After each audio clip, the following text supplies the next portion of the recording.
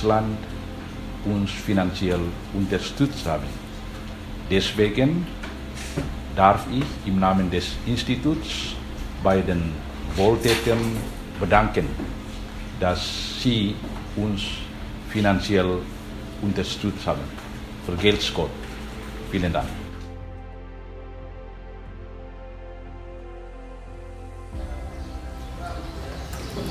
Hello everyone, let me introduce myself. My name is Maria Inviola Novenaris Mekti, majoring in Catholic Religious Education at the Institut of Philosophy and Kreatif Teknologi Ledalero. Currently, I am preparing to work on my essay, so I need a lot of reference.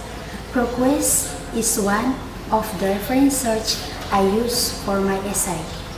In my opinion, ProQuest is one of the best AI that facilitates students in completing their final assignment. With ProQuest, students are assisted in meeting the reference needs used as citation and search in writing their essay.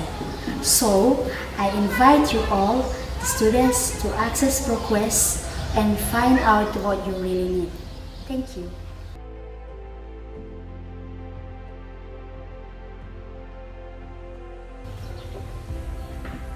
Hi, my name is Giovanni Calvin.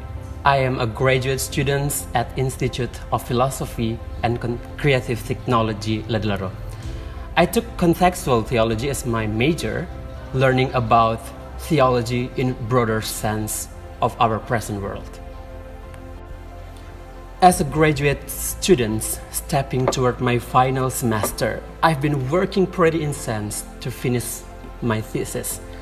Therefore, sometimes I require related references, literatures, and quality journals for strengthening and extending my research. Since the access to international journals is never be easy, I found it difficult to enrich my academic writing with latest and highly qualified references. Most of journal sites are not available free of charge. Besides the limitations of access, some journal sites don't provide vast and diverse topics and issues, especially to issues I've been working on. But with Procast, everything has changed. As a leading international journal site, Procast offers me with limitless experience as it provides journals in various fields of science. Procast meets my expectation as a means to provide supporting materials as much as possible for my research. With it, I got many additional benefits.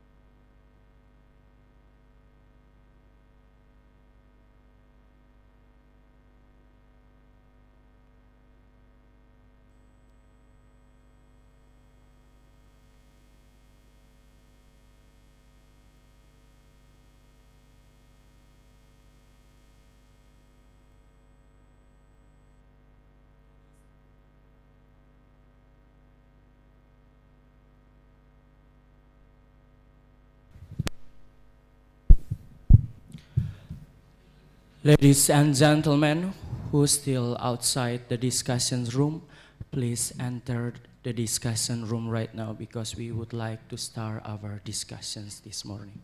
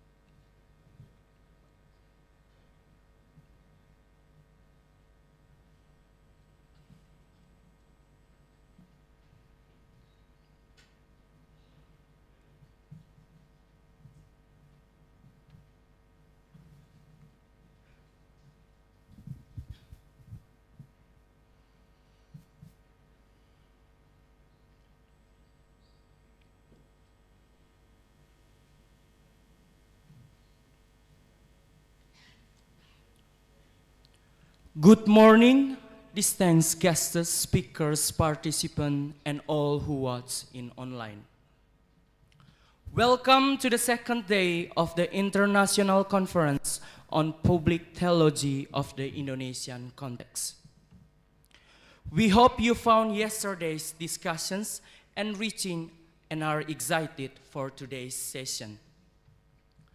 I am Mariano Suarez, and it is my privilege to serve as your Master of Ceremonies today. We look forward to continuing these important discussions on public theology and its relevance to Indonesia. Before we proceed, I would like to remind everyone of a few important details. First, kindly ensure your mobile phones are on silent mode. Second, for our online participants, please ensure that your microphone is mute when you are not speaking. And the last one, restrooms are available in each corner of this floor. You may ask the committee's assistance if you need help. Ladies and gentlemen, to begin our conference today, let us take a brief moment of silence to reflect.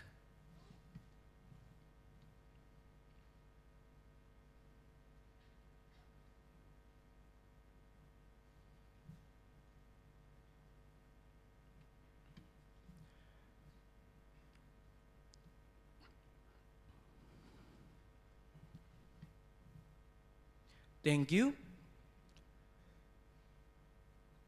To start the session, I would like to introduce our moderator today, Dr. Bastian Limahekin. He will guide us through today's discussion. Antonius Bastian Limahekin, called Bastian, is trained in philosophy and theology. He received his bachelor degree in philosophy and Masters of Theology from STFK Ledalero, now we call EFTK, and Bachelor of Arts in Philosophy, Master of Arts in Philosophy, Master of Philosophy, and PhD in Philosophy, all from the Institute of Philosophy of KU Leuven, Belgium. He authored a dissertation on the discourse theory of democracy and environmentalism. His research focuses on ethics and social and political philosophy with a specialization in environmental political philosophy. His topics of interest include democracy, social justice, climate governance, ecological justice, roles and Habermas political thoughts, and methods of political philosophy.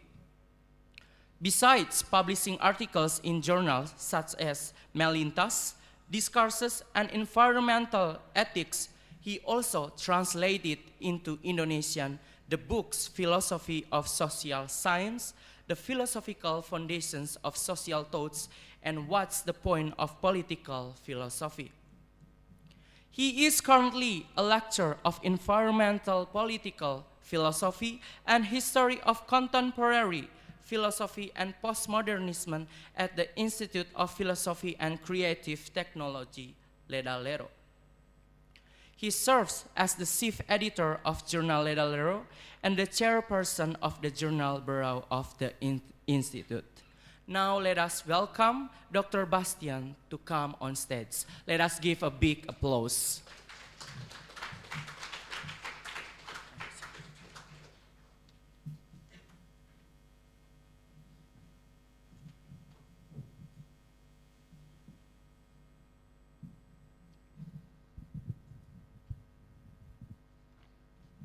Thank you for a very generous introduction.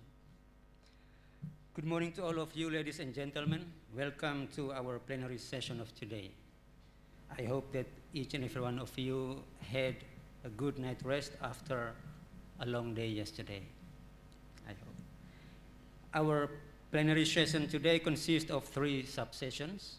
The first is a paper presentation by Professor Joel Hodge, followed by a discussion, then a break of 30 minutes. The second one is a paper presentation by Professor Dr. Armada Riyanto, a discussion, and a break of 10 minutes. And because quite many participants in the plenary session yesterday raised their hands for questions, but didn't have the opportunity to ask questions due to the constraint of time, the organizing committee has decided to provide an extra session to cater for the need. That would be our third sub-plenary session. So to begin with the first sub-session, may I ask Professor Hodge to come forward to the stage and have a seat.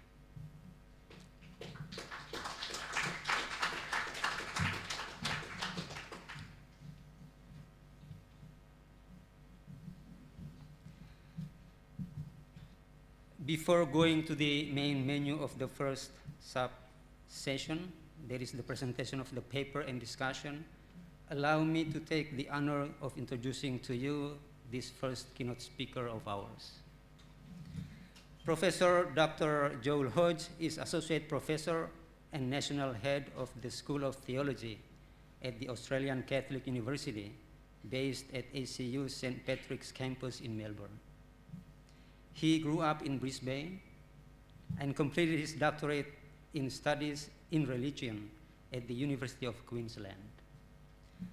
Engaging, among others, with the thought of René Girard, he is author of the books Resisting Violence and Victimization, Christian Faith and Solidarity in East Timor, published by Ashgate Routledge in 2012, and Violence in the Name of God, the Militant Jihadist Response to Modernity, published by Bloomsbury in 2020. He is also president of Australian Catholic Theological Association and executive secretary of the Colloquium of Violence and Religion. And last but not least, he can speak Tetun.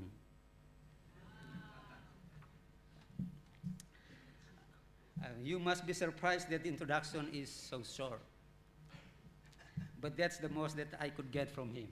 Yeah. It seems that Professor Hodge wants to save the best part of the introduction of himself for the paper and the discussion, which will take 45 minutes and 30 minutes respectively.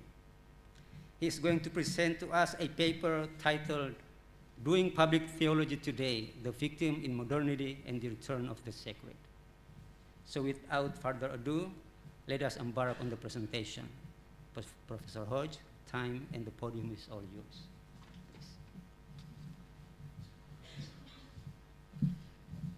So, selamat pagi.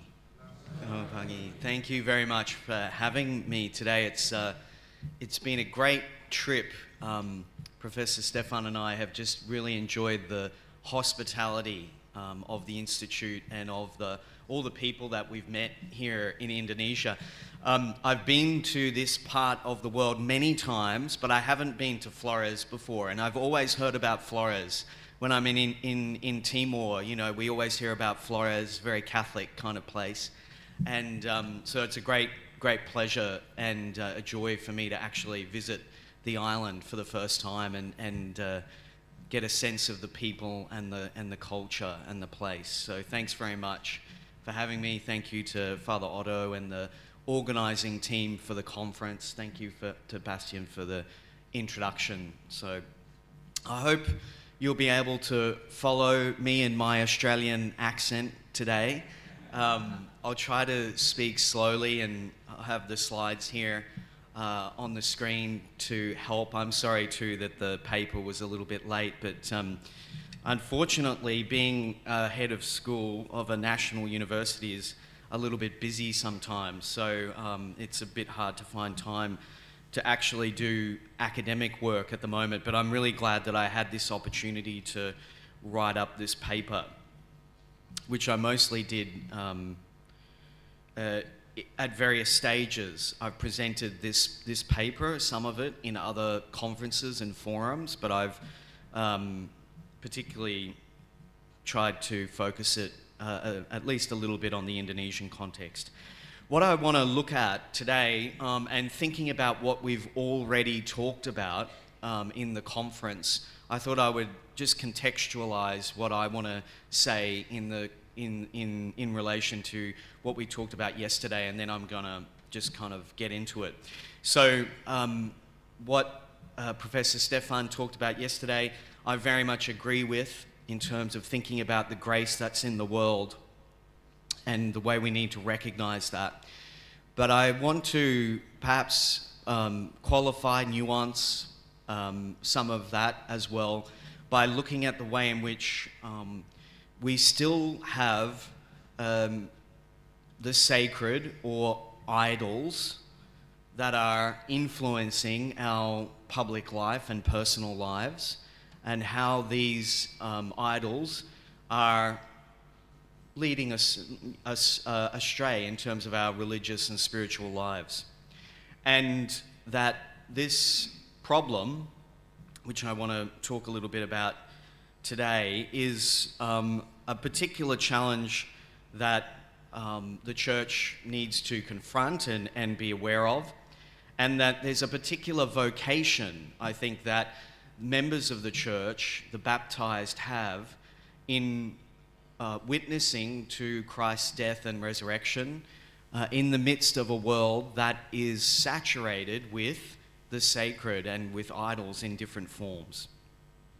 And that the role of the disciple and of the church is to receive the life of grace, as Professor Stefan talked about yesterday, but to witness to that life of grace in a particular way. That is the particular vocation of the Christian. So I want to talk a little bit about that today, and I want to give a concrete example of how this works. So when I talk about the public domain being saturated with the religious, with idols, sometimes that might sound a bit strange, particularly coming from a Western context, which, as we talked about yesterday, has lost a lot of its religiosity. But there's a lot of scholarship, particularly in political theology, that talks about how the sacred has migrated. It's moved away from explicit religious forms into other forms. So into the nation state, or into the marketplace, or celebrity culture, or whatever it might be. And these things are influencing people, not just psychologically, but spiritually in a very deep way. So I'll talk a little bit about that today. That's what I'll do. Bastian, do I need to control this, or will you do that? Beautiful. So just a little bit of an overview. We'll see how far we get. The time is always short. I'll just say a few things about public theology to contextualize the talk. And then I want to launch into a discussion of how a particular type of discourse in modernity, and I think this is a discourse that's relevant to Indonesia, the victim discourse has become so powerful in modernity, and it shows how some of the dynamics of religiosity are working within modernity. And then I want to talk about the thought of René Girard, and then what is a way that Christians in our current age and time can witness, as I said, to their particular vocation, but also what is the theological framework we need to be able to do this. So let's launch in. Public theology is, in a sense, a necessary but challenging task in a pluralistic context, particularly one in Indonesia, like we talked about yesterday, where Christians are a minority. We need to think carefully about what we communicate and how we communicate, how we engage in dialogue, and we need to think about not just in terms of the intellectual content of our arguments, but also to the way in which we are witnessing to the way of Christianity, the real life and relationships and encounters that make Christianity what they are, but also that make us human.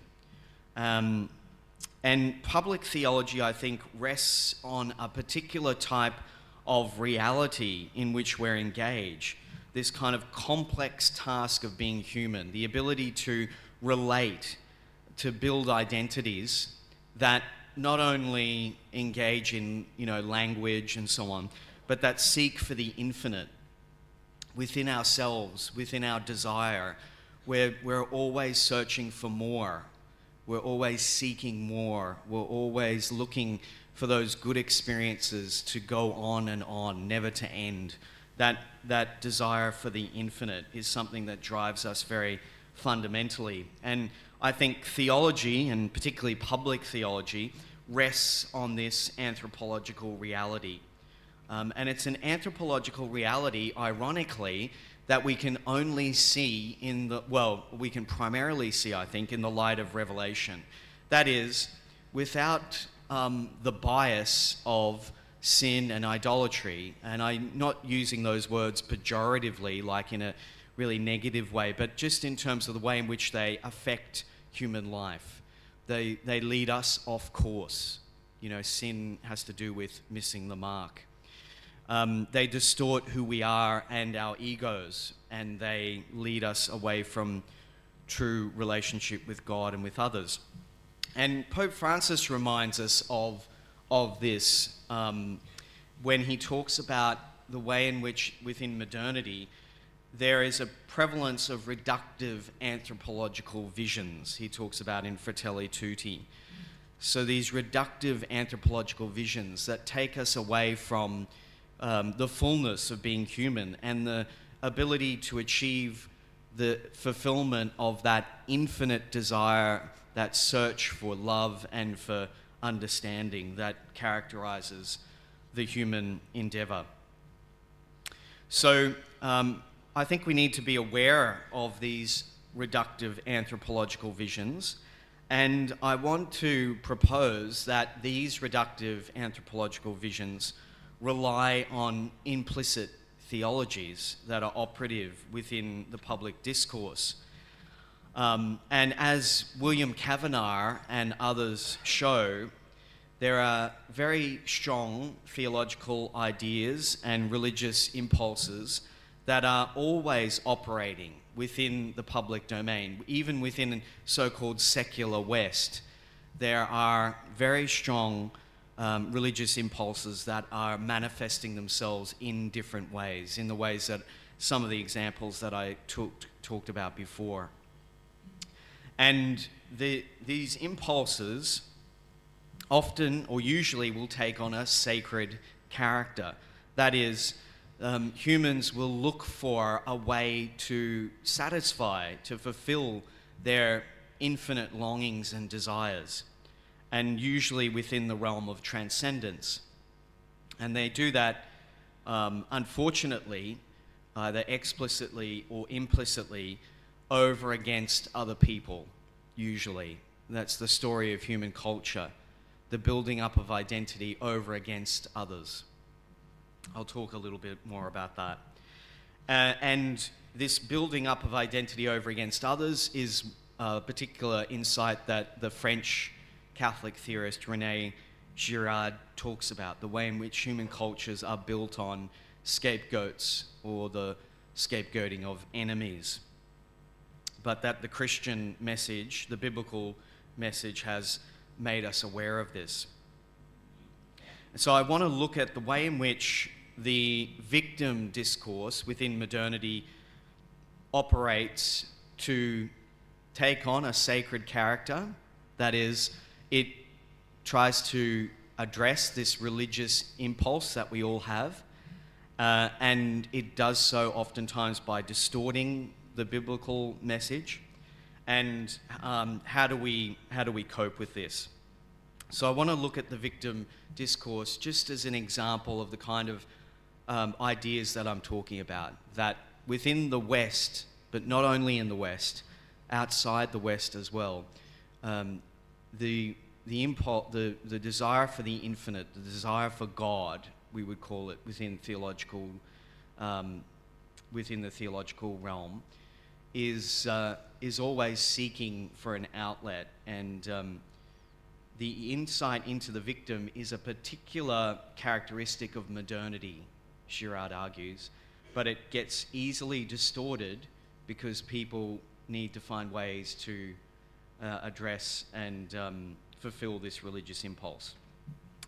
And one of the ways is we see most prominently within modernity is within militant Islam, within militant jihadism. And as Bastian mentioned, I've done a study of this, and you would be familiar with some of the dynamics and discourses around militant Islam, including within Indonesia.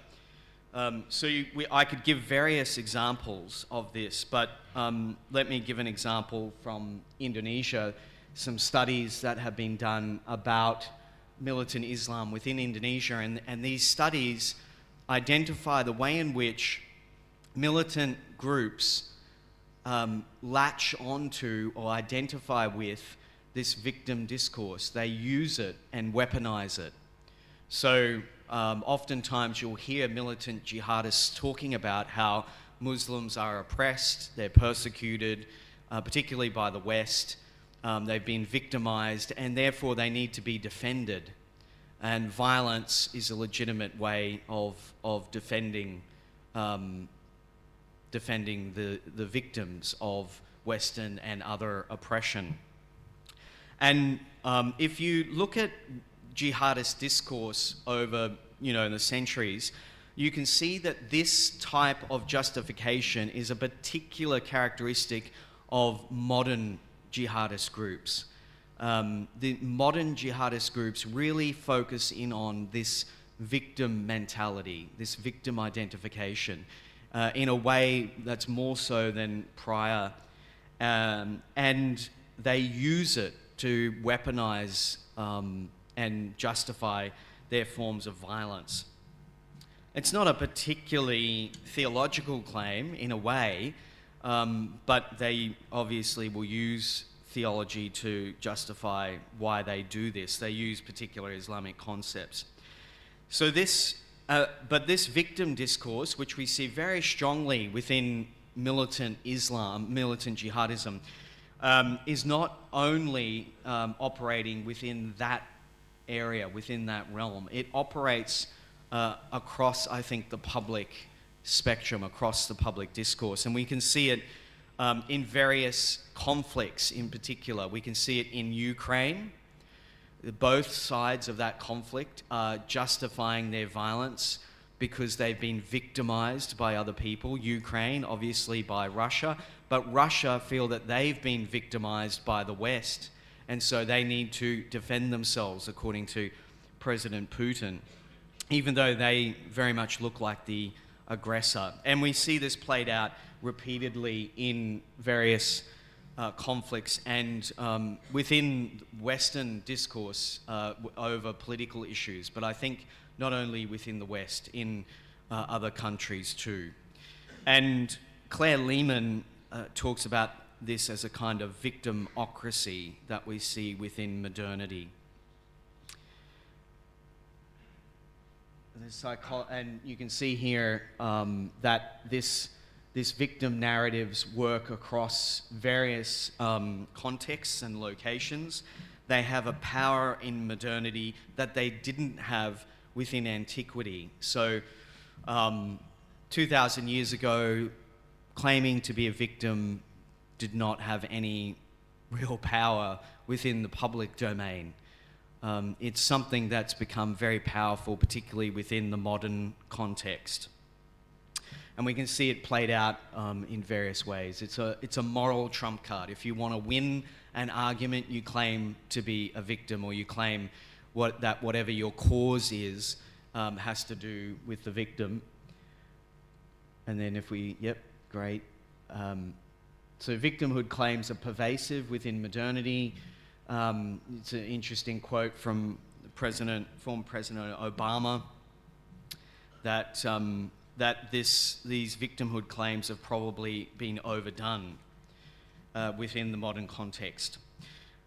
So why are we so concerned about victims within modernity? It might sound a bit strange, I know, because we talked about human rights very much yesterday, at least in some of the sessions, that I'm saying that the modernity has this concern for victims. But even the fact that we're talking about human rights indicates that we have this very acute awareness of people who are victimized and persecuted, or at least potentially victimized and persecuted. Again, that was not a very prominent or even existent discourse within antiquity, a couple of thousand years ago. We don't have this very strong discourse of human rights. So something is going on within our modern context that's different.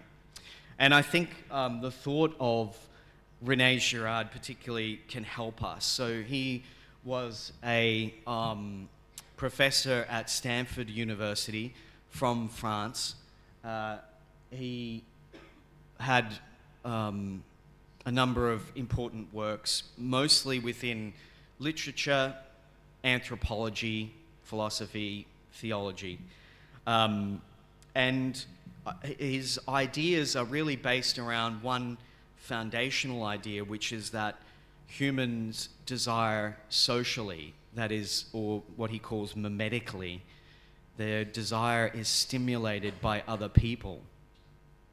And this desire has a metaphysical quality. He talks about it, like what I was saying before. It's infinite. It goes on and on. It's not constrained like animal desire, or a lot of animal desire is within instincts.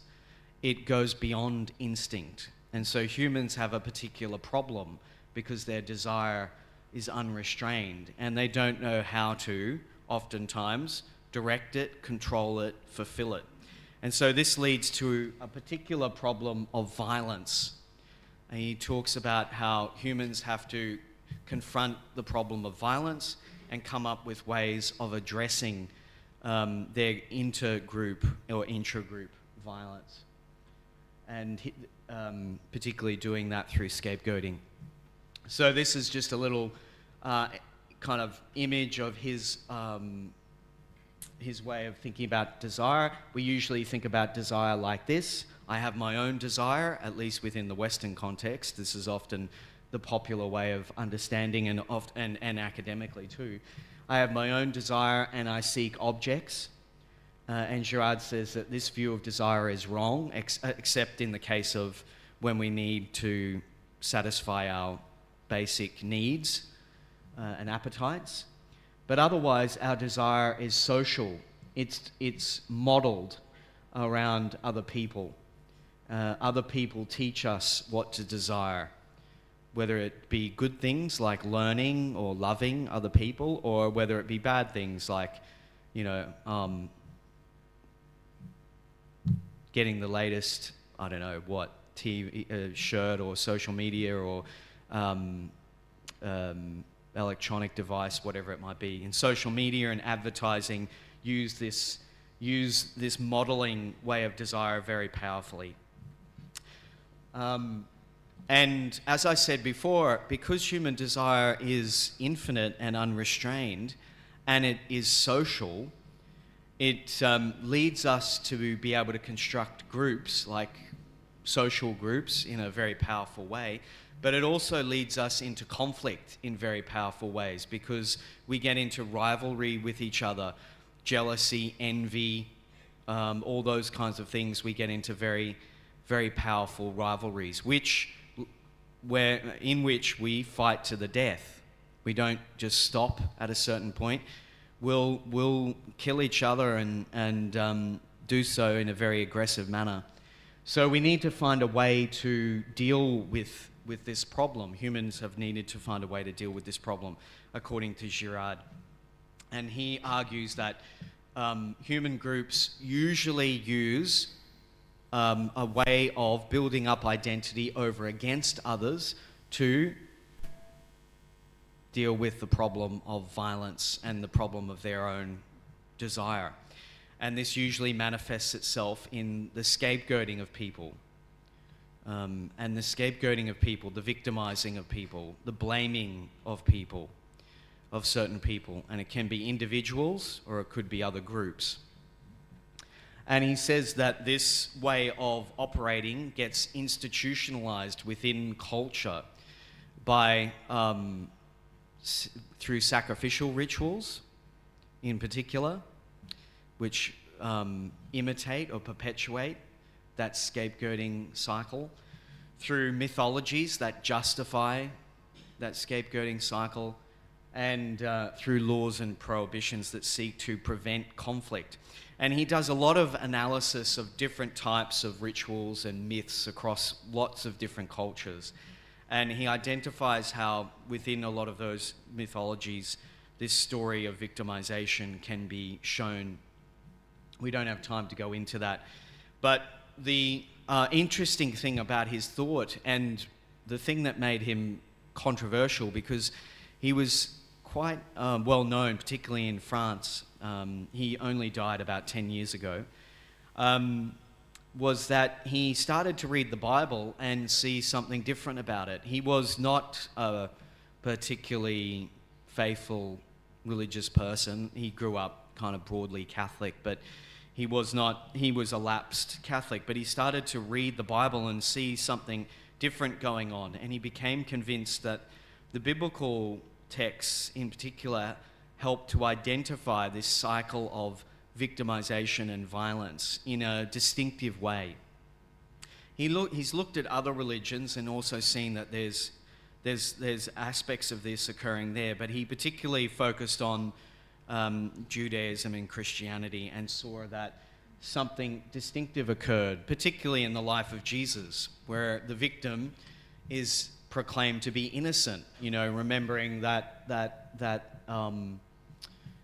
line from the centurion at the cross in Luke's gospel. Truly, this man was innocent. Such a powerful, powerful line. And Girard says that is where we get this awareness of our violence and the way in which we victimize others. That's where we get it from.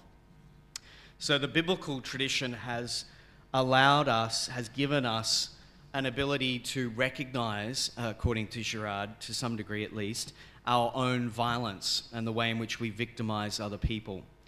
And this has led to a lot of good things, like I talked about before. It's led to an awareness of victims. It's led to a discourse of human rights.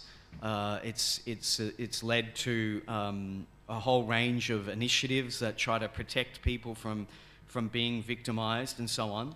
But it has also led, in the modern context, to a weaponization of this insight. And when this insight gets weaponized, like within militant jihadism, like I talked about before, it is trying to reconstruct the sacred, what Sharad talks about as the sacred. That is, it's trying to reconstruct a type of transcendence, a type of group bonding that enables us to put our violence onto others, to cast our violence and our desires onto other people so that we don't have to deal with them ourselves. And it gives us a very, very strong form and sense of transcendence. I don't know if any of you have ever been part of a group that has bullied anyone or victimized anyone, or even part of a ritual where this occurs, but it's very powerful. There's a very, very powerful group dynamic that occurs, and one that's very, very hard to resist.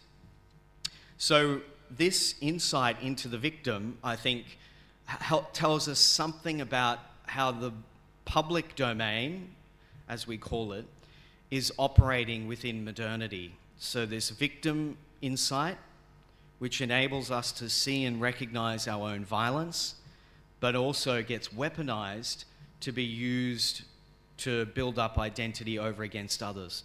And in its most extreme forms, takes on a very strong sacred or religious character, like within militant jihadism.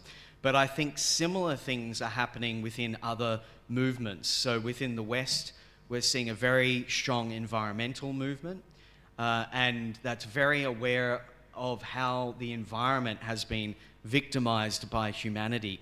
And that movement is taking on very strong, and this is not just my reading, but it's something that's being commented on within certain literature. It's taking on, in certain forms, a very strong religious character. So there's this whole discourse about how human beings have destroyed, have sinned against the earth, and that they've caused all this destruction, and how do we now achieve redemption? So it imitates a kind of theological discourse. And so we see this playing out repeatedly. The work of Robert Nelson, an economist from the US, is very interesting in this regard. The way in which economic discourse takes on is a kind of implicit theology, and the environmental discourse too. They both rely on implicit theologies, and they put certain things at the center. So for the economic discourse, or economic religion, as Nelson talks about it, it's reliant on the fact that money and success and prosperity are what we should be putting our faith in. In the environmental discourse and environmental religion, it's obviously the environment, the natural world, and so on. So these things take on a kind of sacred character, and people start believing in them in a way that gets exaggerated. We could talk about the same thing with the nation state, the theology and rituals of the nation state, of elections, of political figures, or of celebrities in the US in particular, pop culture. So what I want to say is then, within the public discourse, we shouldn't, I think, be fooled by a certain type of secularization argument, that the public domain has been secularized, or at least in the West has been secularized, and therefore needs to be secularized across the world, so that it becomes neutral. I don't think we should be fooled by that kind of argument. We definitely need to have a public space that is pluralistic, that allows for different voices, etc. I'm not arguing against that. But what I am saying is that the public domain is always characterized by our infinite desires, our search for the infinite, and that takes on religious and theological forms. And we need to be aware of those forms if we're going to operate within the public domain. Now, within the Indonesian context, that is obviously different from the West, where we have become we've moved away from an explicit religious discourse, or at least an explicit theological discourse, though there are theological ideas that are present within the discourse, but they're not well recognized. Indonesia, obviously, there's a much more explicit religious discourse, but it's not necessarily one that always easily talks to the different religious traditions. So there are certain type of theological ideas that are getting prominence over others, and we need to be aware of that. So what do we do, just in the time that I've got left, being aware that theological discourses and religious ideas and rituals are always, I think, operating in some form within the public domain. What do we do as Christians? Let me go back a little bit. Sorry, Bastian, I should have been watching that. Go back a little bit more, a little bit more. Keep going, keep going, keep going. Yeah, this one, thank you. So, Girard has this interesting argument towards the end of his career where he says that reality is not rational but religious, and what he means here is kind of what I've been talking about, that we're searching for the infinite, the eternal, we're seeking that out, and our public life is characterized by this transcendent impulse, and we are looking for religious ways to fulfill it.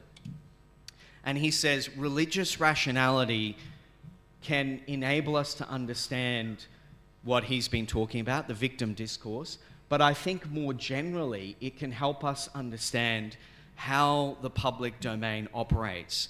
So within the West, of course, religious rationality sounds crazy because it sounds like a contradiction.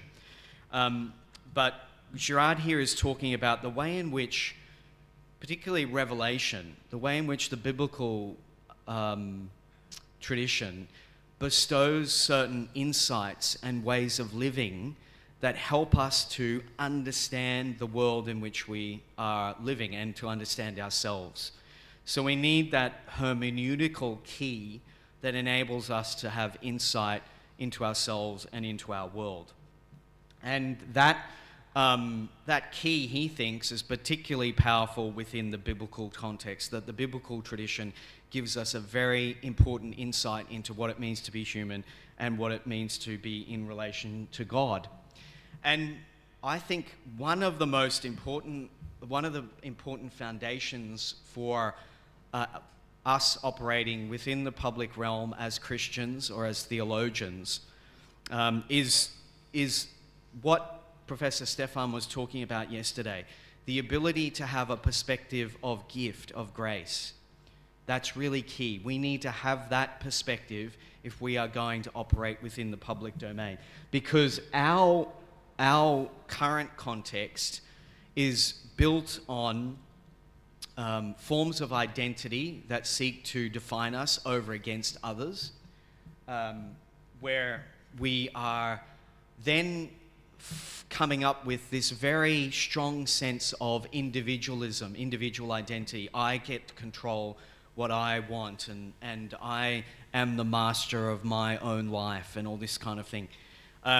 What David Brooks calls this autonomy-based liberalism is very, very powerful in the West, but I think it's something that's being exported from the United States to the world. It's already been exported in various ways within our capitalist mentality and within pop culture, this form of individualism, which is actually founded on a form of social identity that tries to cut us off from other people.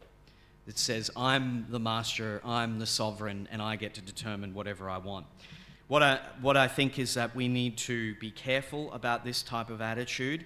While yes, we are free, we are capable of making choices where we should have individual rights, that's all really important, particularly in regards to how the state operates. We need to be very careful about how the state operates. But we need to watch out for forms of identity that are unhealthy, like this form of individualism.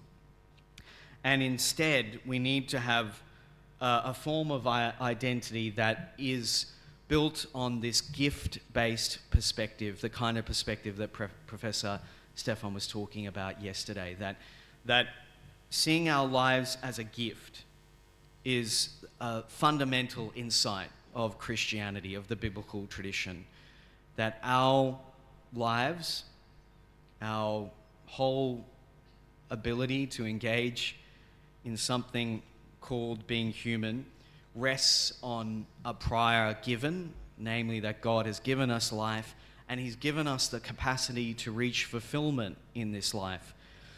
So, in other words, God's given us a unique and inviolable dignity, a dignity that has to be absolutely respected because it's been gifted to us, and that this gift is leading to something good, namely the infinite life of love that we call God. That gift of God coming to us, seeking us out, wanting to be in relationship with us. That's the whole story of the Bible. God reaching out to humanity, building a covenant with humanity, seeking them out, even in the midst of their worst forms of violence and evil, selfishness and destruction. God seeks us out on the cross. He comes to us. So it's not us going to God, but God always coming to us, wanting to give us things, wanting to bestow good gifts on us, and most particularly on the cross, wanting to give us forgiveness, wanting to enable us to let go of our false attachments, our destructive ways of living, our violence, our idols, our problematic ways of fulfilling our desire, our false ways of understanding ourselves. God wants us to let us go of all of that so that we can enter into that unconditional life of love that is God.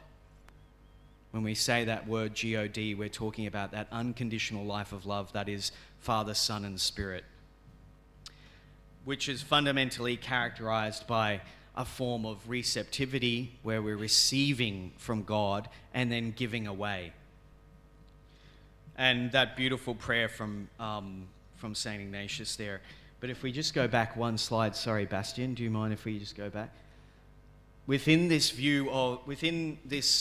perspective, this grace perspective, this gift perspective of the biblical tradition, we will start to see freedom as not just something that stops other people from infringing on my space, okay, but freedom is actually an opportunity to grow, to become, to be deeper, to become more human, to become more loving, to enter into the life of God, to enter into communion. And it's this movement that is the particular vocation of the Christian, that is witnessing to this movement, this going deeper into our own lives in relationship to God. One of the former Jesuit superior generals talked about the problem of modernity is superficiality. We get stuck on the surface and we look at, these false idols, getting successful or becoming a great celebrity or something like that, but it's all superficial. He said the challenge is to go deep. And the depth thing here is the growing in love with God and with others. The Christian vocation is to witness that, to live it out, to proclaim it, because it's not something that comes easy to humanity. It's something that human beings struggle to live out. And that's the particular vocation of the Christian. The baptismal vocation is to witness to that as individuals, but always in with each other as a church together. We can't do it on our own. And it's when we witness to that, when we actually live that out together in some way, then we can, I think, resist these reductive anthropological visions that Pope Francis talks about. So when we build fraternity together, like Pope Francis talks about in Fratelli Tutti, and when we serve the poor, when we talk about our life with God together, that it's an unconditional gift. When we use that language, that theological language, I think it's important to use that theological language. Sometimes it's important to talk about principles, human rights, Catholic social teaching, human dignity, all that. That's important. But then we need to go deeper to talk about our own life of grace in some way. I think that we shouldn't exclude that from the public realm. We need to find ways of talking about that, which don't appear too like proselytizing, or we're trying to be too over the top or something like that, but speaking authentically about that and witnessing to it as well in our service of others is, I think, really important as a form of public theology, or going down and protesting at the local government office with but speaking about why we do that, I think in the right way and on the right occasion is really important. But it has to be grounded in a spirituality, I think. It has to be grounded in a spirituality that is receptive to the workings of grace. And so we need forms of prayer, forms of sacramental life, forms of community that support us in that vocation. That's what the church is there for, to help us and support us in that vocation. Because at least in the West, but I think not only in the West, that is a challenge to live that life of grace out and to witness to it in some real way. Okay, so I might finish there and just say thank you for listening. There's probably a lot of questions you've got. I skipped over some things quite quickly just to make sure that we kind of kept to time and you didn't get too bored. But there's more detail in the paper if you want more detail, particularly about the thoughts of Girard, and just interested in your own thoughts and questions, particularly from your context. So thank you.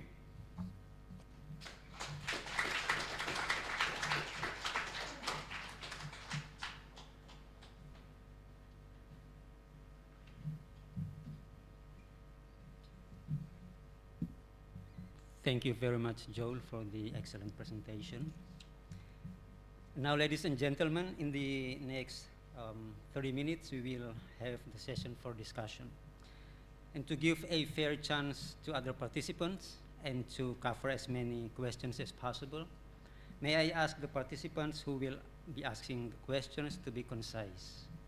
Please make it short and clear when asking the questions. So now we open the floor for questions.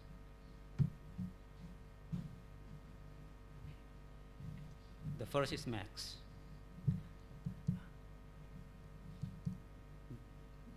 Max. The second one is Father Pater Tichadori. Yeah.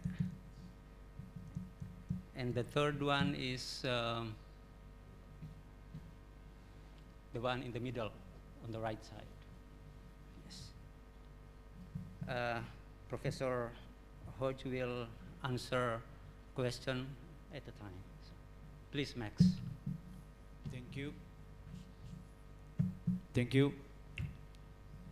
In the first part of your paper, you write there, public theology should be contribute to dialogue, that is a mutual exchange or search for truth. My question is, since tomorrow we are discussing about public theology, my question is, in your context, to what extent public theology has already contributed to deal with public issue, especially the modern context, like you have explained. Or maybe that other people really inspired by theological reflection, or they are inspired by other perspectives. And sometimes how to measure it. Thank you. Thank you.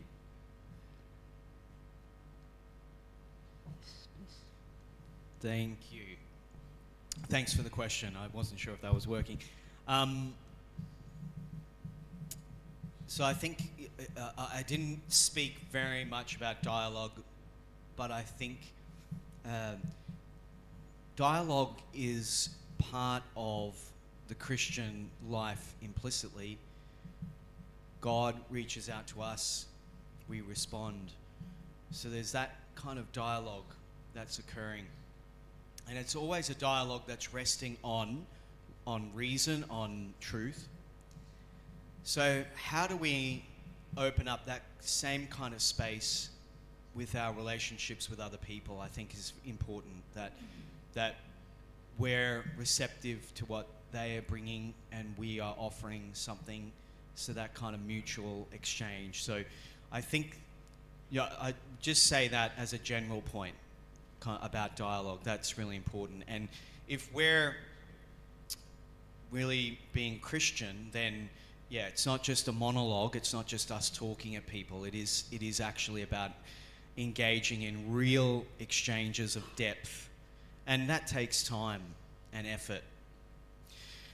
So public issues, how do we speak?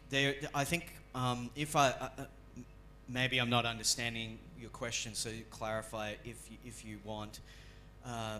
But I think there's different modes in which we as Christians can speak in public, and also the way in which we engage with other people who are, as you said, might be inspired by theological ideas, who might be inspired by other, maybe ideas that aren't explicitly theological.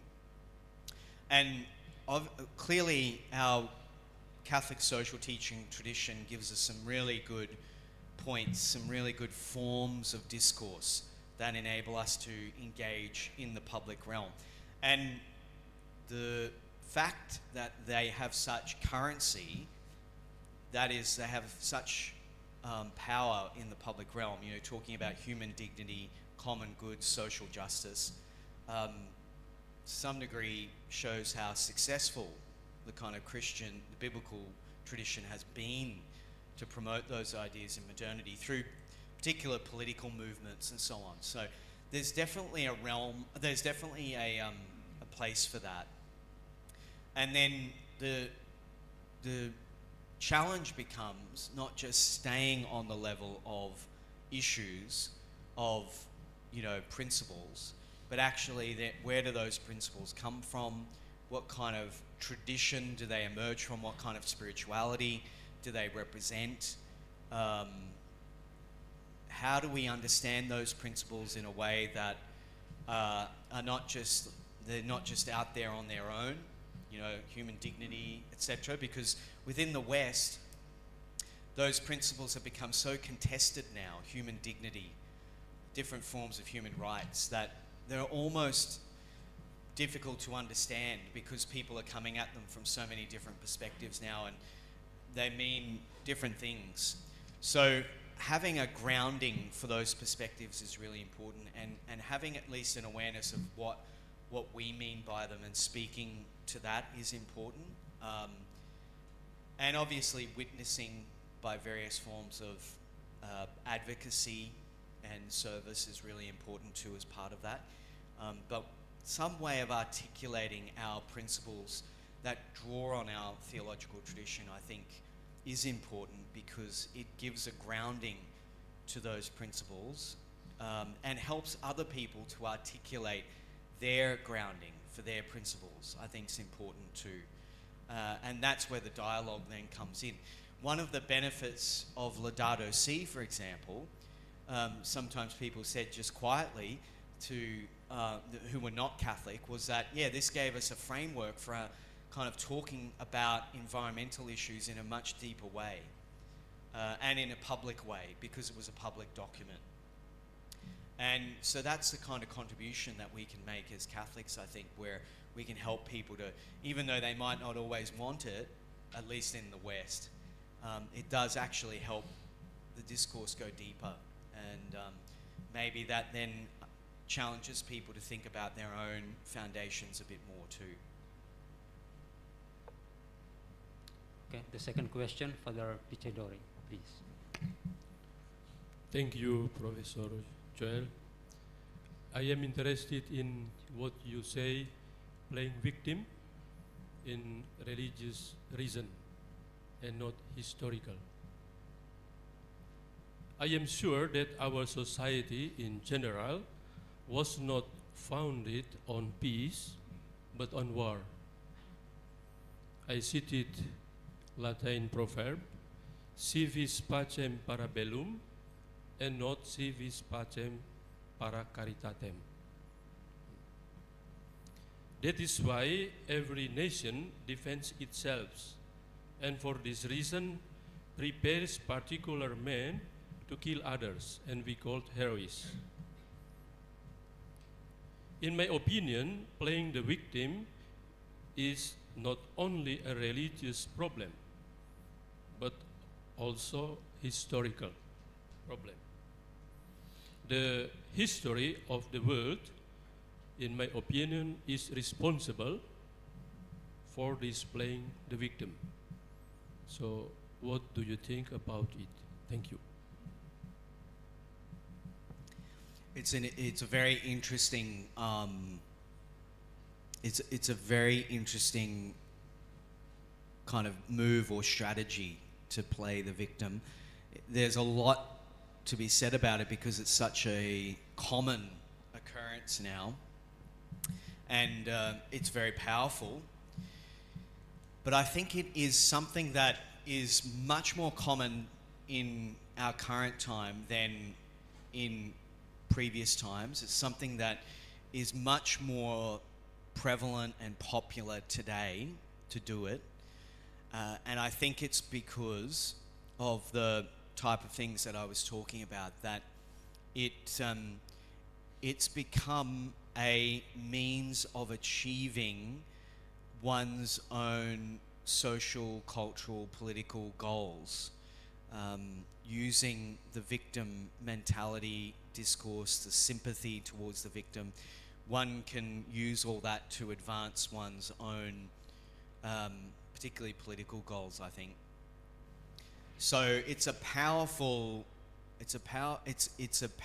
way of galvanizing and mobilizing people.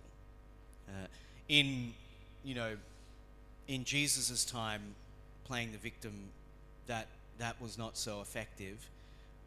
It didn't really work for him, but other appeals would galvanize people, seeking glory, etc. But in our own time, this victim card is very powerful. So it's interesting to see, but it's also really important to see how it works, how we use it, whether we are using it ourselves too, to advance our own interests. But it also connects to that first point you make about war and peace. So why do we use the victim sympathy to play the victim and all that? Well, it is, as I said, a way of advancing one's own position, one's own power, but it's also about creating order. And I think that is what human groups ultimately are struggling with, the challenge of creating an ordered society. And we struggle that personally as well, a challenge of creating an ordered interior life, an ordered spiritual life. That's tough. But I think human groups seek for order, they seek for peace, but they are in this problem of conflict, internal and relational conflict.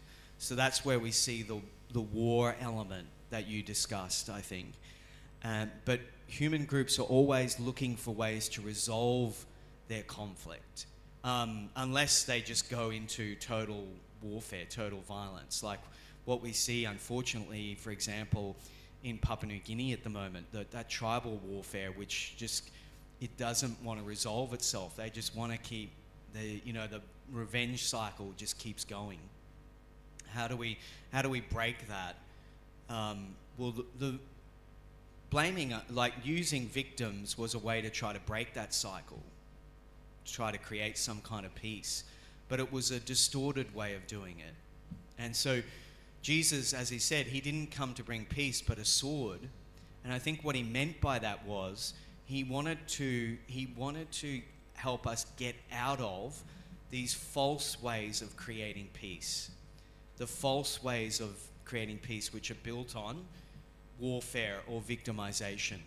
And he actually wanted us to confront these problematic ways of building peace so we could actually get to the real way. So instead of, relying on false ways of structuring our social and spiritual lives, he wanted us to go to something deeper. Thanks. The third one, please. Yesterday we talked about kind of theology of grace, of compassion, and today talking about sacrament, as if we have been introduced who God is in order to understand anthropological understanding of being human. But my question came up to my mind is, what is the content of the gift that God gives to us? Perhaps it becomes Christological question. Why Jesus Christ is coming down here to us? And I think the answer is, I believe, that we already forget that God came to redeem our sins. And I think problems that now is happening everywhere, secularism or any kind of scapegoating or whatever, it's because we lose of sense of guilt. What do you think about it? Excellent. Thank you. Definitely. And within our modern theological discourse, we sometimes lose a sense of this. Sometimes we talk about the aim of being human is to seek fulfillment or flourishing or a meaningful life. We use these kind of general terms, and they're all true to a degree. But in the end, what does Christianity seek? What does God seek through the means of Christ? He's seeking exactly that, the saving of souls, as St. Ignatius would put it, or redemption. And what does that mean? Well, it means God, as I talked about, God seeking us out, coming into relationship with us, even in our worst moments, to witness to a type of relationality that he wants us to be part of eternally, namely participation in the life of the Trinity. That's the ultimate end goal, that God wants us to be part of his own life.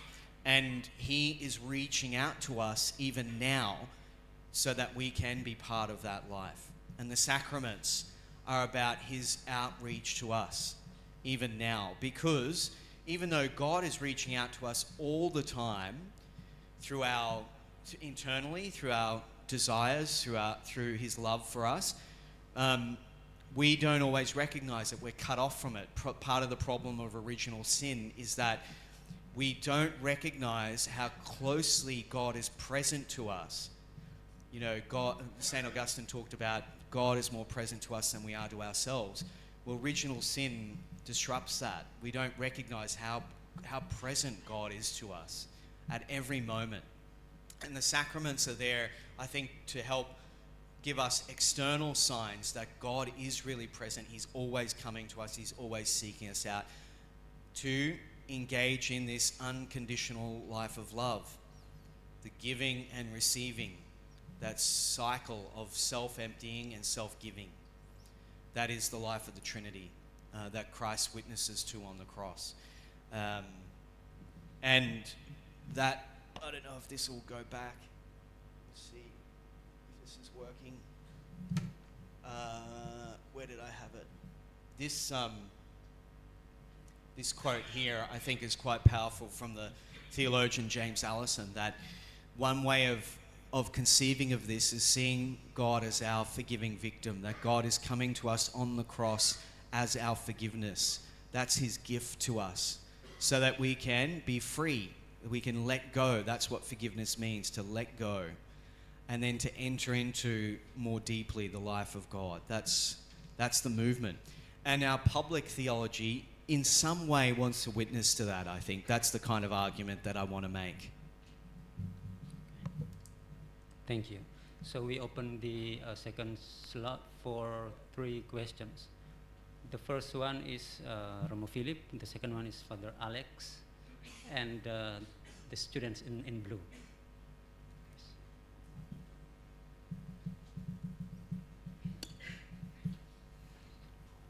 Thanks so much for Professor Joe for your inspiring presentations. I only would like to emphasize one point at the end of your presentations, that spiritual form. In my opinion, all the activities we do on behalf of public theology, whatever, but when we lack of spiritual form, maybe that is a problem. So what should we do for a spiritual form, so we can connect our activities and spiritual energy, so we can lack the presence of God's work in our world? Otherwise, we can maybe promote our desires, our own happiness. So maybe we can look for a spiritual form to bridge between activism and grace. Thanks. Yeah, so good. Excellent. Thank you very much. That is key, I think, so important. And part of the journey, the synodal journey, I think that the church is on globally, and we had our own journey, say, for example, in Australia through our Plenary Council. One of the big headlines, the big points coming out of that was formation. The need for really good spiritual and personal formation, and theological formation too. So that is so important, I think. And that is actually, I think, the vocation of the church. And it's really being emphasized in our current moment. And it needs to be universal. You know, we need to have clergy, religious laity, everyone being able to have access to some kind of spiritual formation. And I think post-Vatican Council, that's happened, but it's still a journey that we're on, I think, in terms of finding ways to provide spiritual formation to people. And but if we are, as you say, going to be active in the public realm, witness to the life of grace, etc., we really do need good spiritual formation. Really good spiritual formation that grounds us contemplatively and that leads us to mission. And, you know, that probably sounds Ignatian, because it kind of, that leads us more deeply, enables us to be contemplatives, but then leads us out as well. It's not just it's in and then out, contemplatives in action. I think that's a very powerful spirituality for our time, and that speaks to the kind of spirituality. But there are obviously many different spiritualities within the church, but all of them have that kind of characteristic, I think, particularly at least the modern spiritualities. The ability to go deep into prayer, contemplation, and then some form of apostolic activity or advocacy or what have you. So we need to help people learn how to pray, to spend time with God, spend time with themselves, with others, silence, all those things really important. To be able to engage in spiritual conversation, that's part of the synodal journey now that Pope Francis has taken us on. How do we engage in spiritual conversation in a really deep way, where we're talking about our prayer and spiritual life and the movement of the Spirit? But all of that requires good formation. It's not necessarily easy to do. So totally on board with what you're saying there. I think really important. Thank you. Father Alex, it's your turn.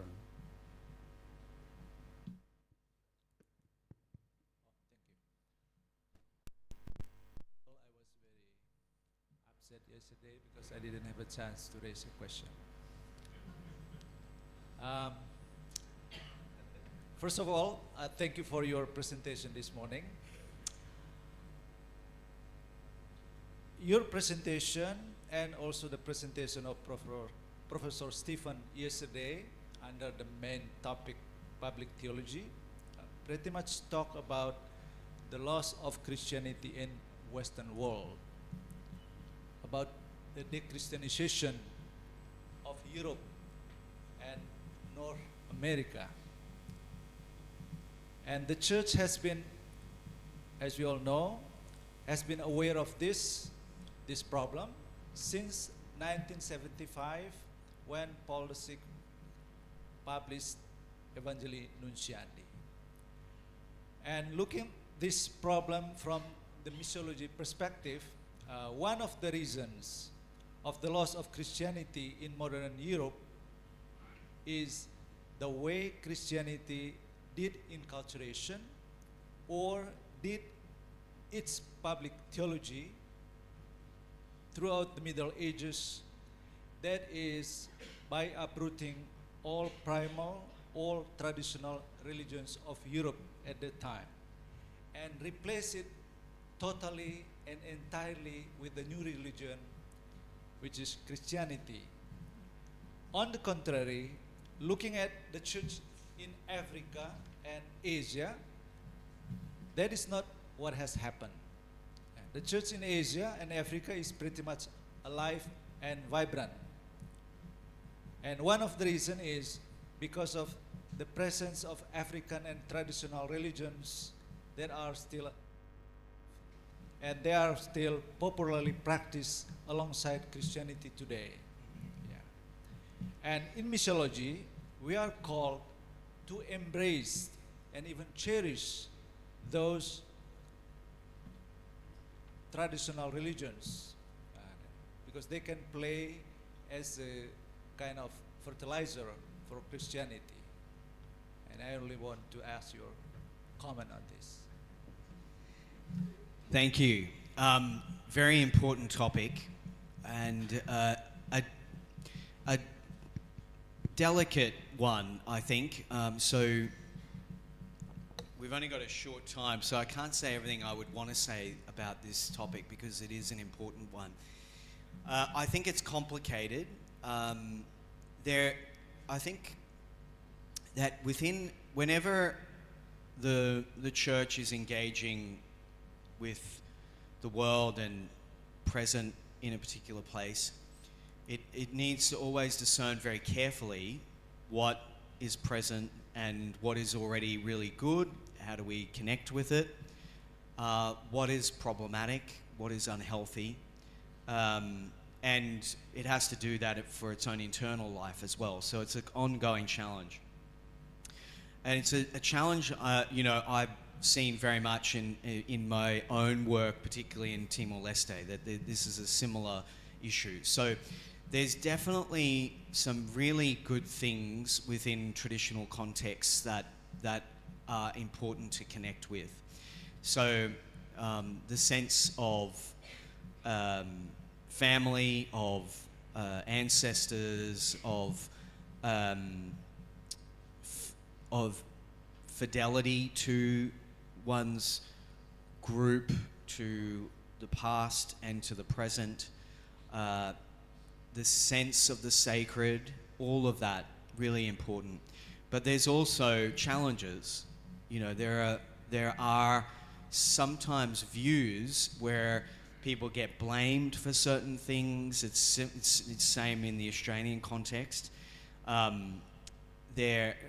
Why certain things happen are ascribed to certain spirits or to certain people, and that can be difficult, because that can lead to a lot of conflict and between people, and it can also lead to people getting stuck within certain forms of logical causation, forms of causation that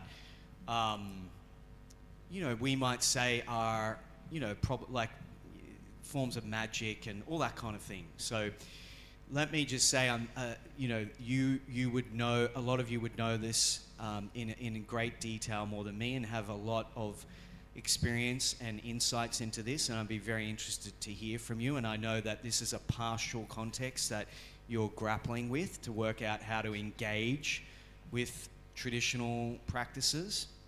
So it's definitely a conversation I'd be interested to have more about, but all I'd say is that it's a complicated one.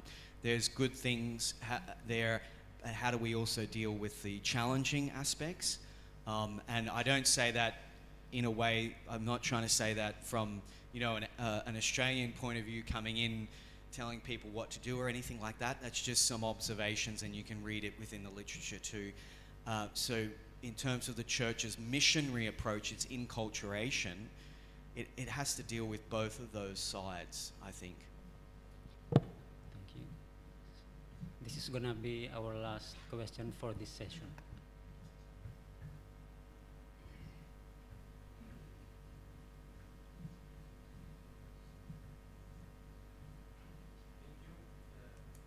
My name is Prof, and I am a student of Theology at Ledalero. Actually, I have two questions. One is regarding, and without giving any recap of your presentation, I'm going to direct on my question. The first question is regarding anthropological visions.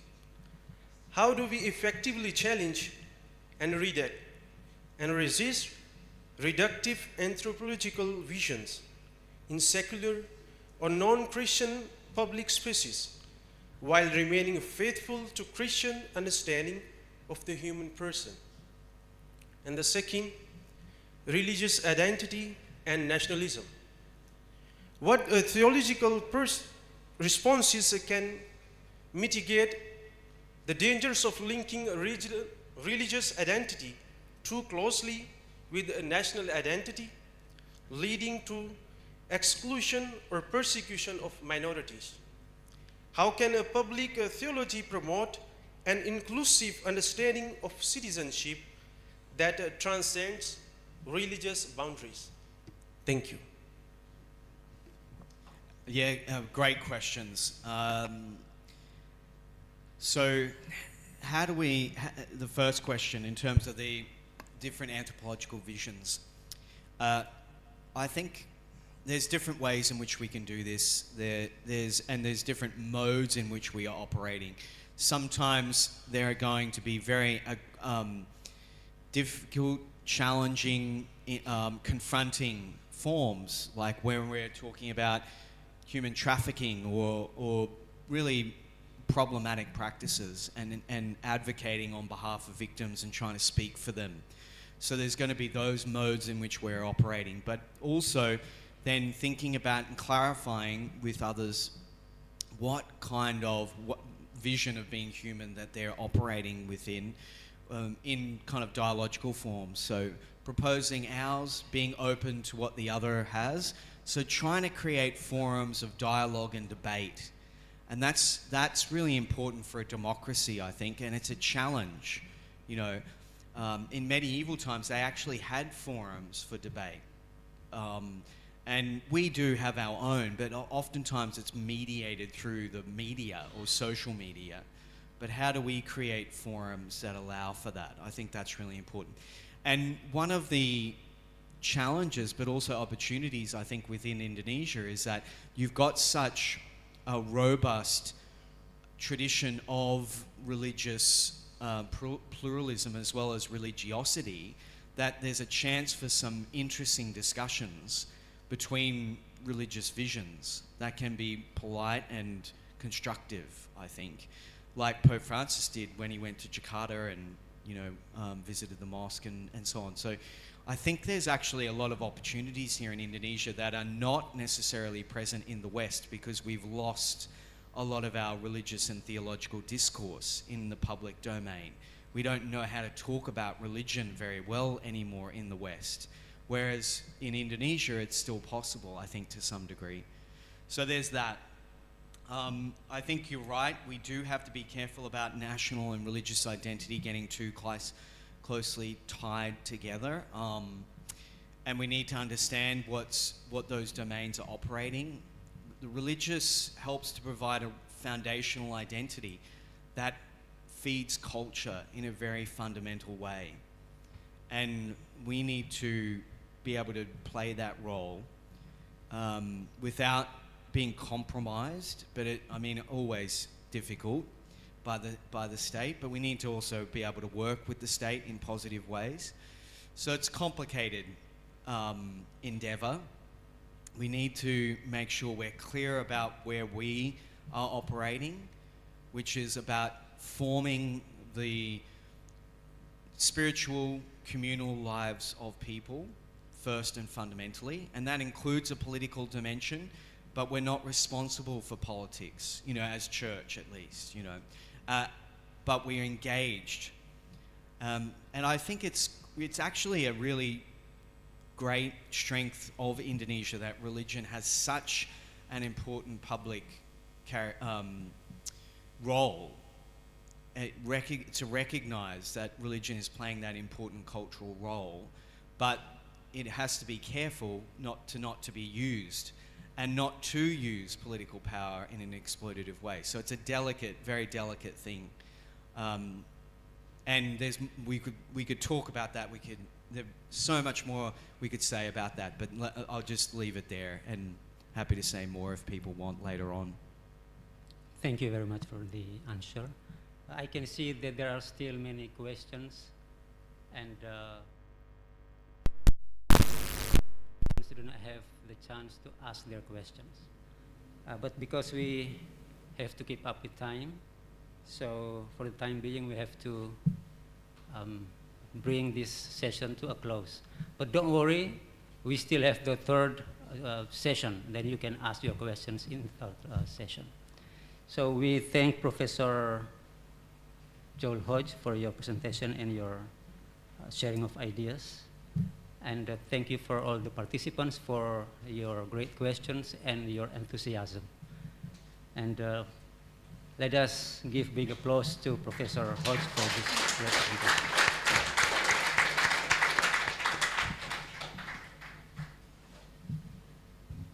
May I ask Professor Hodge to return to the former seat, please? Thank you.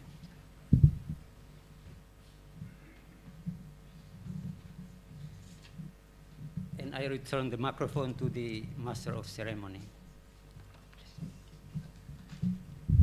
Thank you so much for the moderator. Once again, let us give a big applause for the presentations and the moderator. At this time, we will take a 15-minute break.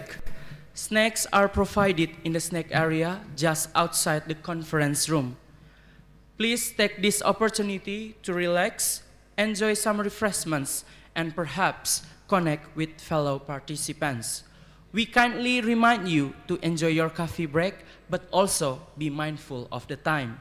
We will continue the next session in 15 minutes, so please make sure to be back in the conference hall on time. Thank you and enjoy your break.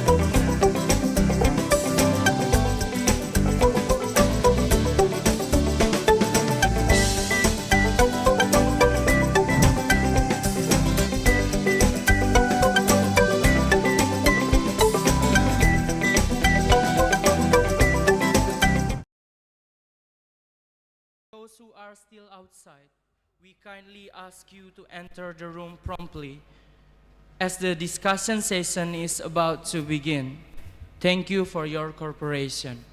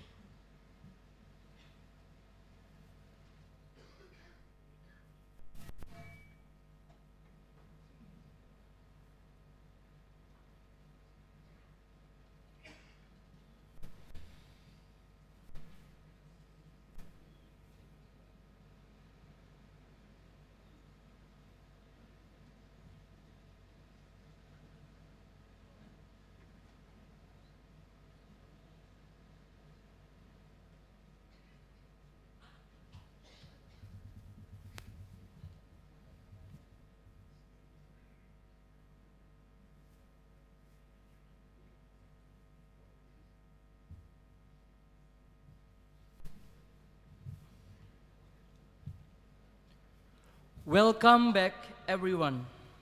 We trust you had a refreshing coffee break and had the opportunity to engage with one another. As we transition to our next session with the next keynote speaker, we kindly ask for your attention as we are about to delve into an engaging discussion that promises to provide valuable insights. And now, I invite Dr. Bastian Limahekin, our moderator, to guide us through the upcoming discussions. Time is yours. Let us give a big applause.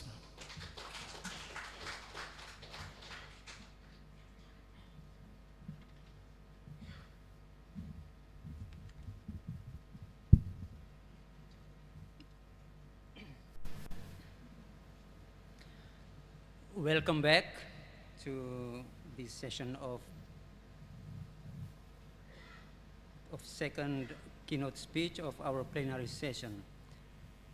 Ladies and gentlemen, before going further, I would like to ask Professor Armada to come forward and to have a seat in front.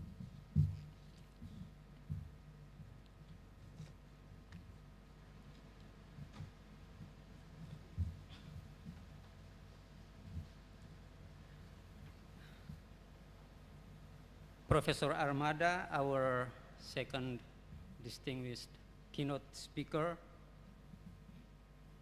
is known to many of philosophy students in this country, but not all of us in the room know him because we come from different disciplines.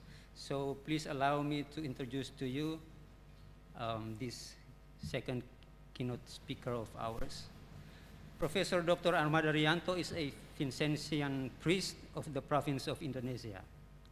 He earned his doctor in philosophy from Pontifical University of Gregorian in Rome in 1999 with a dissertation on right and obligation in Thomas Hobbes.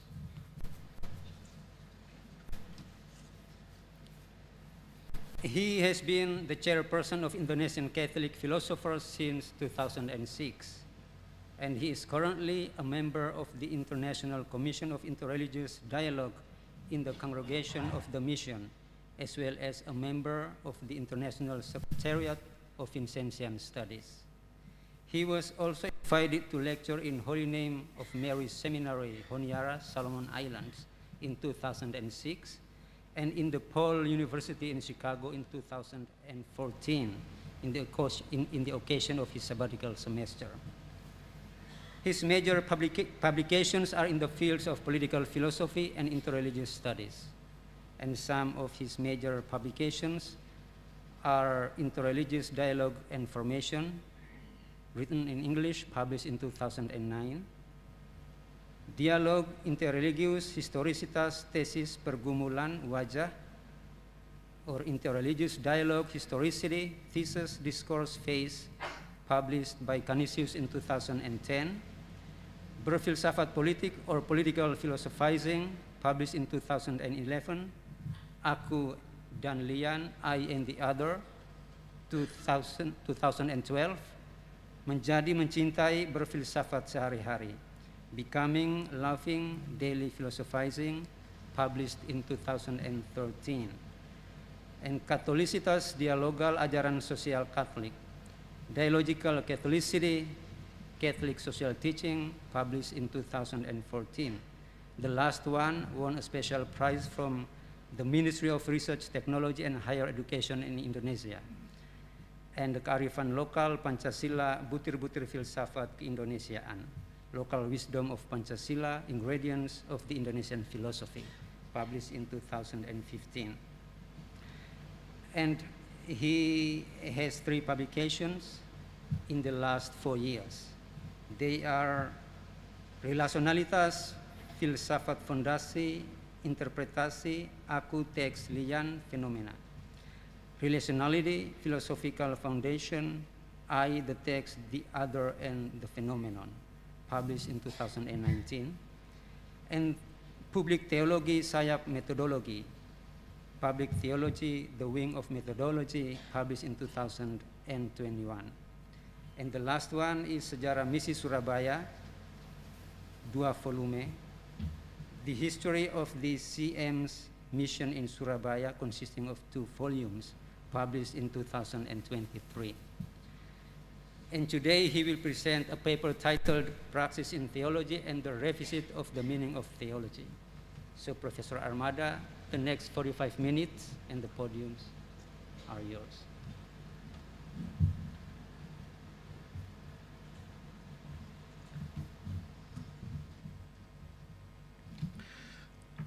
Good morning, everyone.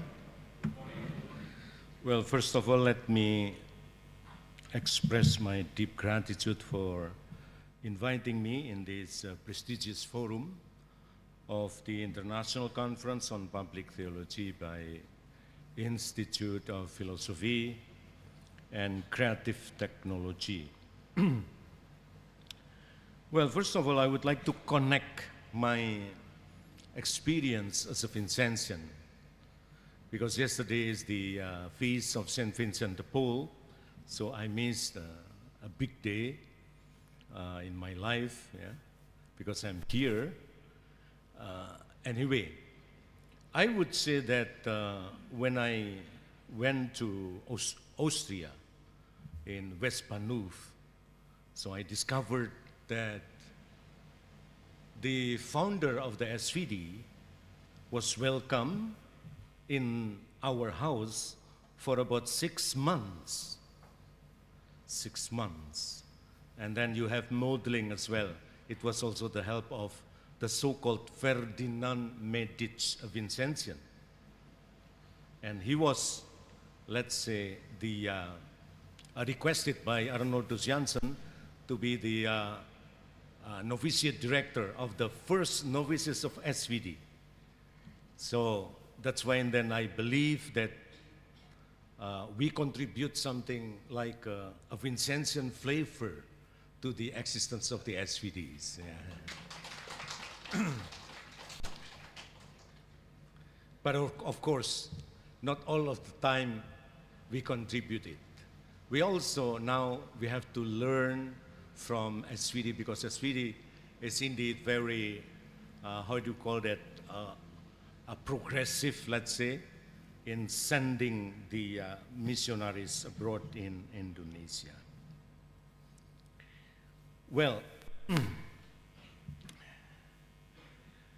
my paper, I would say, is like in the same camp of Monsignor Budi Kleden. Yesterday he presented. But of course, we wrote from somehow different contexts, because he wrote when he was still in Rome, and I wrote it in Malang. So you enjoyed, you cherished the English of Monsignor Budi Kleden with the Italian or Roman accent. You did enjoy already the Belgium and Australian accent. Now I'm a little bit nervous because I'm speaking in Malang accent. I hope you understand my accent. By the way, oh, sorry.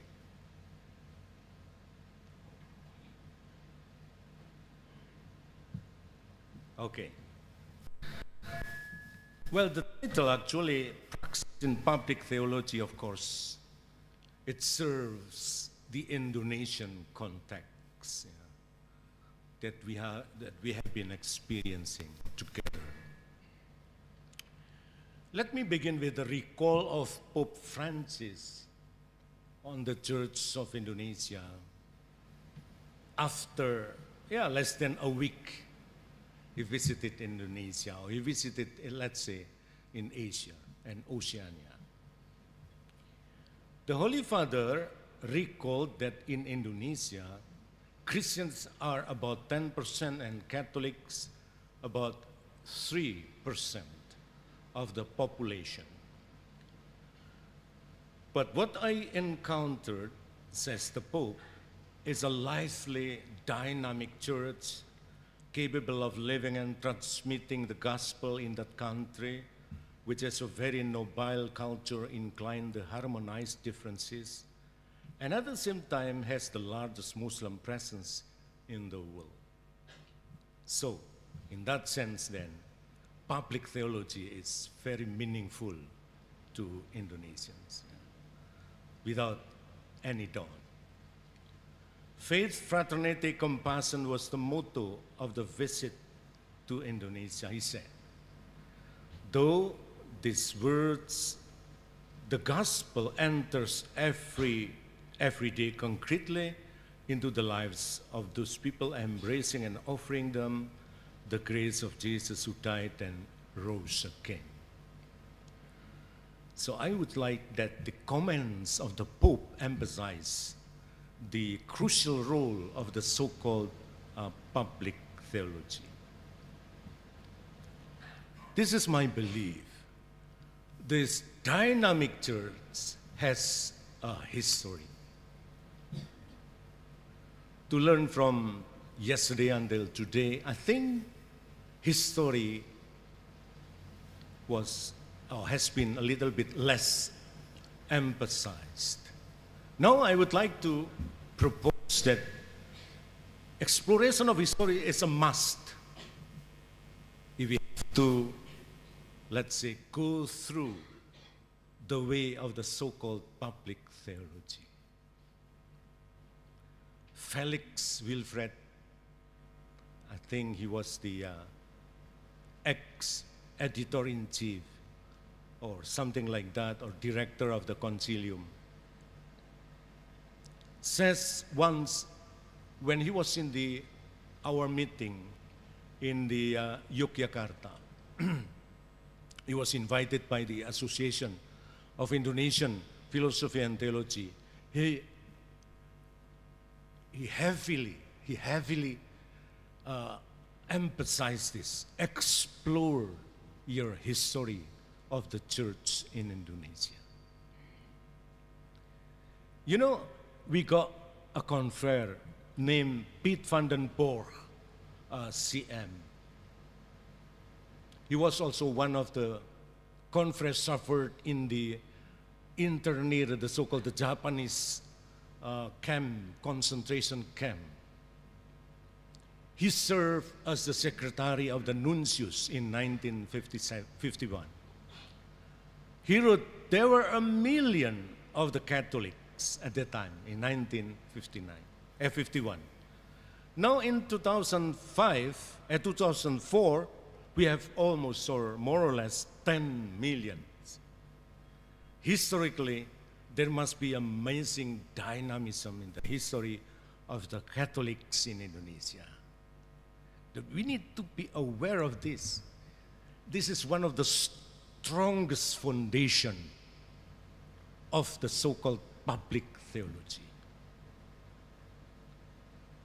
You cannot just quote, let's say, the so-called theologians, philosophers from abroad, I would say not just from the West, but also from Australia, which is not the West for us, that's the East. You cannot just quote this. You have to have, let's say, a strong confidence to be Indonesian and at the same time Catholics, not just in the political motto, as Monsignor Sugio Pranoto said, but also in doing theology and theologizing, my dear brothers and sisters. Why are so doubtful to be Indonesian? Here, you know, I'm also a little bit, I don't know, I'm comfortable a little bit because I have to do, you know, theologizing is difficult.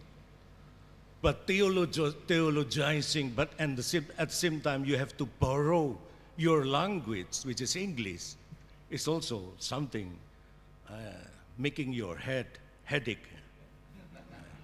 Because I have to think first, what is this, the language, English, which this is proper or not, or something like that.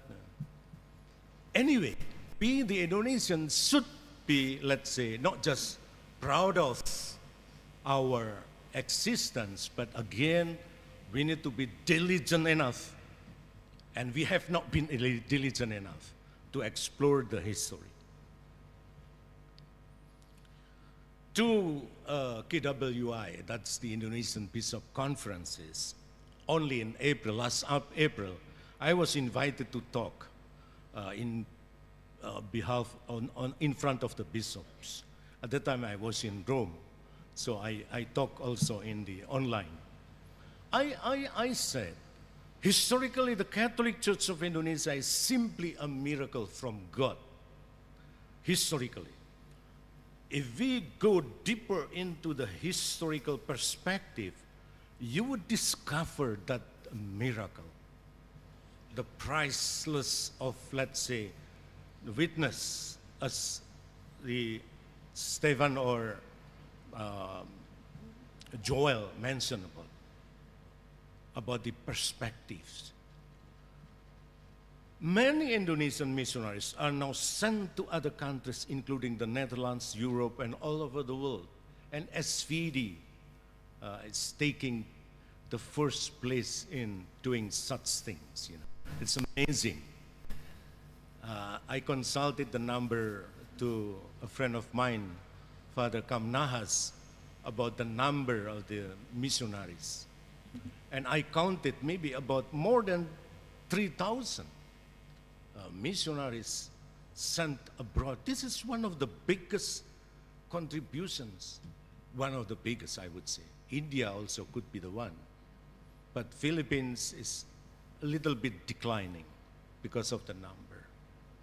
That's why I encourage the Indonesian bishops to send more missionaries to re-evangelize or to do new evangelization, or whatever the how do you call that, the terminology it might be proposed by Monsignor I forgot the name.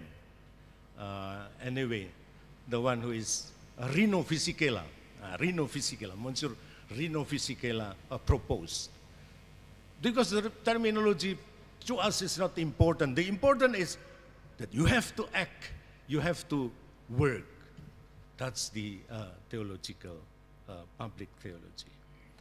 The second point that I would like to propose as, let's say, the miracle from God, as the description of the Indonesian Catholics' history is the Catholics refuse to be treated discriminately by the system and also by other people, and always stand firm against injustice. Have you ever known that this one, I will go this, the history of the Catholics in Florence. 1600 until 1800, VOC blocked completely the Catholic missionaries. So there is no any missionary activities in those 200 years. Imagine that. The VOC was the Protestant, and there was a war of the religions. The VOC defeated, let's say, the Portuguese companies. Started from Malacca and then Maluku, etc. And then almost the whole Indonesia except Timor-Leste. As we can imagine, the VOC burned down the churches or changed the Catholic Church into the Protestant, and then killed the Catholic communities, and then changed the registered, the Catholics, the Dutch Catholics, into, let's say, the Protestant. So there was no any chance. But here in Larantuka, there are somehow some Catholics who maintain the Catholic faith. Imagine, resiliently. So I'm really honored to be invited by the organizers here, because this is also my first experience. So what I notice is that I feel somehow I'm taking a breath of the air of the resiliency, I would say the resilience of the Catholicism, of the Catholics. Here in Larantuka, they still stand firmly in the Catholic faith. In Malang, there are also a lot of Flores. Before discovering such kind of history, I don't feel anything about friends from Flores, But when I discovered this, immediately, what comes up in my mind is that I'm really proud of, let's say, having there as a friends. And once I asked a professor from Flores, why this small community from Larantuka stand firm against, let's say, the Protestant FIUC.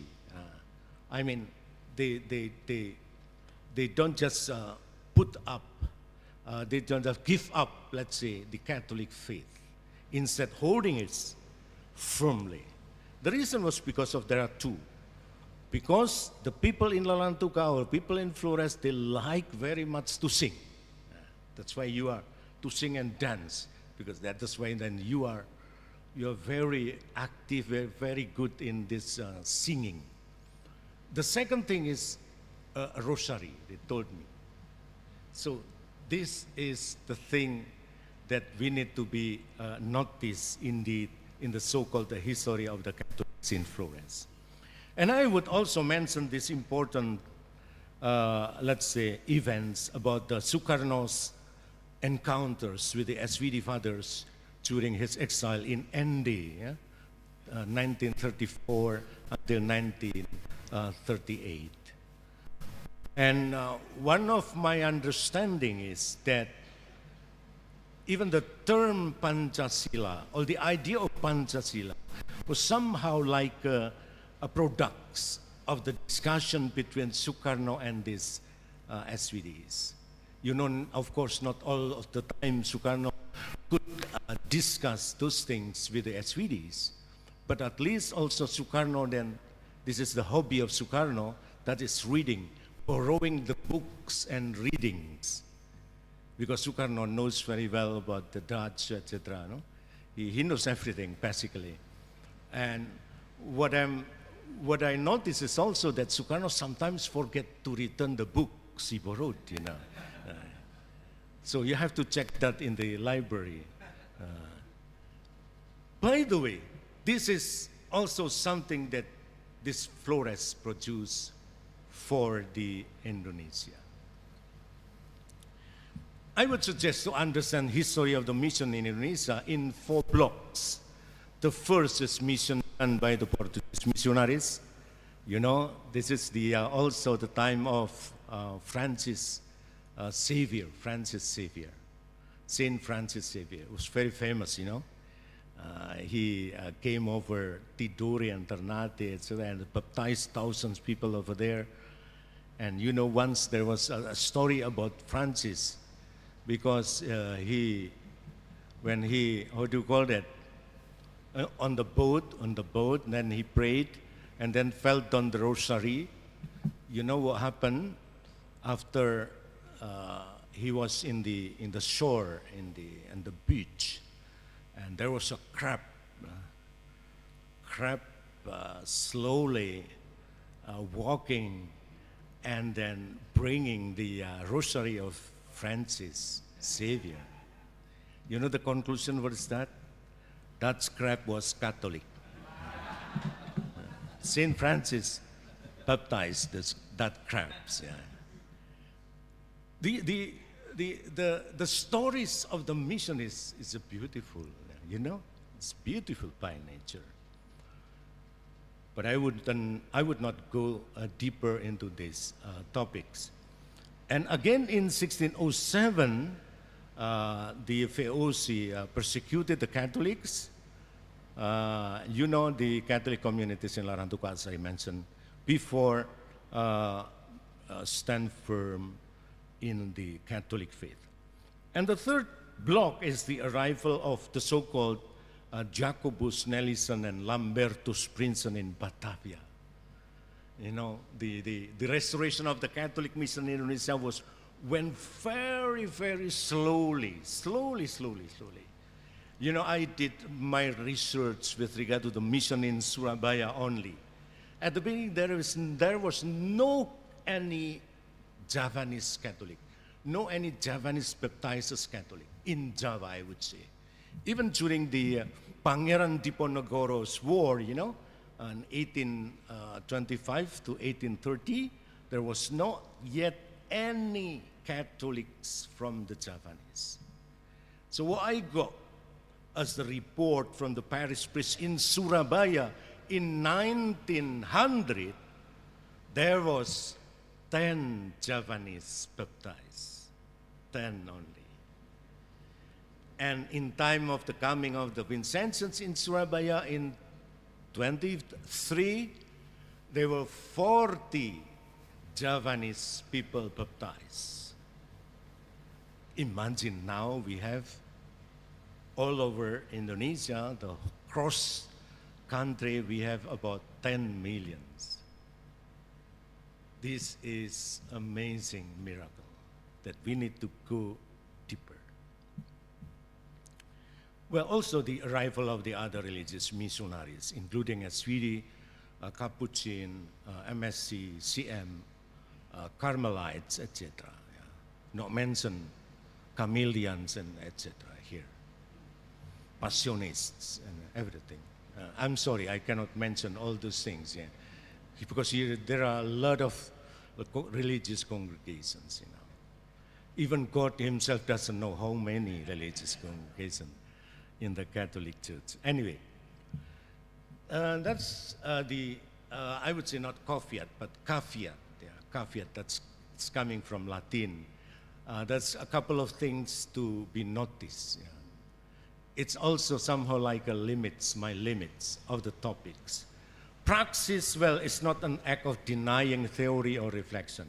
You have to keep in mind this kind of things happening in the class of philosophy and theology, because, you know, sometimes especially the new students, they thought that, oh, philosophy is something like this, very abstract, etc., etc. No, I don't want to go abstract, especially sisters, I would say. No, I don't want to go abstract, but this is the beginning that you have to learn. I got a friend of mine from Spain. When I finished my doctorate in philosophy, this one also, yeah, Bastian, a friend of mine, did.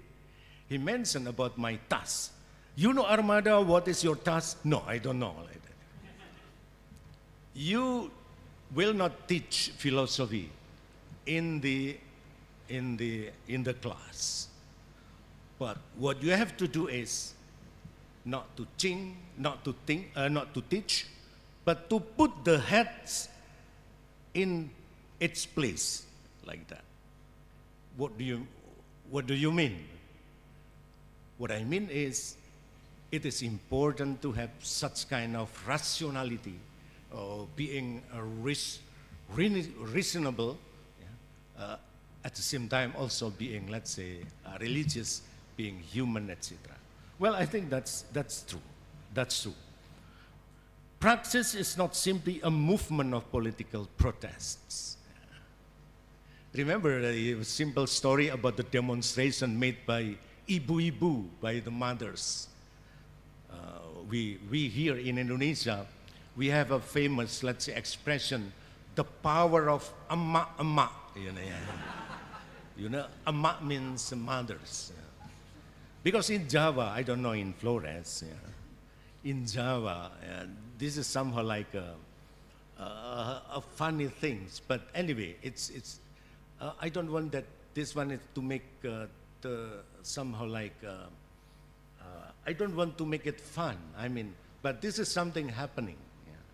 That ibu-ibu riding the motorbike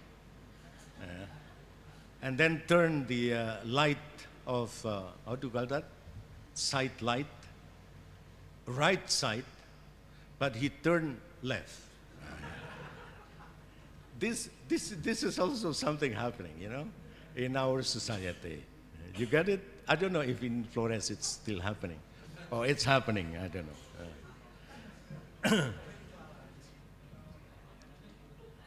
Well, here, the third point that I would say is that David Tracy distinguishes three worlds of theologians: church, academia, and society.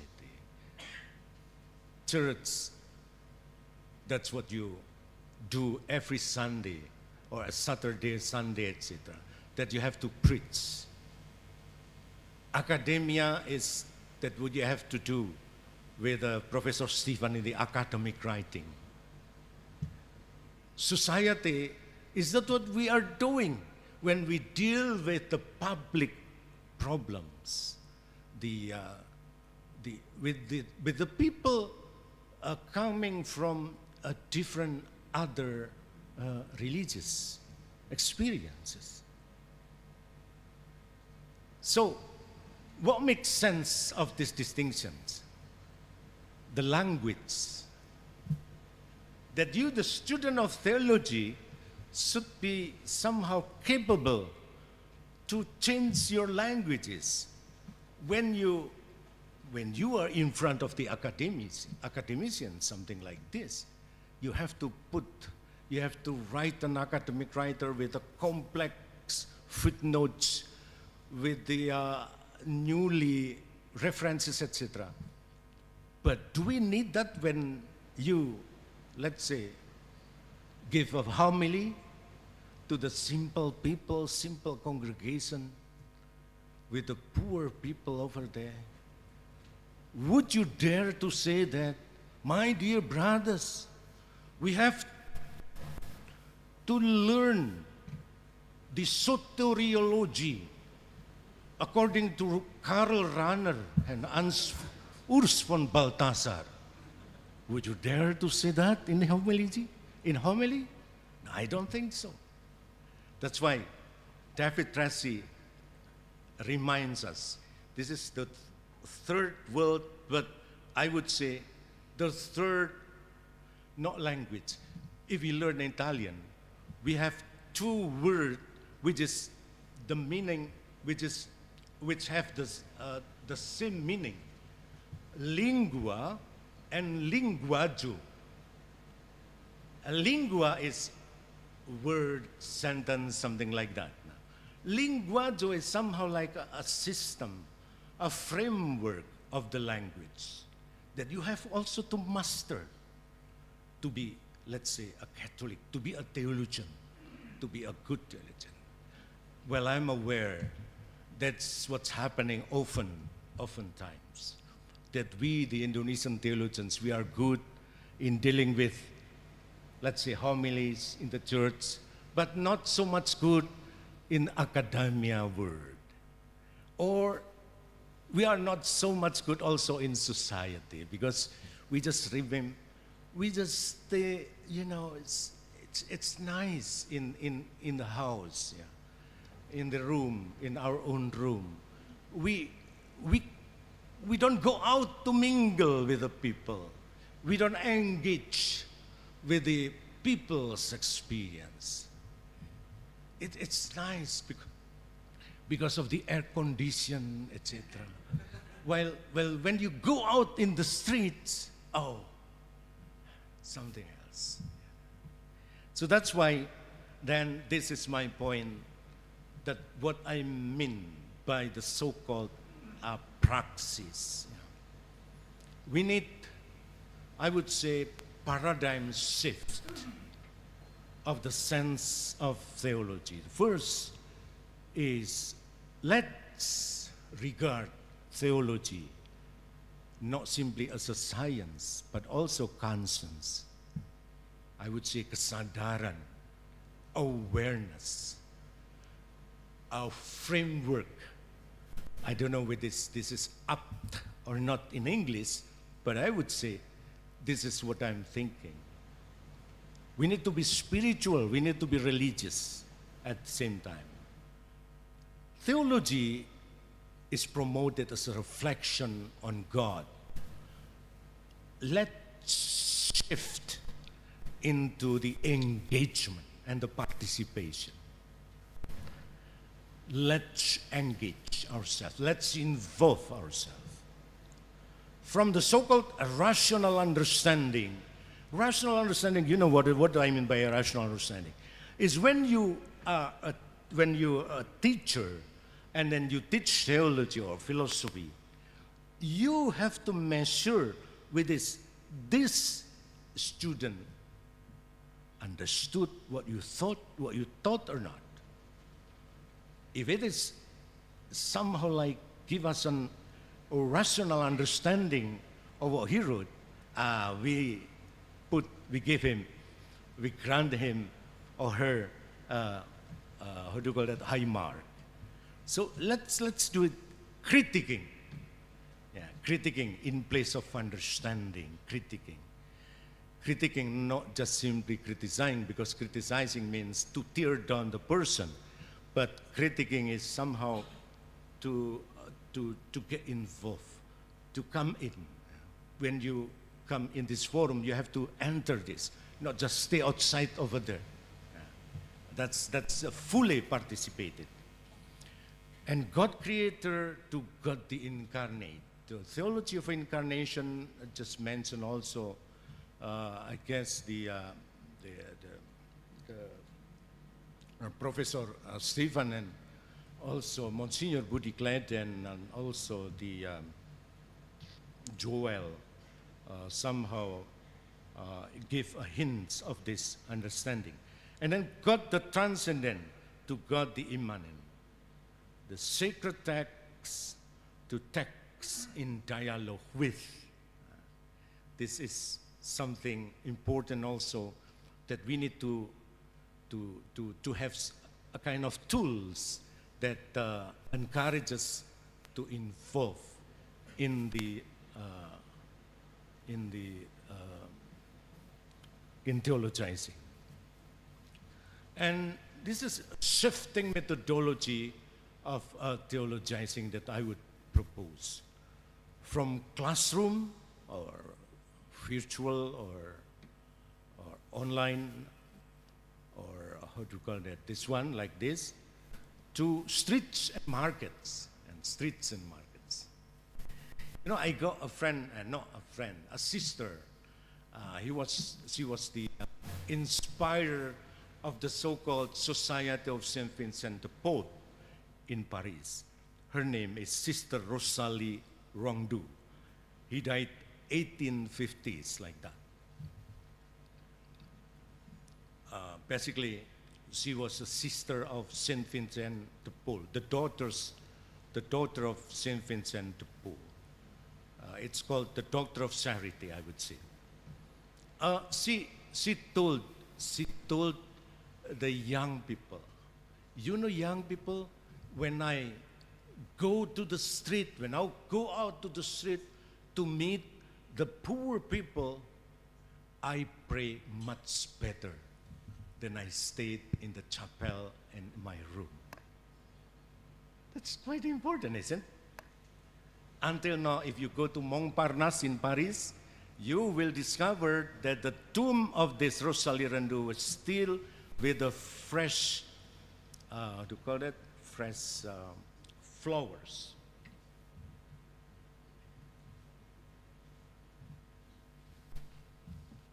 The fresh flowers. Can you give me some water, please? Thank you. With the fresh flowers offered by the people. Why? Because Rosalie Rondeau was considered as the mother of the Parisians. Reminding the Parisians to meet with the poor, to serve them, and also at the same time to pray, even though you are on the streets. Thank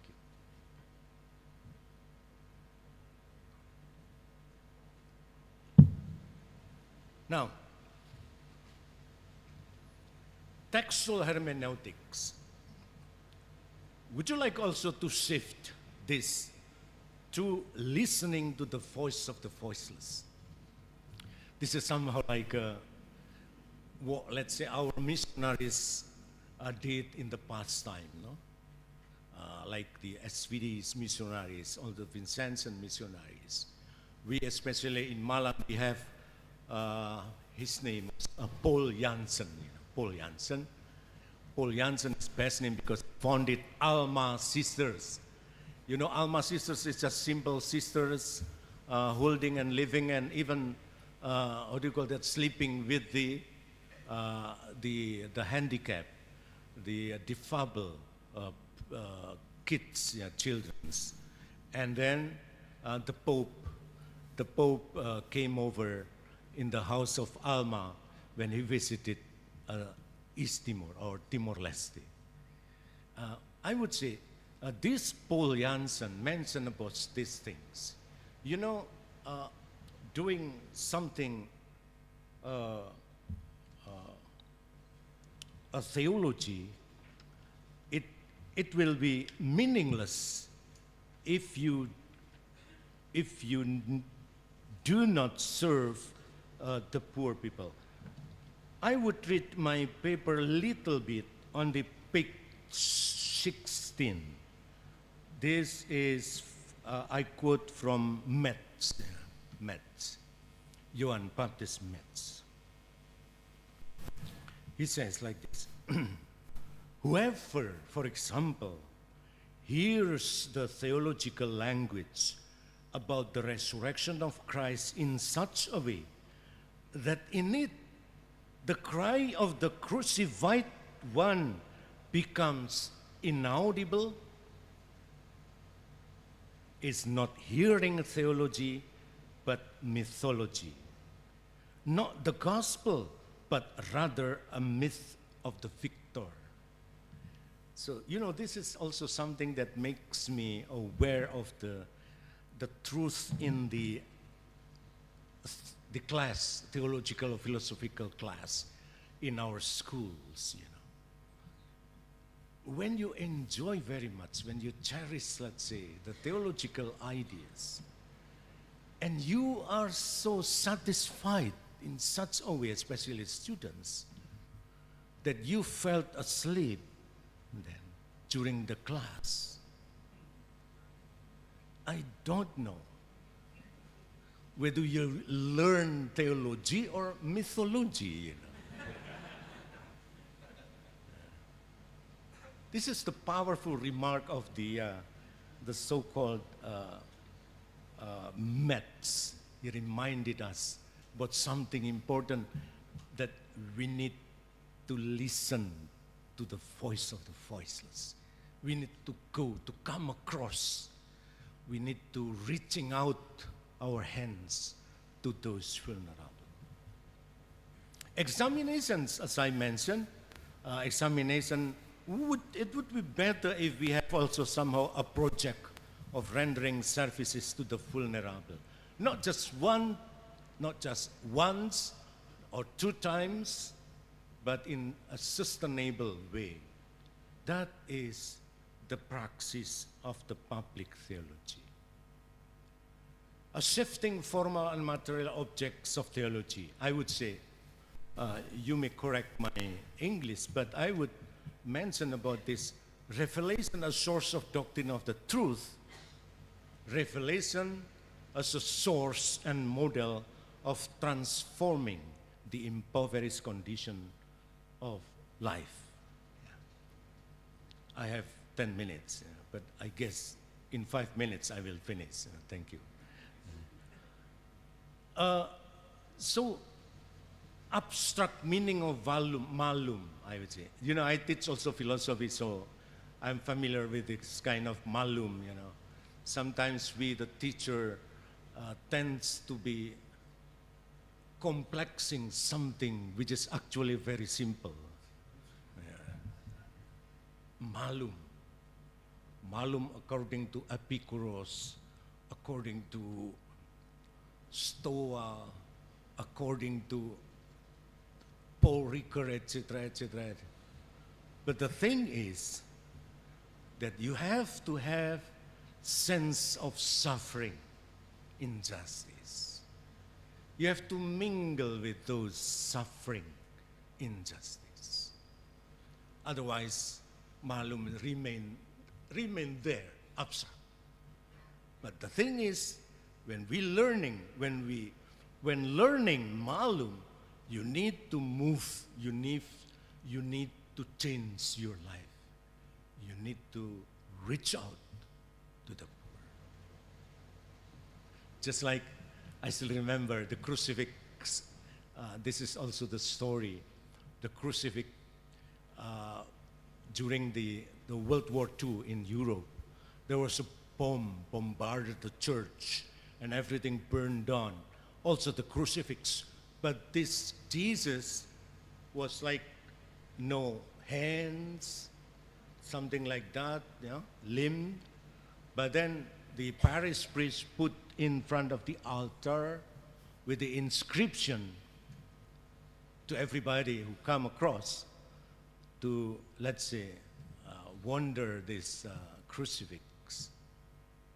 The inscription is this: would you be the hands of Christ? This is the praxis of doing theology. A human rational animal moved to relationality, I would say, the I and other. If you want to know deeper about this, what is this relationality, I published already a book on this, and seems to me that this somehow, I would say, humbly, this is, how do you call that, like a bestseller in quotation mark. Because I oblige students to buy this, so that's why. And then it's somehow, how do you call that, a bestseller. Anyway, you may buy those, and then buy that book, and then let's talk about that. And teaching doctrine to providing dialogue based on experience. The last part, I would say again, putting history in theology. History not as a memoirs, but as a methodology, I would say. Just like the remarks of Felix Wilfred. And then texts and documents as texts in dialogue with the present. Predecessors that the missionaries, as a heroes, that we remember them as a heroes, but they were actually the inspirers. I know personally, I lost also my deepest condolences because of the two prominent theologians, as I know, Father John Pryor as well as Chris Berger, because Chris Berger also taught in Widya Sasana. But both of them, also John Pryor, because he contributed also in teaching our PhD program in theology. So that's why then we owed Ledalero from this kind of perspectives.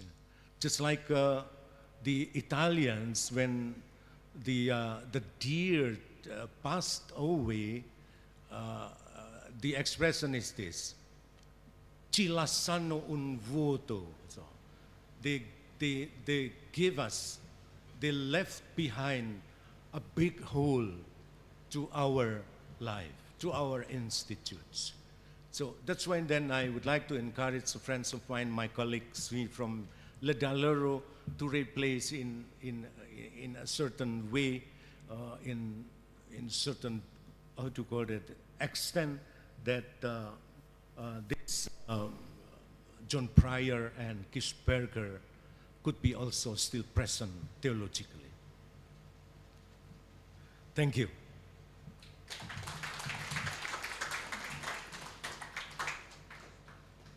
Sorry, if you want to read in detail what I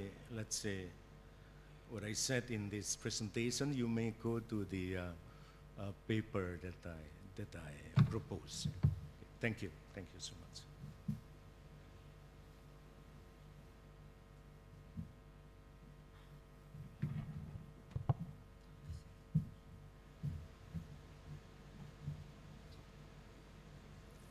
Thank you very much.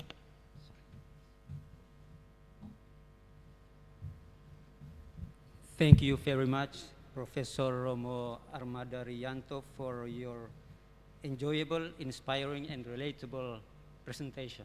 That's excellent. One interesting remark that Professor Armada Riyanto made in his presentation is that we need to shift the methodology of theologizing from classroom to the streets and markets. And it is true indeed, we have to do it. And in order to do it well, let us take the opportunity to discuss and exchange ideas about how to do it now. And I open a session for questions. You can ask the questions in Bahasa Indonesia, and I will do my best to translate it for Professor Hodge and Professor Van Erp. Let's give the opportunity first to Professor Van Erp.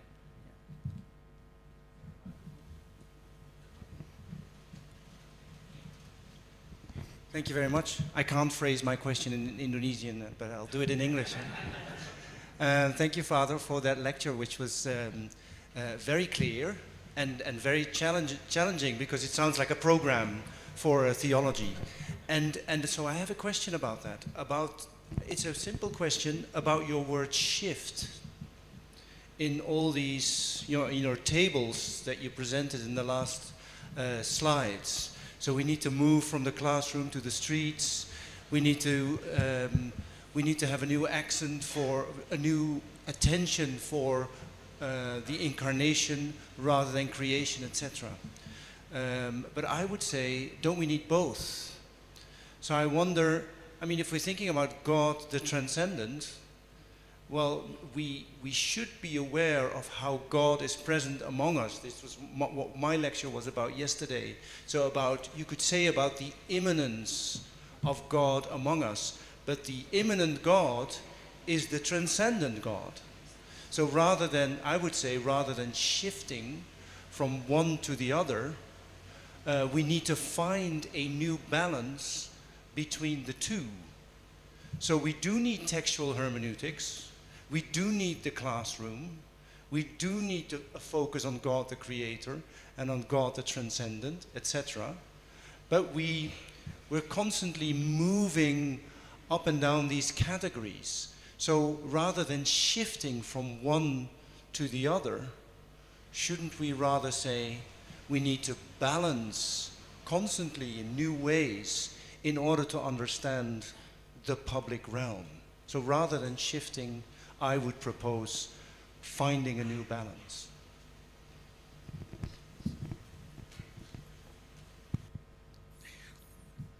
Thank you so much, Professor Sevans.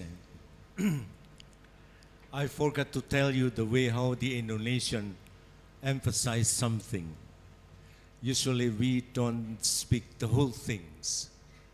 I would say that, of course, I don't want that you change completely the whole things, but I provoke in order to, let's say, have somehow an urgent need to explore, to mingle with, to go away from your room, comfortable room, classroom, I would say.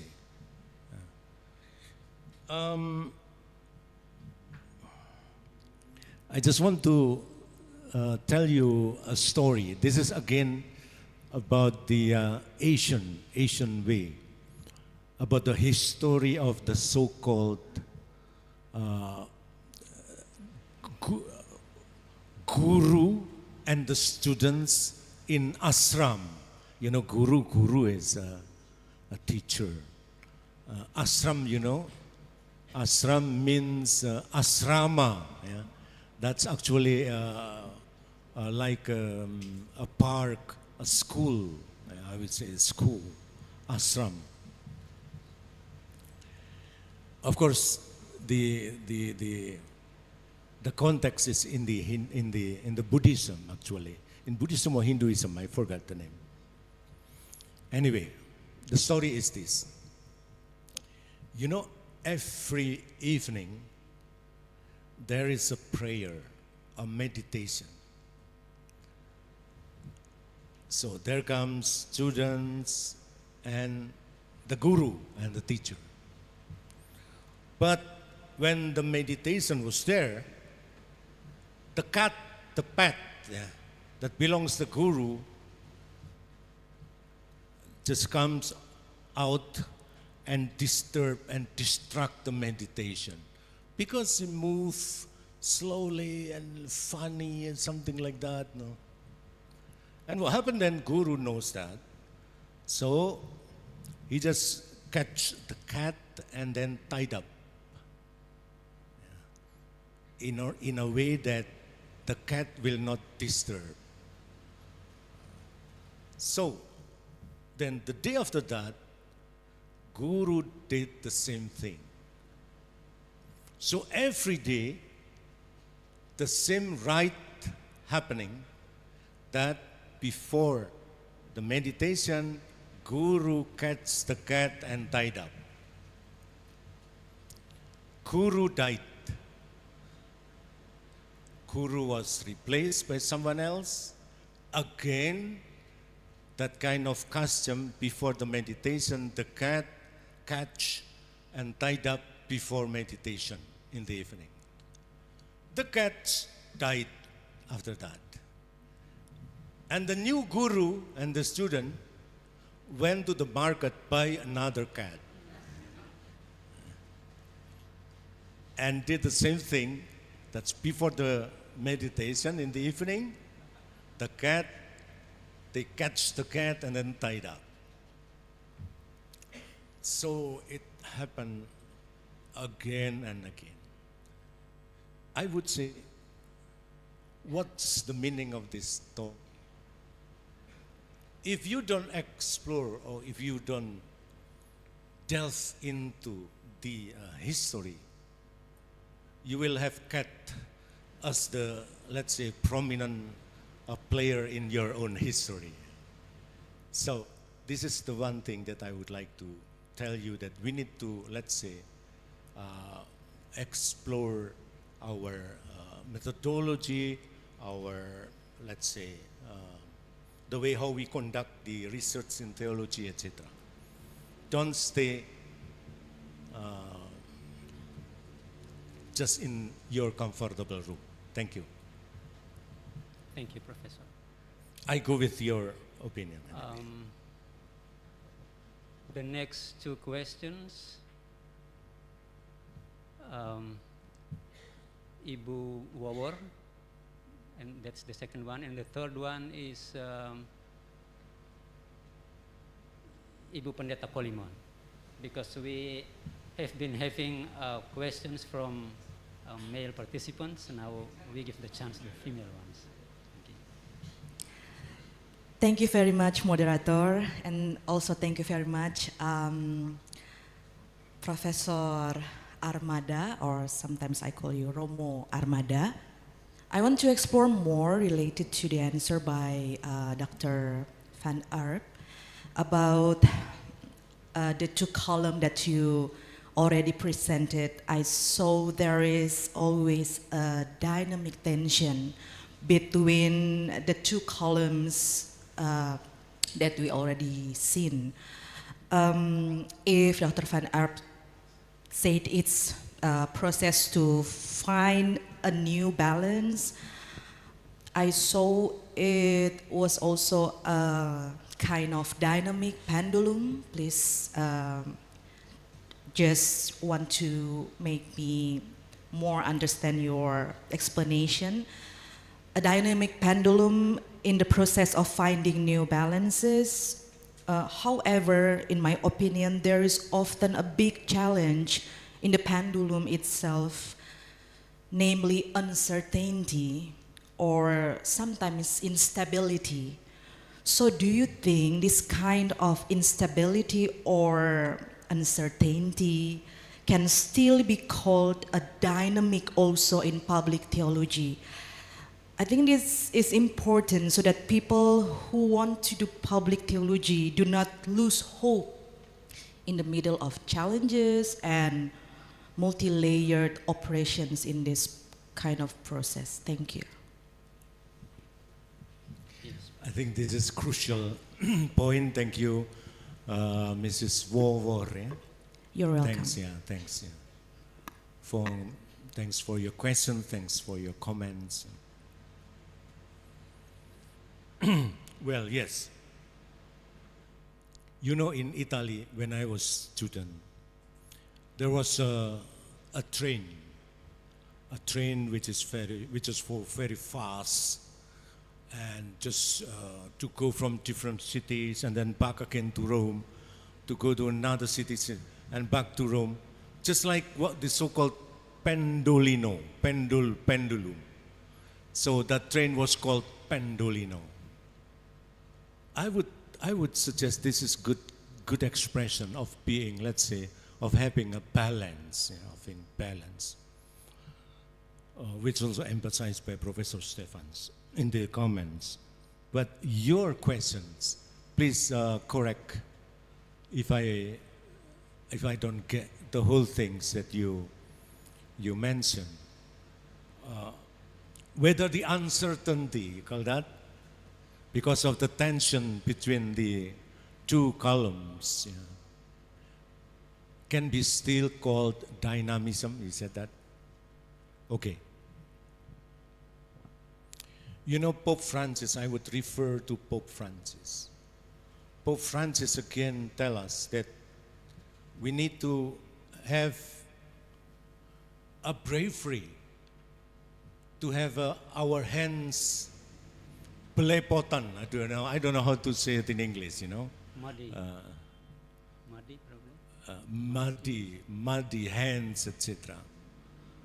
Or I would say that our church, says the Pope, make some chaotic ones rather than, let's say, how to call that, solitary one. Just a quiet church. You know, in my recent years, I have done research personally, but also this one is also requested by our congregation.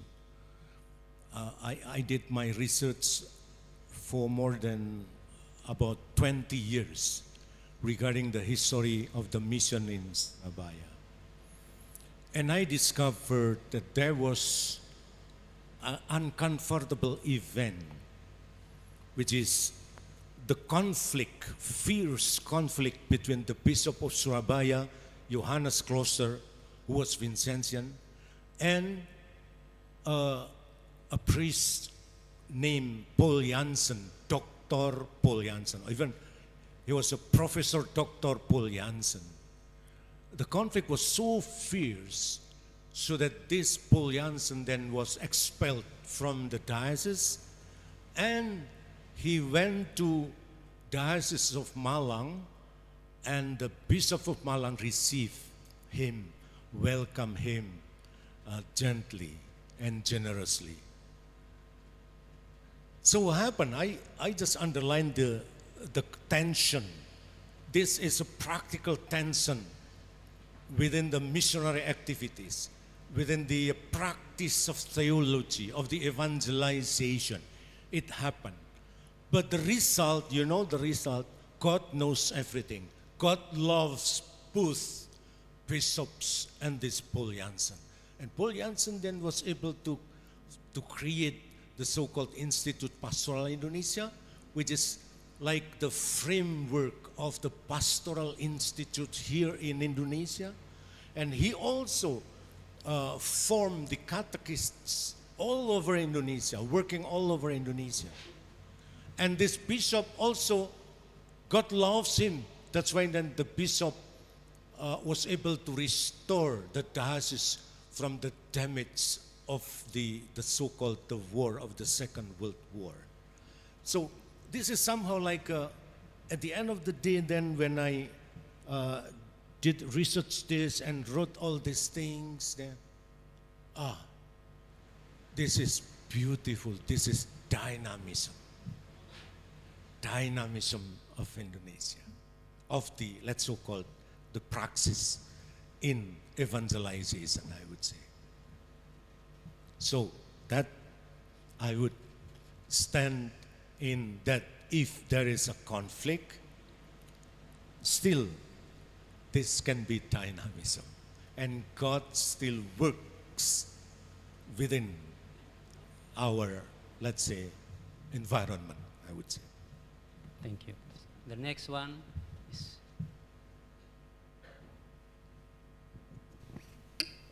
Thank you so much, Bapak. Some of your points relate so much to the research project that I'm doing, so it's good to learn from you.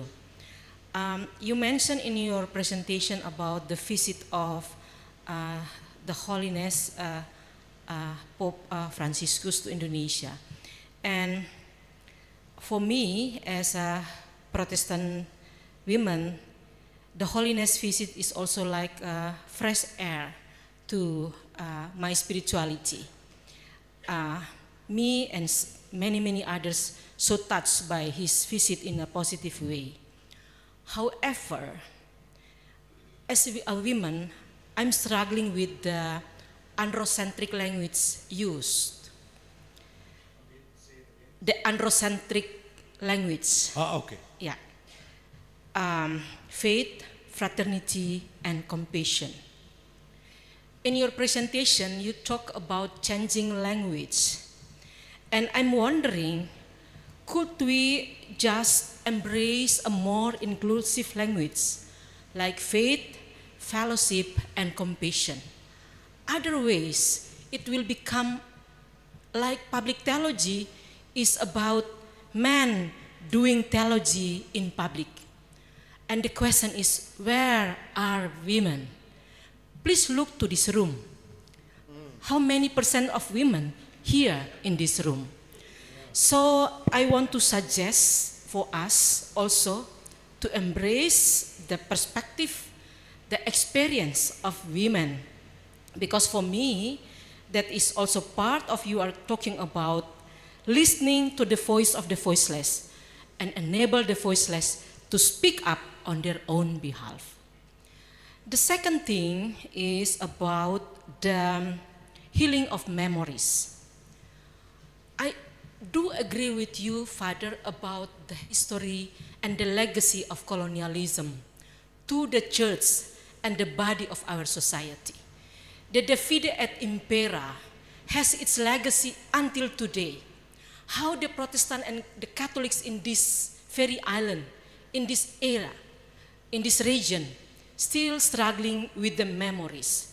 You mentioned about Larantuka, that is very powerful, but at the same time, we need to also recognize the wound that is there. Yesterday, Bishop Budi talked about woundedness and compassion, and this morning, Professor Joel mentioning about theory and theology of victim and mimetic from René Girard. So my question is, if we are honest enough, we need to struggling also with the hostility is still there, and how we also embrace this kind of issue in our ecumenical journey on doing theology. How we also look for healing of memories in our public theology. Terima kasih. Yes. What's the name? Ibu Mary. Thank you, Ibu Mary, for your comments and also questions. You know, I would regard this as somehow like concluding remarks, in the sense that it is indeed a challenge for us, also for the organizers of the president of this institute, you know, to promote theology to the women. I myself, I'm doing like a guerrilla.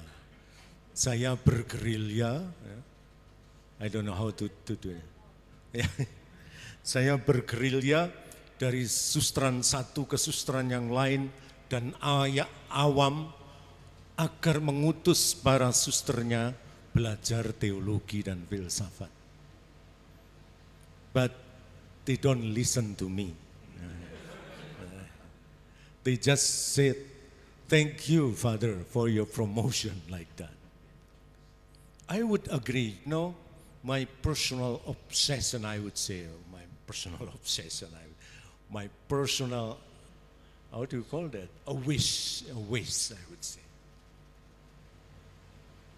That women, sisters, plung into our classrooms of philosophy and theology. Because what we need is somehow like, we need the language of the women's. Yeah. Recently we have already, let's say, graduates, 2 women doctorates in Widya Sasana School of Philosophy and Theology, and I was so glad. And there will be 3. But again, indeed, I would encourage sisters, lay women, learn theology and philosophy. It's a little bit abstract, I would say, but you will enjoy that. You will enjoy that. And you will contribute also to the church. And this is the important things that Pope Francis also mentioned oftentimes in different occasions, that we need theology shaped by the woman. By the woman, by the tenderness of the language of the woman. So far it's too male, too boring, too masculine, the language of theology. And the second question is about how to reconcile, let's say, the tension of the memories. Yeah. Again, I think we need to learn the so-called phenomenology. I'm teaching this phenomenological methodology of research to the PhD students in University of Airlangga. And what I discovered is something that it opened not just eyes but also minds, you know. There are something new every day, everywhere. Every time you encounter people, that will be something new. Because you will consider that those people you encounter, they are subjects, they are source of the so-called knowledge. And that will change. So that's why it's quite important actually here. Of course, it must belong to the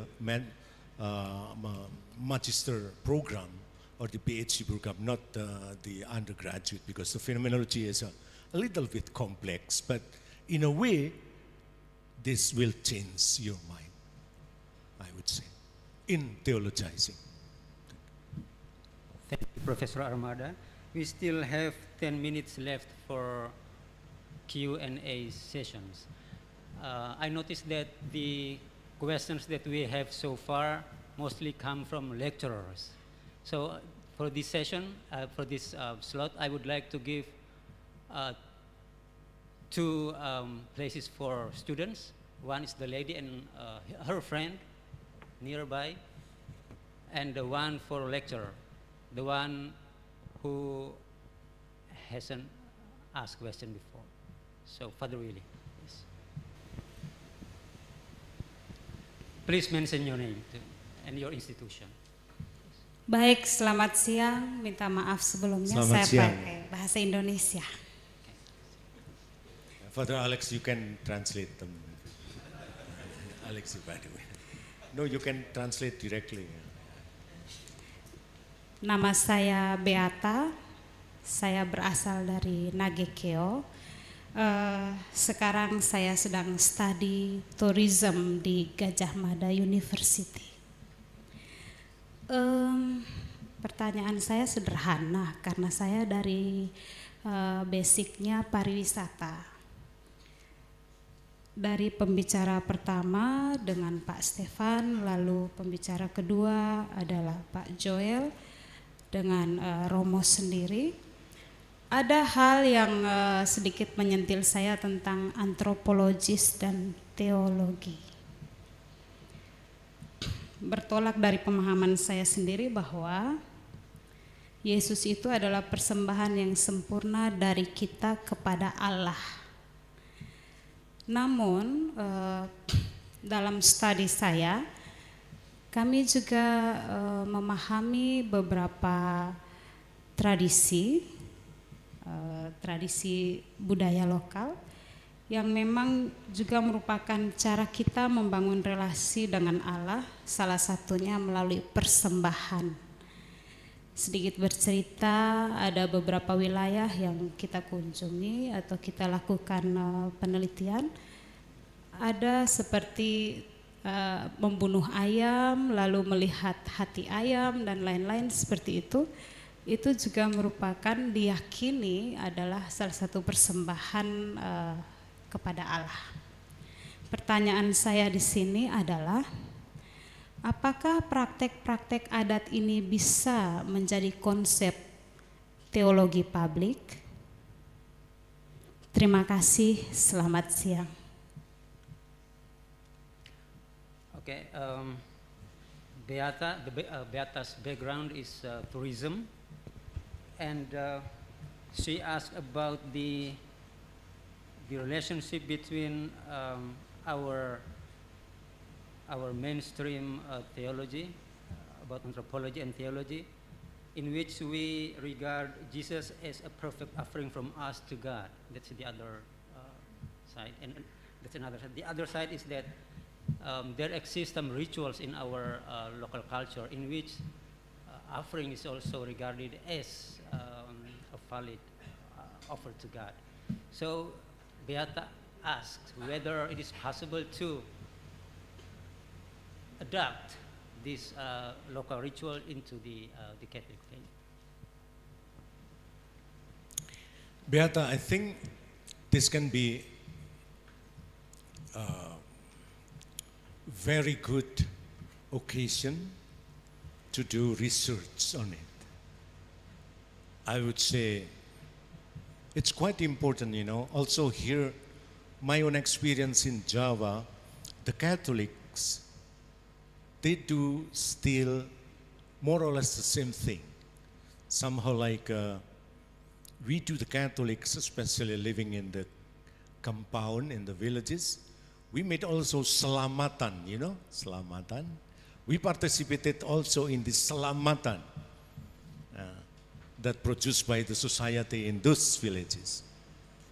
So this can be, I would say, because the center is not in selamatan, but in being together and being together. Of course, if we go to the villages, there are a lot of things happen, you know. There's a lot of things happens. And sometimes it's also a mistakes, but we cannot say that this is mistakes, for instance, liturgically, etc.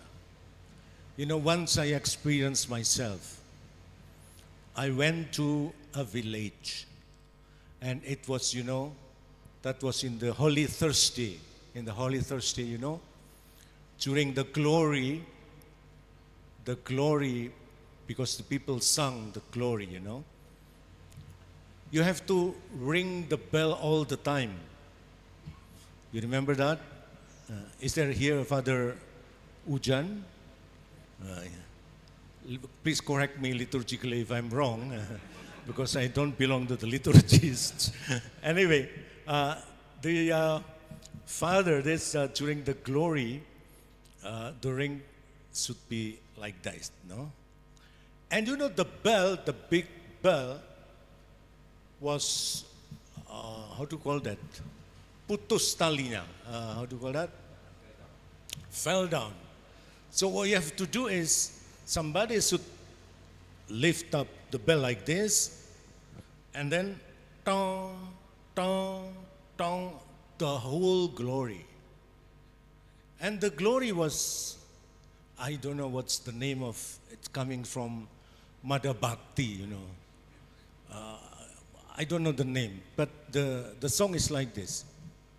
Kami memuji, kami menyembah. Oh, what's the name of the song? Misa Dulu-Dulu or Misa Syukur. It's coming from here, from Flores. No? Kami memuji. So what happened then? The liturgists, okay, Father. Well, kami memuji. Dang, dang, dang, dang, dang, dang, dang, dang, dang, dang, gitu. Dang, dang, dang. So the bell rang just like the tone of the rhythm of the music, like that. They have to be like this, no? Tang, tang, tang, but tang, tang, tang, tang, tang, tang, tang, tang, tang. This is something happening, but I guess liturgically it is valid. I believe. I mean, this is also something that we experience, the simple things. It can be wrong, it can be mistake, it can be good, etc. That's the simple experience from the villages. Thank you. Okay, Father Bernard, you can respond later on to this statement. Yes, thank you. Thank the you. The next Father. one is the student from the student. Okay, thank you. I am Ichan Priyatno. I am master student of contextual theology IFTK Ledalero. I personally think that your presentation here is so inspiring us because your topic is so contextual and relevant. So in this moment, I would like to give you a question referred to our contextual situation about humanitarian issue. As we know, one of the most serious problems in Indonesia is humanitarian issue, such as 1965 problems or the abduction and killing some of activists in 1998. I think that this issue has not been resolved because there are a lot of reasons, such as the difference in historical paradigm. So my question is, what is your view on humanitarian issue in Indonesia in terms of your presentation? And what is the contribution of your presentation about praxis in public theology to strengthen out the historical paradigm on this issue? Thank you. Yes, please. His name again? His name? The name. Huh? Ichan. Oh yeah. Well, it sounds like a movie from the kids. Brother Ichan, thank you very much for your beautiful, let's say, ideas to remind about the crucial issues that we need to deal with. You know, in my opinion, as an Indonesian, I would like to propose a self-critique, not self-criticism, but self-critique, in the sense that we should not exclude this kind of the victims of 65 and the 98. Not exclude in discussing, let's say, the humanitarian issues. Indeed, that's very, very true. I would go with your opinion, Ichan. But you mentioned about what could be done to contribute something.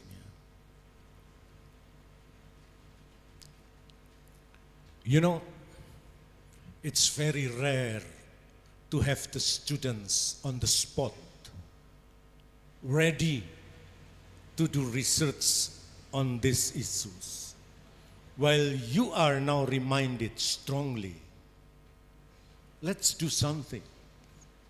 Let's do something. Sometimes I would say that the politics in Indonesia is too much, I would say. Too much, it's very annoying.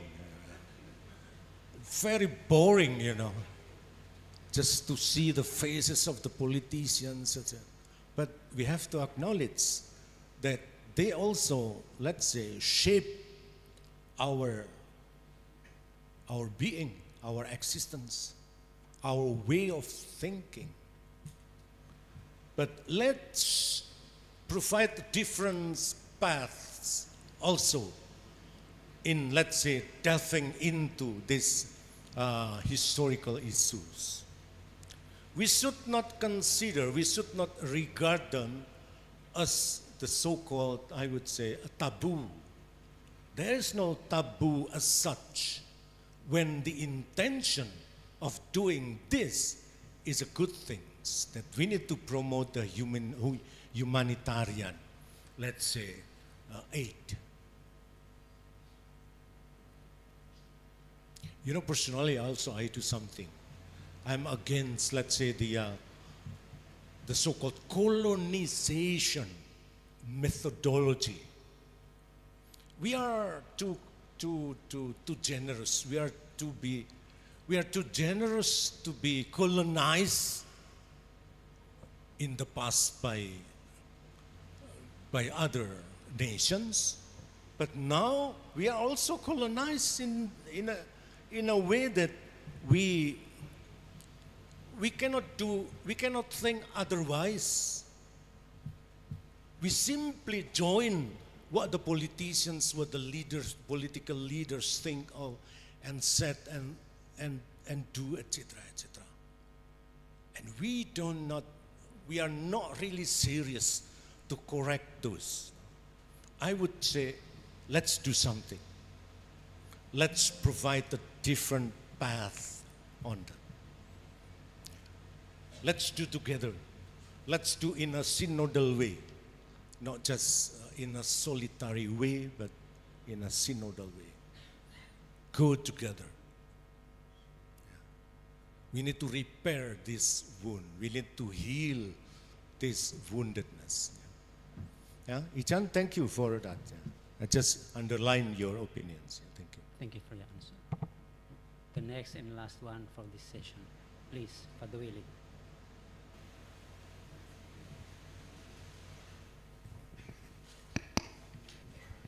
So thank you very much, Professor Armada, for your presentation. I learned a lot from the ideas that you shared.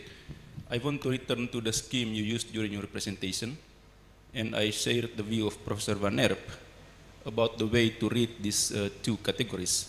And I myself, I tend to take them not as moving from one extreme to the other, but rather seeking the middle ground with all its dynamics and instabilities, as one of the previous responses tried to highlight. And now I want to bring this issue to what we call here contextual theology, the title of our program here in Ledalero as well. And I think it is quite common that people tend to think of contextual theology as a kind of alternative to Western theology. So like we put or place contextual theology as an alternative to Western theology, which I myself don't think that it is a kind of productive and helpful way of thinking. And I think doing proper theology means that we are dealing with all different traditions in theology and trying to come up with something new from bringing them into productive dialogue. You mentioned John Pryor, and I might be mistaken, but I think in most, if not all, his publications, I think John Pryor never used the term contextual theology. Instead, he used the term intercultural theology. And I think he's right, because doing contextual theology, according to the common sense that I just said, I think it runs the risk of doing theology as a kind of self-enclosed exercise. And I think this is not productive. And my question is rather simple. What do you think, or what is your opinion about contextual theology in Indonesia and how to do it properly? Thank you. How to do it properly, the contextual theology? Yeah.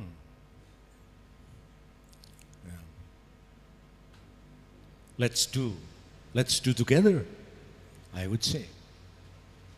We cannot just, the best thing to learn how to swim is just to go there in the swimming pool. You don't have to, let's say, of course, that is important also. Be careful to the water, and that this one is deep, this one is shallow, etc., that you move your hands like this, and then also your feet like that. Please keep open your eyes, etc., etc. No. Well, that's important as well. But I would say doing something theology properly,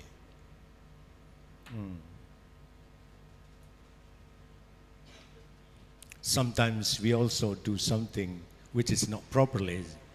It's not like that, you know? Sometimes we make mistakes, something we make the right things, etc. Well, this is also, that's the nature of dialogue, I guess.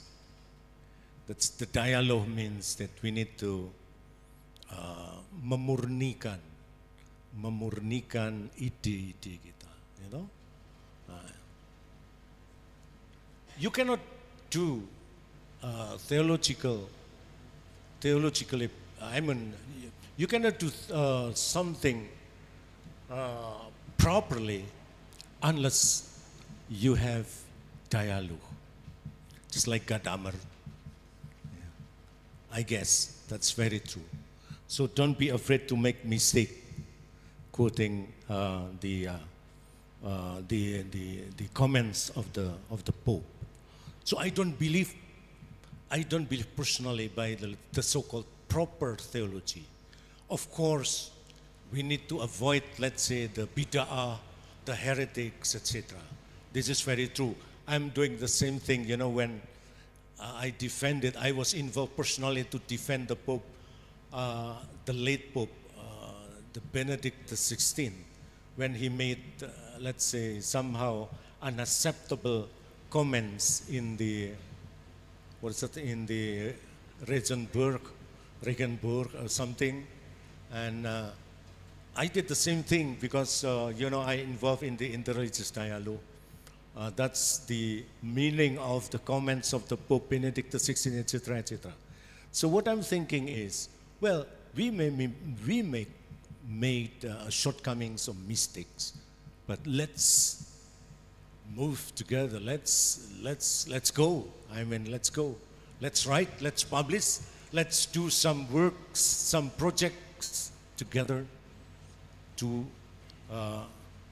In order to get the so-called intercultural theology, something like that. That's my point on the contextual theology. As I mentioned before, of course, I agree with the remarks of Professor Stefan. What I mean, I just provoked that this methodology, you know, the shifting is not just, let's say, to leave from this to that one, but also doing somehow like a pendulum, as Mrs. Wauer suggested. Yeah. So you have to go out and then come again, entering in the classroom and come out again, etc. Something like that. And that's what we learn from the intercultural theology. Thank you. Thank you, Professor Armada. I take that answer of yours to Willie's question as your closing statement for this keynote speech. And because we are run out of time, we just take a break for 10 minutes. But before that, we thank Father Professor Armada Riyanto for this very inspiring sharing of ideas. And let's give a big applause for him. Thank for your listening. Thank for your listening. And no, I just said thanks for your listening, for your patience. Thank you. And may I ask the professor to return to the remarks. And for those who haven't had the chance to ask questions, please keep it for yourself and then come back in the next session. We will have panel discussion for 1 hour. Thank you.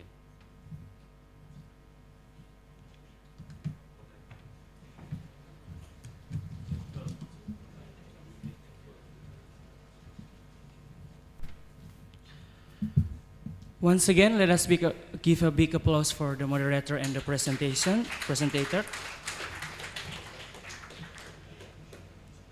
As we come to the end of this session, we would like to express our deepest gratitude for your participation and contributions, of course, for the moderator and the keynote speaker, First of all, we extend our sincere thanks to our moderator, Dr. Bastian Limahekin, for expertly leading today's discussion. Let us give a big applause. We also offer our heartfelt appreciations to our keynote speakers, both of keynote speakers, Dr. Joel Hodge and Professor Armada Riyanto, for their enlightening presentations and reflections. We would also like to acknowledge our honored invited guests and our dedicated audience. Your engagements and insights have truly enriched the discourse over these past days. Now, at this time, we would like to present a token of appreciations to our moderator and both keynote speakers. So I invite again both keynote speakers and moderator to stand up. And please stay forward in the stage. And now let's us give a token of appreciations for 3 of them.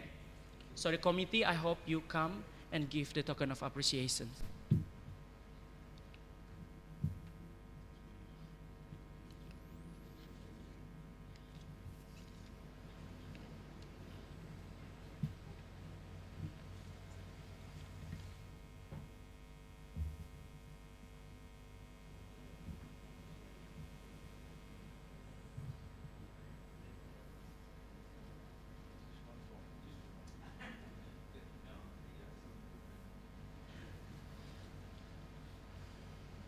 Let us give a big applause for Dr. Joel Hodge.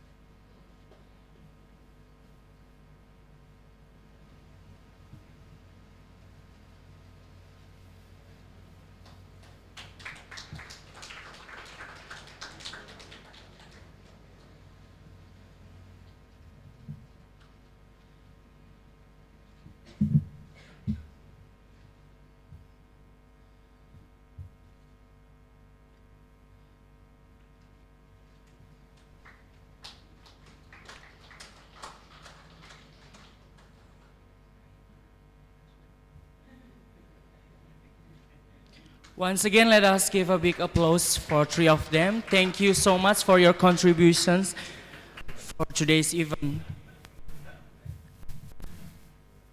Now, we would like to announce an upcoming panel discussions. First of all, we will have 10 minutes break. After that, we will have an upcoming panel discussions, which is still in this room. So we will start 10 minutes again. And now, let's enjoy 10 minutes break. Thank you so much.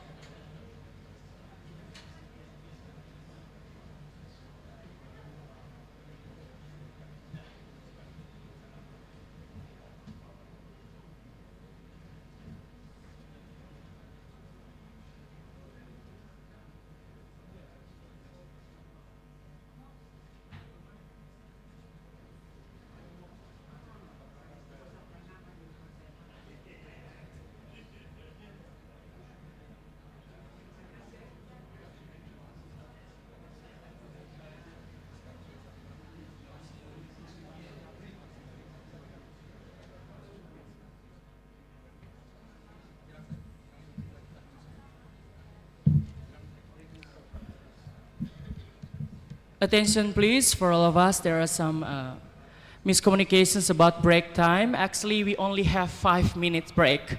So use this 5 minutes to go to the bathroom, and then you may come back to follow this panel discussion. Once again, there are some miscommunications about break time. We only have 5 minutes. So please use this time to go to the bathroom, and you may come back to follow this panel discussions. Thank you so much.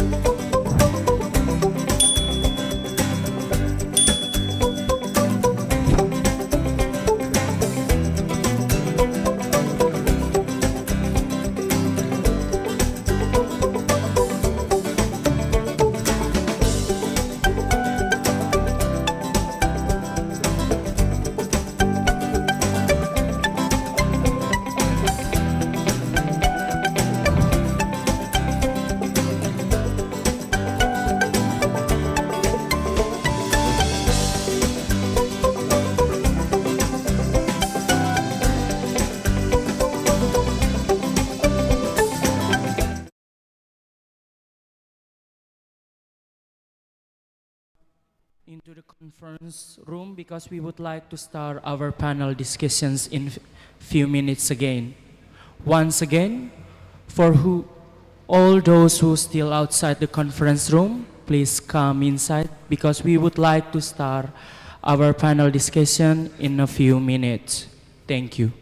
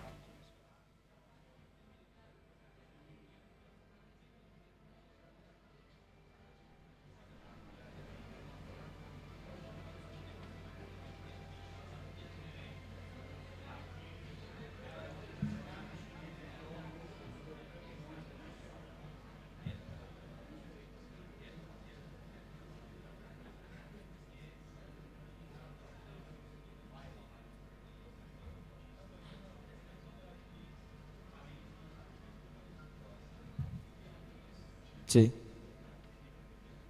Sí. Sí.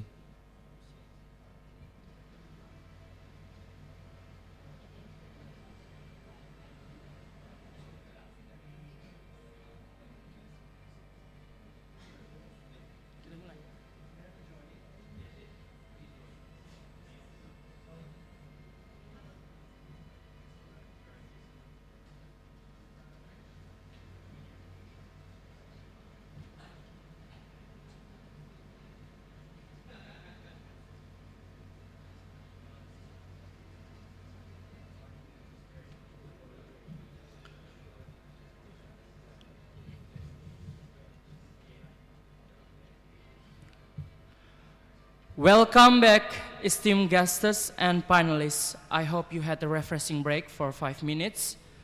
As we reconvene, I would like to express my gratitude for you all who already continued participation in these important discussions.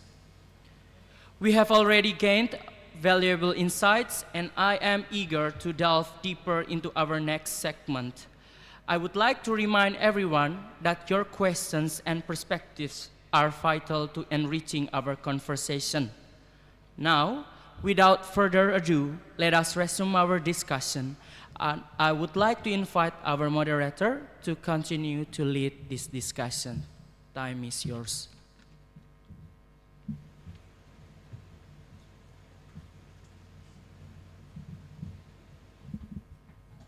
Good afternoon to all of you.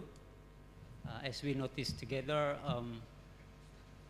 there were some questions that were not answered yet or were not asked yet. So this time is going to be an opportunity for the participants to ask questions.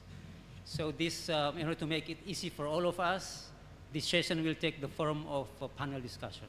So I will invite 4 keynote speakers to come forward and to have a seat over here. And then I will give 2 minutes to each keynote speaker to make an opening statement in order to ignite discussion. And then we will just open the slot for discussion. And the last 15 minutes will be given to the journalists present here to ask questions. So may I ask the 4 keynote speakers to come forward, please. Ibu Mary, please come forward.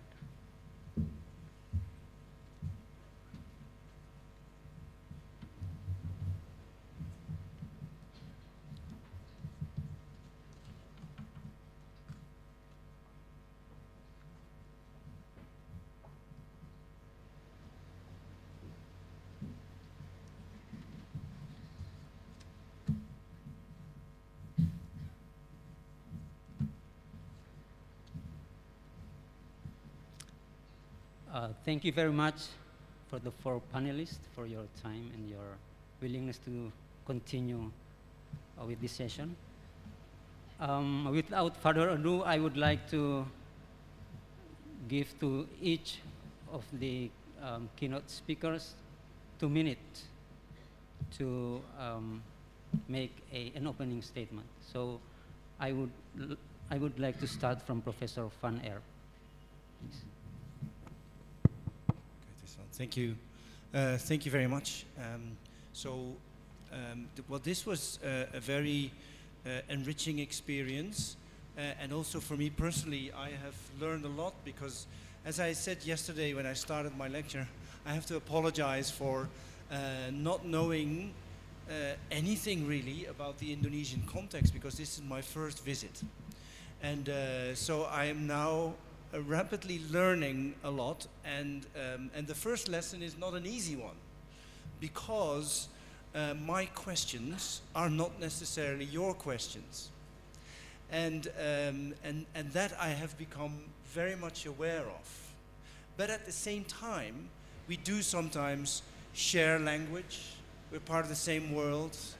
There's a shared anthropology. This is what I've learned this morning from Joel Hodge. We share the church in all its varieties and different religious traditions. So there are differences, and we're sharing things, and that's an interesting starting point. So that's my first remark. Second remark is, when we talk about context and we talk about the public, and this is a response to something that happened this morning when Willy Goud asked about contextual theology, and he said perhaps we should talk about a dynamic between different elements, and rather than contextual theology that is enclosed in its own context, we should talk about intercultural theology. That was the remark. And that made me think, when we talk about context, we talk about the public, well, maybe as a paradoxical statement, context is never context, and the public is never the public. What do I mean by that? I mean that when we talk about a singular context, it's never singular. It's a mix of elements and influences and histories. If we talk about indigenous theology, what we call the indigenous has a history of change and development and influences. And so a pure indigenous theology, a pure contextual theology, and a pure public theology doesn't exist. It's complex. And there are lots of relations and dynamics. So the word dynamic that came from one of the students this morning, I think that's a very helpful model to think about what public theology is. Why is that important? Not just because of the relationality or because of the dynamic, but because what we call context or public can be manipulated. For me, it's very important in public theology that the public is not just that which is in the open. The public is not just that which is in the newspapers. Libraries are also public, and people are hiding to study in the libraries, and sometimes that's a very good thing to do. That's also a public space. Victims and the poor, people that live in the gutter, that is a public space. people who are doing hidden work for us. There's been people working so hard for us to give us food and to organize something perfectly. They're not here in front of the cameras, they're hidden. They are part of the public space. So we need to be very aware of hidden elements in the public, and we need to be critical so we're not being manipulated by what others call what the public is or what our context is. So we need to reflect, we need to be open for the dynamic that comes from outside. And then my last remark, I'll come back to my lecture. Public theology should not just be about what we do, should not just be about ethics. It should not just be about governance or about international law, or you've got all these topics in public theology. I think it's important as theologians, I think for the philosophers it's also, and for other people as well, for people of faith, and in my case I'm a Christian, I'm a Roman Catholic, it's important to have a public theology that relates to Christ's presence, that gives, Christ who gives. So I think we need a public theology of grace, not just a public theology of action and ethics. So we need to find a balance or a dynamic between contemplation, contemplating our faith, and acting upon it and embodying and witnessing that faith. And so rather than just having a theology about what happens in the streets and in our cities and in the world, we need that to be added with a good contemplative starting point, a starting point of faith and of grace, that which is given to us in the public. Thank you very much for this very interesting opening statement, Prof. The next one will be Ibu Pendeta Maria Mary Kolimon. Please. Thank you so much for the chance given. My yesterday presentation with Father Gusti Otto is about aspects of feminist public theology relating to the wounded memory. And during this 3 days conference, also with the academic writing workshop, we also hear and learn on the issue of woundedness, compassion, victim, etc., etc. I will argue that our public theology should also include the experience, the voice, the perspective of women. It will also mean our readiness to adopt an inclusive language. I just mentioned before in our last session. Doing feminist public theology regarding woundedness of past human rights violation of wounded memory, like mentioned by Professor Bapak Romo, Romo Armanda, yeah. For me, cannot be done individually, but must be done together by the community of faith, and should acknowledge the role of victims and survivors as subject. And yesterday, I mentioned several aspects of doing feminist public theology in the context of the woundedness of memory. I mentioned about creating and nurturing space to hear the voice of the victims and survivors. But I also learned from this conference very important lesson raised by Professor Joel, that we need to be careful not to use the language of victim to weaponize the concept for our own political goal, and the important contribution of theology is there, that it should also be a spiritual journey, understanding that our public theology must start from deep root in Christian spirituality, that all our life and our ministry is a gift, and that we also become part of God's mission to share life, to share hope, to share joy and reconciliation. And the second thing that I will also argue for our public theology relating to the woundedness of memory is uncovering and touching the wounds. Many times, this is not the agenda that we all do, and naming the evils. Yesterday we talked about, but also the agenda of not that we stand besides the victims, but also how we develop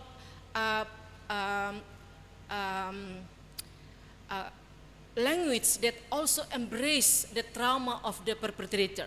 That is also one thing that we discussed yesterday. Lamenting violation that happened, affirming and celebrating the survivor resilience, but also be honest enough about their vulnerability and our vulnerability also. Developing bilinguality. In doing public theology, you have to master theology, good in articulating Christian voice, but also to learn other voices, other language in public space. And of course about binding up wounds. Yesterday I talked about that healing traumatic events can include all efforts to reveal truth, to seek reconciliation, and to restore the rights of victims and survivors. Terima kasih banyak. Thank you. Terima kasih. Thank you very much, Ibu Pendeta Mary, for your statement. The next one is given to Professor Joel Hodge. Time is yours. Thanks everyone. Some great reflections, really moving and beautiful, and just great discussions. I think one of the things I've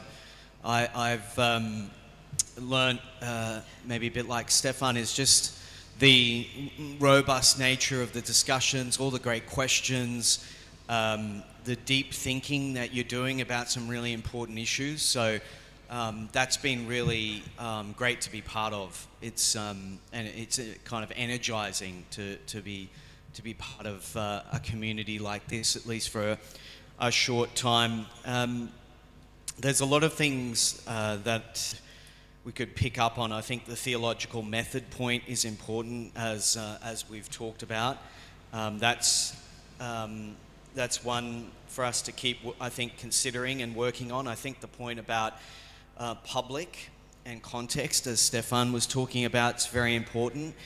We didn't really get onto that, but we could talk about the whole genealogy of public and private and the constructed nature of that that dichotomy, particularly in modernity, and especially in recent times, the way in which the public is constructed in a particular type of way, like Stefan was saying, and that we need to think about how to have an integrated, holistic kind of perspective on life, and not get caught in problematic characterization or categorizations that limit things in problematic ways. Public, private, it has some value, I think, but we have to be careful not to get stuck in that and then limit our vision of what the public realm is and what contribution we could make, and also the way in which our spiritual life should be holistic. It's not just to be off to the side in private, but actually, like what Stefan and what I mentioned before, that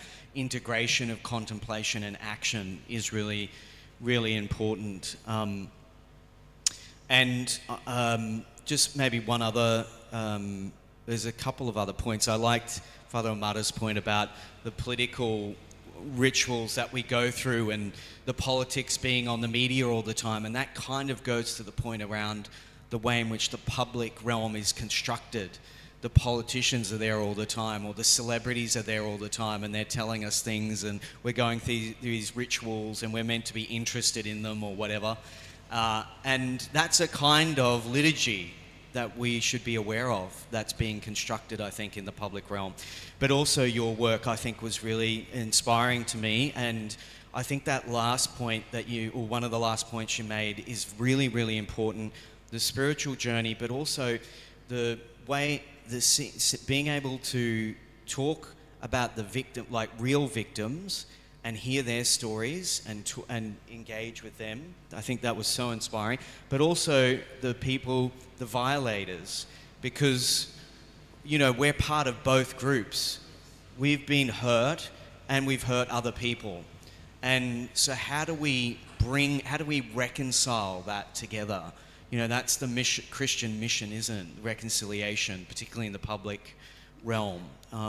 And you spoke about that in a moving way, particularly about your father, and that was very memorable. But I think that's really important, and it's part of the Christian vision. We don't just, you know, see one group, but we're trying to bring all together in some kind of integration, some kind of reconciliation. Thanks very much. Looking forward to your questions. Thank you, Joel. Thank you for your opening statement. Now it's the turn of Professor Armada Riyanto. Time is yours, Professor. Yeah. Well, yeah. Thank you so much. This is 2 minutes. Yeah? 2 minutes. Yeah. Well, the first thing that I would like to emphasize is this. Would you like to question what is the nature of theology? What is the aim of doing theology? Why do you do theology? I guess the answer should not like this. I do this theology because I want a satisfaction, or I want to satisfy the people, or I want to satisfy the institution. No, we don't do this for satisfaction, please. We don't do this for the cheering, but we do this to transform the church, the society. I would say, the second thing is I would like to suggest you also to look into a deeper perspective of the apostolic journey of the Pope Francis in Indonesia. You know, he himself told us in the audience in September 18.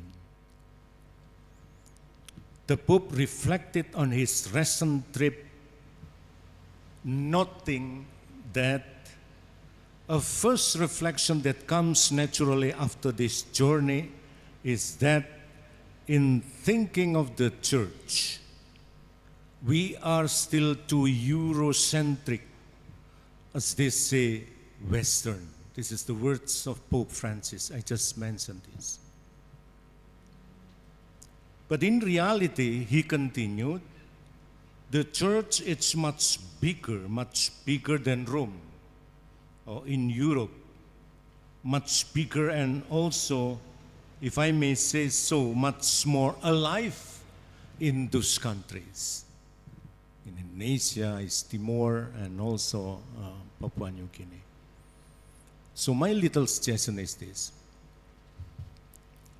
Let's do theology, and let's put somehow a focus on this kind of understanding that Pope himself transformed into the new person when he did journey to the Asia Pacific.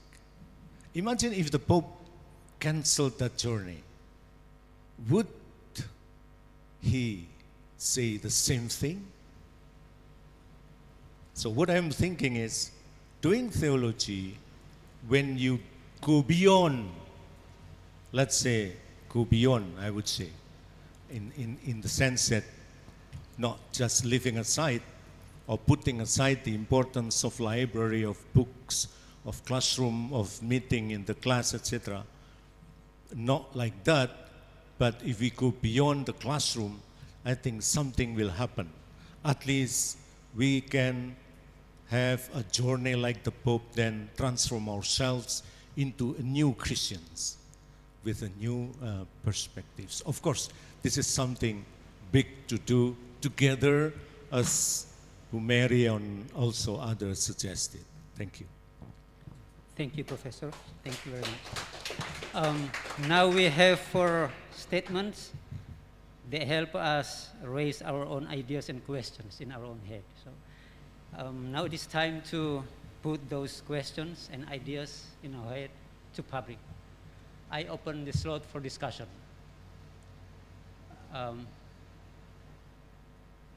The first one is Father Robert Mirsel. The second one is there any student who is raising his or her? Okay. Ricky, yes. And the third one is Father Otogusti. Yeah. Thank you very much. My name is Robert Mirsel, one of the lecturers in Ledalero. I'm a sociologist, not a theologian. So my concern is about the ability of theologians and theology to bring social change. This is a challenge because sometimes we speak a lot about God and the problems, and then after that there is no follow-up.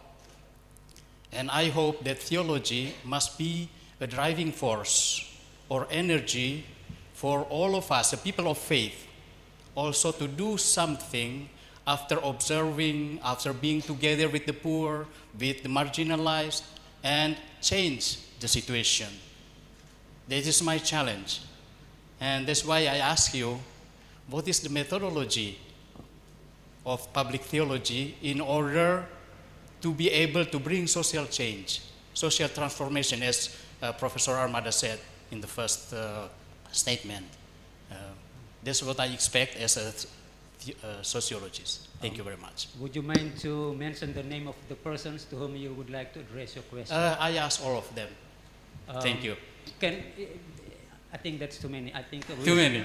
Okay, we have voluntarily, if any of you want to give a comment, please, because I think it's a question for all of you. Thank you very much. So how about Professor Van Erp first, and then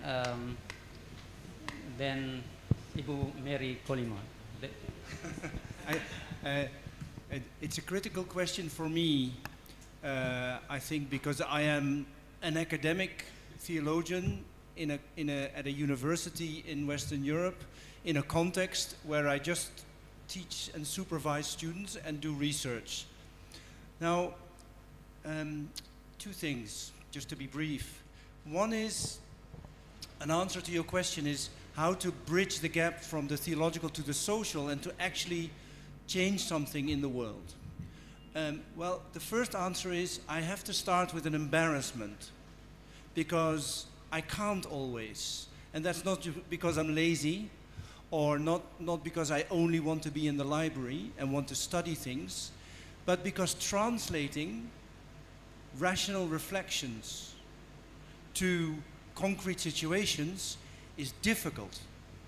And we need to take that difficulty seriously. So I can have the intention to bring my reflections into the world and try to change something, but it's not always easy. I give you an example. I visit Manila every year, go to the Philippines, and there's a colleague there, a Vincentian, who brings me to the payatas, the slums of Manila.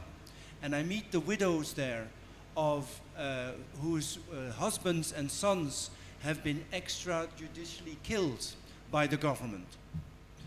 And these women, they tell me their stories. And I'm a theologian, and I listen to these stories. And of course, their situation, what happened to them, but also the situation in which they live, they're very poor, needs to change.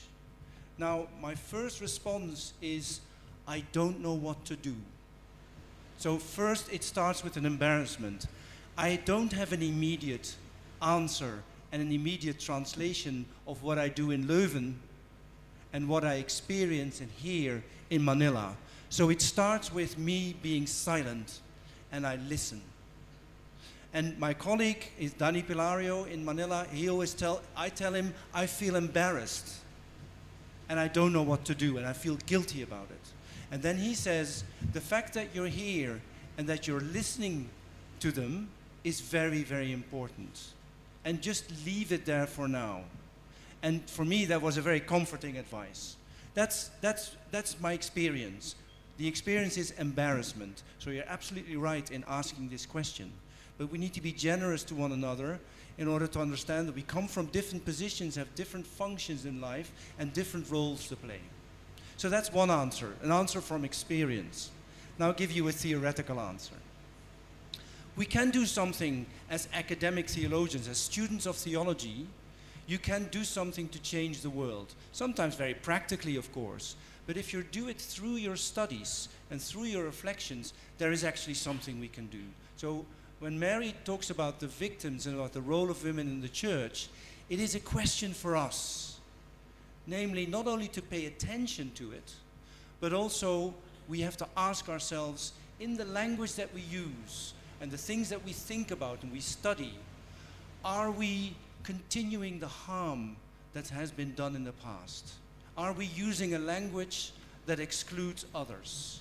So the fact that we now pay attention to women in the church and to the victims that continue to be made in this world is actually changing the language and the style and the topics of theology. And we have to be self-critical and ask ourselves, are we harming people with our language? We can disagree with one another. We can be angry. Sometimes it's good to be angry in theology as well.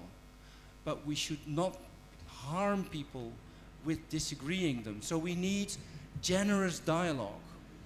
Right? We need to be open to listen to one another.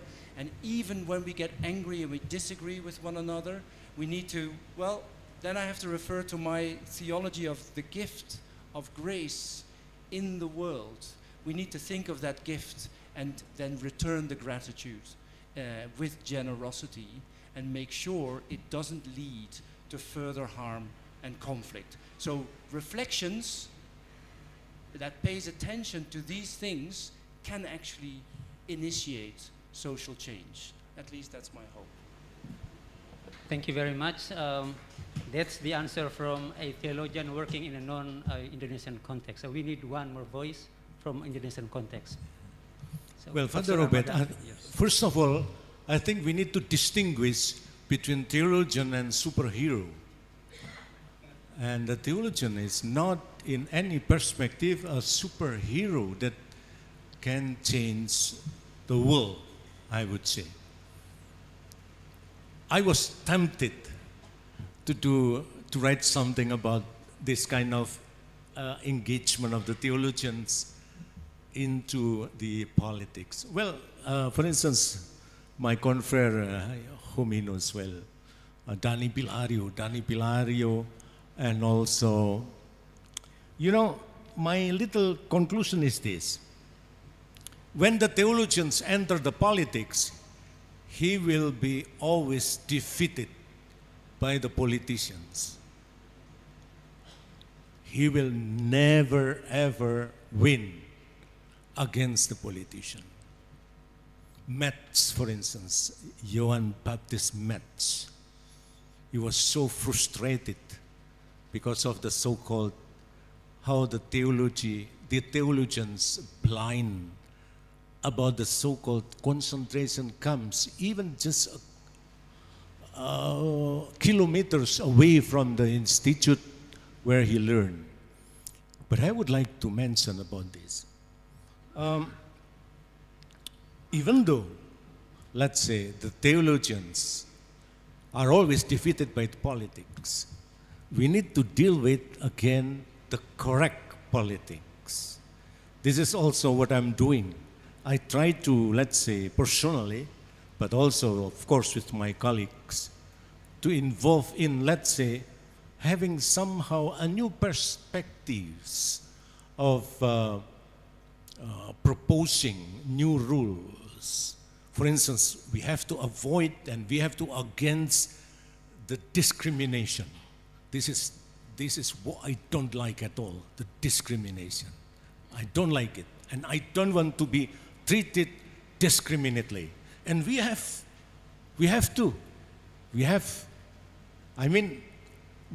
cannot let ourselves to be discriminated. Of course, you know, Jesus told us, if somebody slap your chins right, then give left. But remember, in the newest exegesis, what I learned is this. If somebody slap this, no, and then you give this, what about your eyes? Your eyes was focusing on those who do that. That's a sign of that you are not passive, you are active against that. The difference is that you don't do another violence. So that's why we need to, the so-called doing theology by melek, mata kita melek. Not like that. Thank you. Thank you, Professor Armada. The next one, Ricky, please be concise. Please.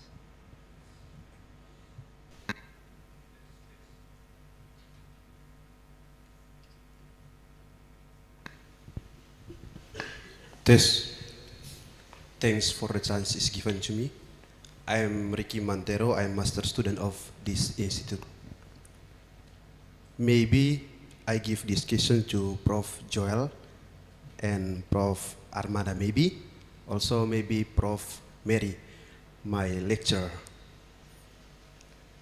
Maybe Prof. Armada has touched on it a little earlier, but I keep to give question for Prof. Joel.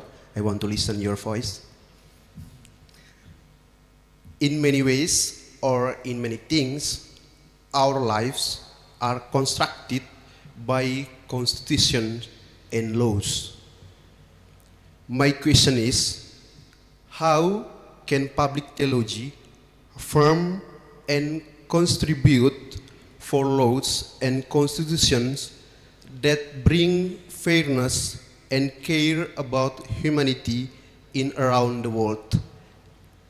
Maybe in my wild thoughts, we need the theologue of public theology to be the leader in a country, or the parliamentarian, or the candidate of parliamentarian, maybe for the pilkada or pemilu. Thanks. So you address your questions to Steph? No.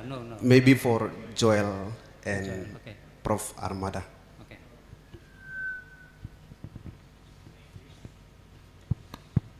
Thank you. Excellent question. We could do a whole semester if you wanted to on this question. A couple of thoughts. What is the role of a constitution or of law? So we have to consider that. What are their roles? And I think within theology, law has some ambiguity. So it can have a positive or a negative function. And of course, it's always incomplete. That was St. Paul's critique of the law. You know, the Israelite people had the best law, but it still didn't prevent some of them from doing the things that went against God's law. So how do we discern? That's really important. The natural law and what God is calling us into. That's the ultimate point. But of course, we need laws within the complex societies in which we're operating. But we should just be careful not to invest too much in law, I think. That's a theological point. Constitutions are interesting because they can be very pragmatic and practical, or they can set a vision. And that's where a public theology can be important, because if a constitution, and I think all constitutions do this to some degree, they set a vision for the life of a people, for a polis, and set up structures to do that. And so what kind of vision do we have? In Indonesia, religion plays an important role within the vision of public life. In the West, it's gone out of fashion. But the point of my talk was that we're always going to have theological visions, theological anthropologies operating in the public realm. How do we help our constitutions to take on a positive theological anthropology, for example? And in fact, after World War II, that was a major role that the church had, and some theologians had in some contexts with the European Union and others, to help in the construction of constitutions, bringing in ideas like human dignity. They really became popular at that moment because of the church's advocacy and so on. So we have an important role to play, but it's a complex one, I guess. Thank you. Professor Armada, this is your turn. I think. Oh, Ibu. Okay, Ibu. I will go back a little bit to the question of Father Robert about the role of a theologian for social change. It happened that I got the chance to be the church moderator of our church, like a bishop in our church for 2 terms, 8 years. So I learned also about how to, as church, to have impact to the social life, relating to the issue of human trafficking, gender-based violence, etc., etc. And I just want to share with you my reflection, short one. I agree with Professor Stefan that one thing you need to start from by listening and to learn about what actually happened in the field. The stories of women who got raped, the victims of the girls that sold by their families, etc., etc. But also to have good analysis, why this kind of things happen. Because many times as theologians, we go directly to the Bible and not build up skills to read the signs of the times. So it is also important to have good analysis. That's what I learned from my experience. And also being humble enough to learn to work with other scholars, lintas ilmu. Theology itself will not be enough for doing public theology. So we need to work with anthropologians, sociology, dan seterusnya itu, sociologists, also with the scholarly activists to find ways what we learned so far, the lesson learned that we have in our activism. And what I learned also is about long-term spirituality. Many times what we do is hit and run. We do one things and then we go to another other activities. But like with Saint Paul, Rasul Paulus, he mentioned about long-term spirituality. Take side, stand with the survivors, with the victims in their journey. And Father Ricky, you mentioned about that we should involve in public theology by being governor, of kepala daerah, of being legislative. I myself was asked to become governor or vice governor of entity. But I say I'm a theologian and I will contribute to the social change by being a theologian. And that is as one race in Calvinist tradition, I will say that I will honor the work of the politician, but it is also important that we as theologians do our homework. And for public theology, 2 things.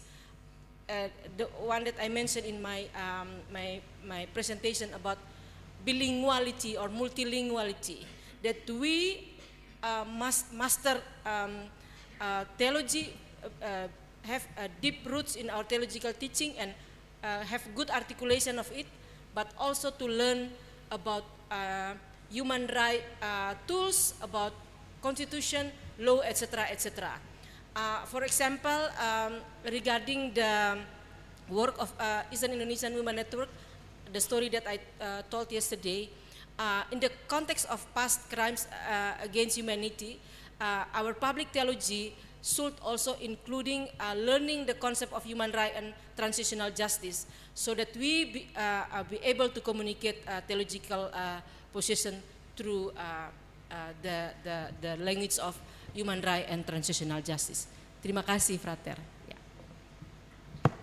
Thank you very much for the answers. Now the third question is from Father Autogusti.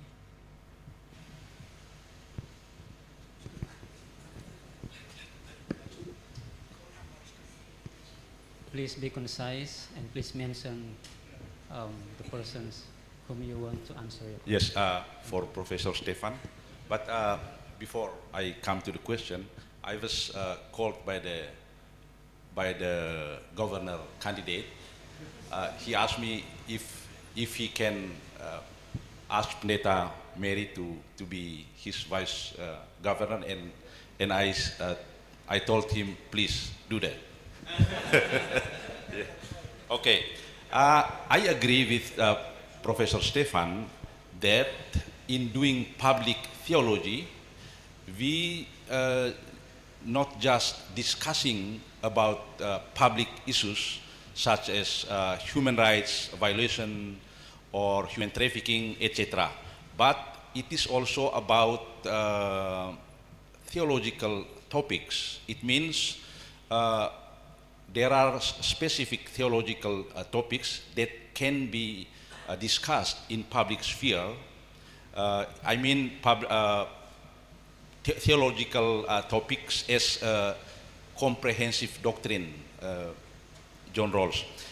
But if I see our society now, our capability for disagreement is decreasing. Yeah. And it produces radical polarization, for example, in politics, in USA, in Indonesia, and I think in other parts of the world. And in the religious area, it's very difficult. For example, in Indonesian, if you try to discuss about theological topics of another religion, you can be regarded as blasphemy, or committing blasphemy, and it is against blasphemy law. But I think it is very important. My question is, what can we do to produce this kind of public virtue so that we are able to live together in disagreement? Thank you. Right. Well, thank you for that question.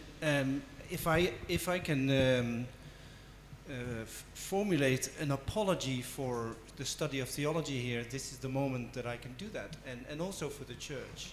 I think as Christians, there might be people from other religious traditions in the room, and they might have their own answer to the question, but I think as Christians, we are excellently equipped to fulfill that role in society.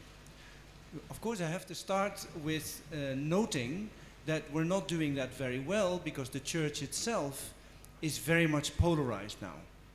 So we're suffering from the same problem as the politicians do, and the people. So, and there's increasing populism, etc., and that builds on strong polarization. And in the church, we're making the same mistake. I still think, and maybe this is me, that's the idealism and the hope that comes with my faith. I still think we're excellently equipped to do it differently. We have, as theologians, we believe in rational reflection. And so we're building our arguments and we try to make explicit and we explain the logic behind the arguments. So rather than shouting out our opinions in the social media, we take a step back and we contemplate and we do it slowly and we make our arguments transparent based on rationality and dialogue with others. So that's a style of thinking that actually we need in order to prevent us from further polarizing. That's one. Secondly, as people of faith, we always do almost everything communal. And as a community, we call ourselves a family of brothers and sisters, but like as in good families, we don't choose one another. We don't always agree one another, rather the contrary, but we're still a family and we pray together. And so it's that kind of prayerful community that could be an example for others, even for the people who don't pray, that there are other forms of community that keep people together despite their disagreements. That's the second quality that we have.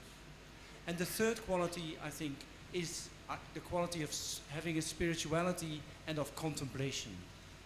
I mean, these are tools that give us the opportunity to see things from different perspectives, or to understand that my perspective is not central. But so when we pray and when we contemplate, we do two things. We put our concerns forward to God, whose perspective we're waiting for and are grateful for. And at the same time, we know that we cannot take God's perspective. So there is a modesty and an obedience there, and at the same time a focusing on a perspective that is not ours. Again, these contemplative spiritual tools are very, very important, not only for the church, because we're not doing it too well, but also for the public today. So 3 reasons why I think we have excellent instruments and a culture and a tradition through which we can be an example again.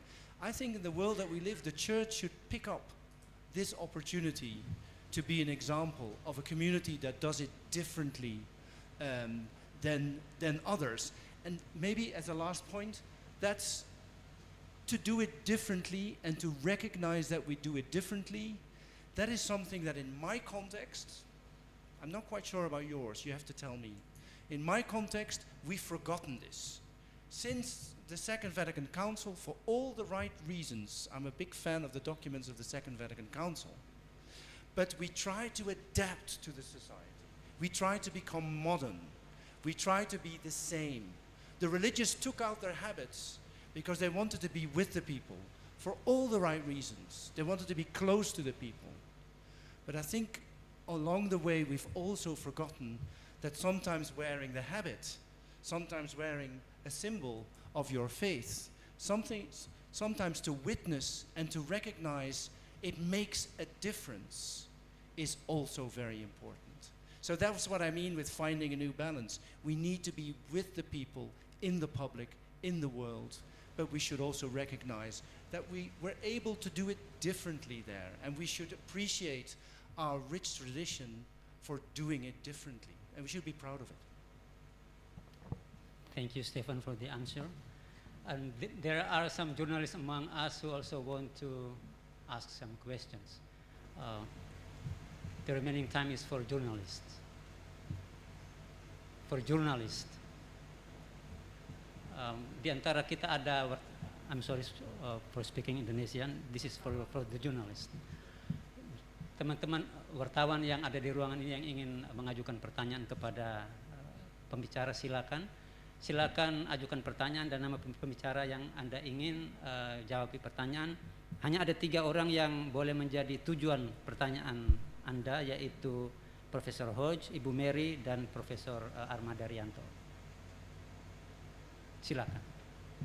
Silakan ajukan pertanyaan dalam bahasa Indonesia, saya bisa terjemahkan ke dalam bahasa Inggris. Wartawan. Tidak ada. Okay. Okay, because there is no journalist over here, may I, this is an embarrassing thing to do for a moderator, but moderator too has a question. Is it possible to do that? Well, if I'm allowed to ask the question, I would like to ask this question to Professor Van Erp and Professor Armada. It is about the publicness of public theology. So how public should public theology be? Because in your presentation yesterday, you talk about the presence of radical views among in the public discourse, and these views can easily justify finding scapegoat in other people. So my question is, how far should the irrational views and fundamentalist groups be allowed to participate in the public sphere and discourse from your perspective as a Catholic public theologian, and you, Father Armada, as a philosopher who have sound knowledge in Catholic theology. So I would like to hear from two of you, because you come from two different political ideologies. Yes. The question is how far? Well, it must be far enough, I mean, in the sense that if the radicals, they suggest something that will invoke, let's say, the obligation to all people, for instance, they have to oblige something which is against, let's say, our human reason, we should not be silent against such kind of suggestion, you know.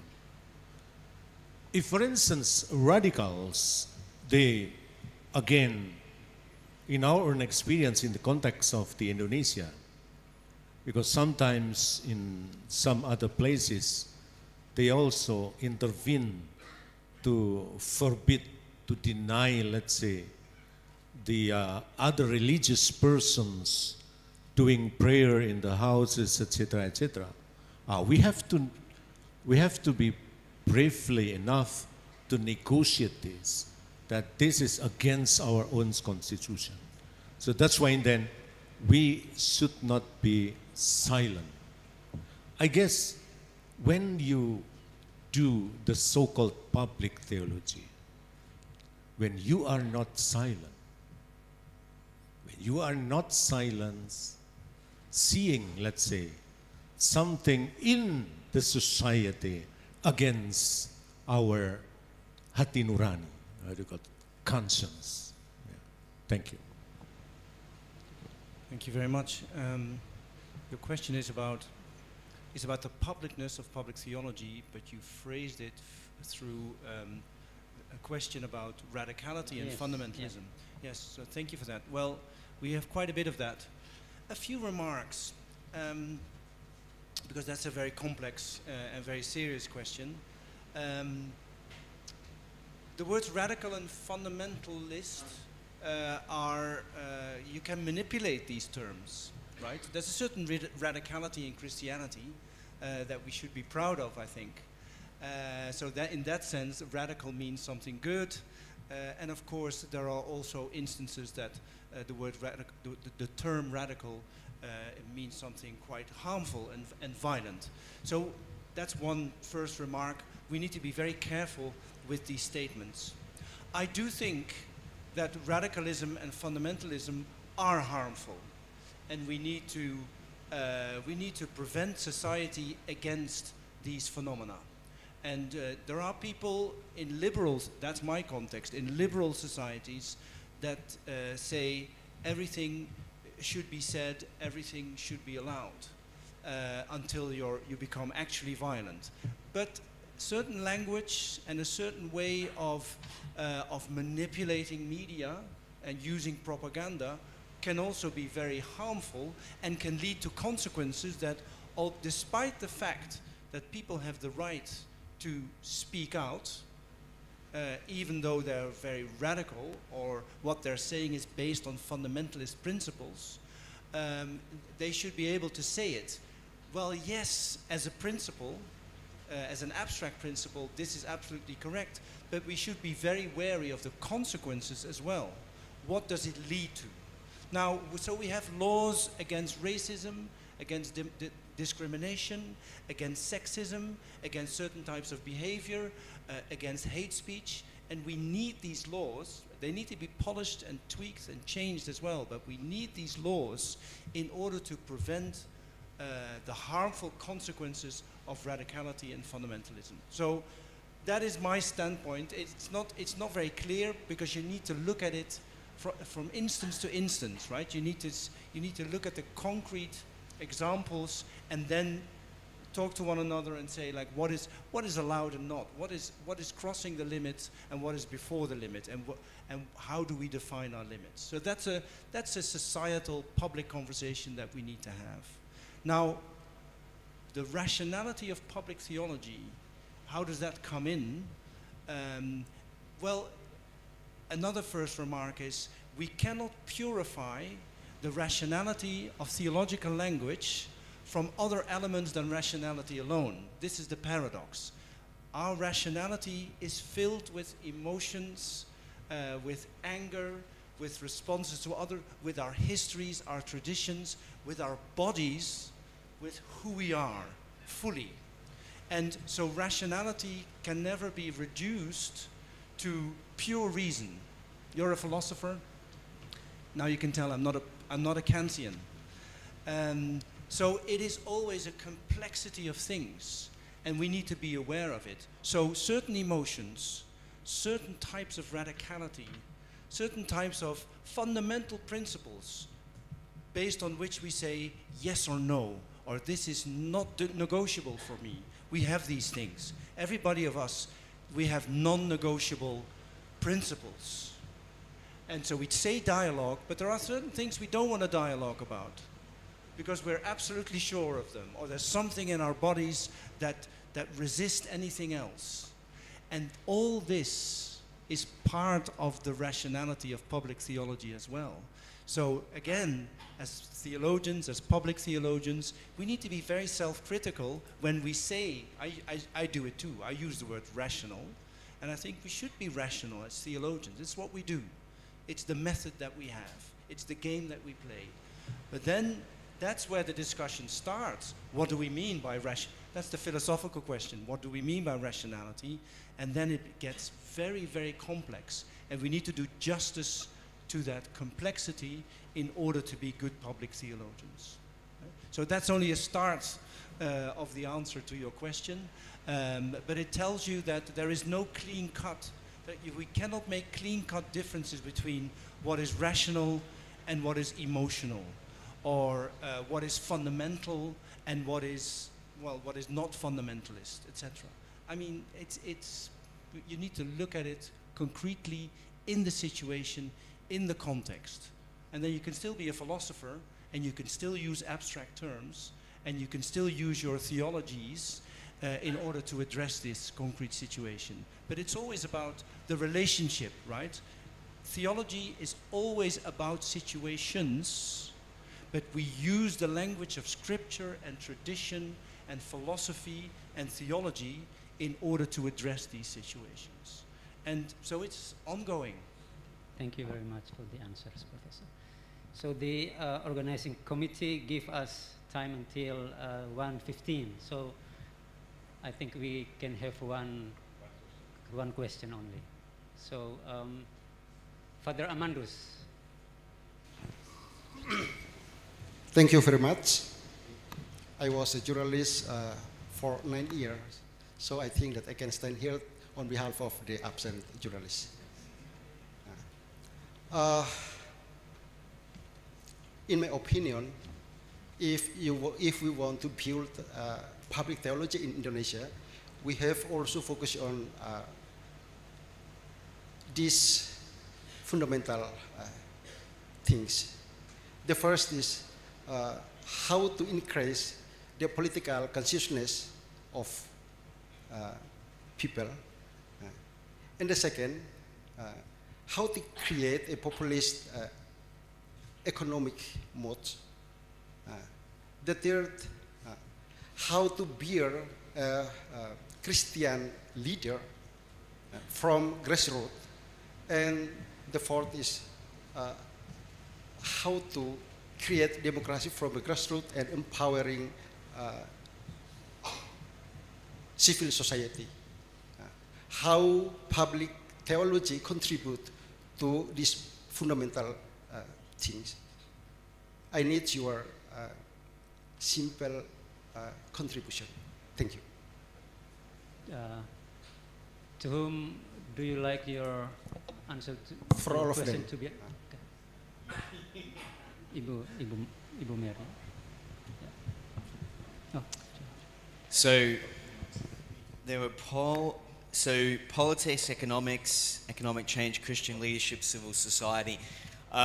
They're the points I wrote down, and just tell me if I've got anything wrong. There's a lot to say about both, but we haven't actually talked much about the latter two, which, and particularly about civil society. We haven't talked about that very much at all. And we've talked about the political realm and the church, but I think this is an important area to consider, and an important one for the church, because I think it's an area that where we play a very important role. So if we think about culture as a domain of relationships, and where we're structured around certain, important interactions, rituals, meanings, etc. We're mediating meaning, and we're trying to achieve some kind of integrated life together. So politics plays a certain role in that, but civil society is really integral, because it is trying to, in a certain sense, be more holistic. It's engaging in a range of different activities to try to help people live their lives together and achieve some kind of, or engage in some kind of fulfilling life, or some kind of integrated life, you could say.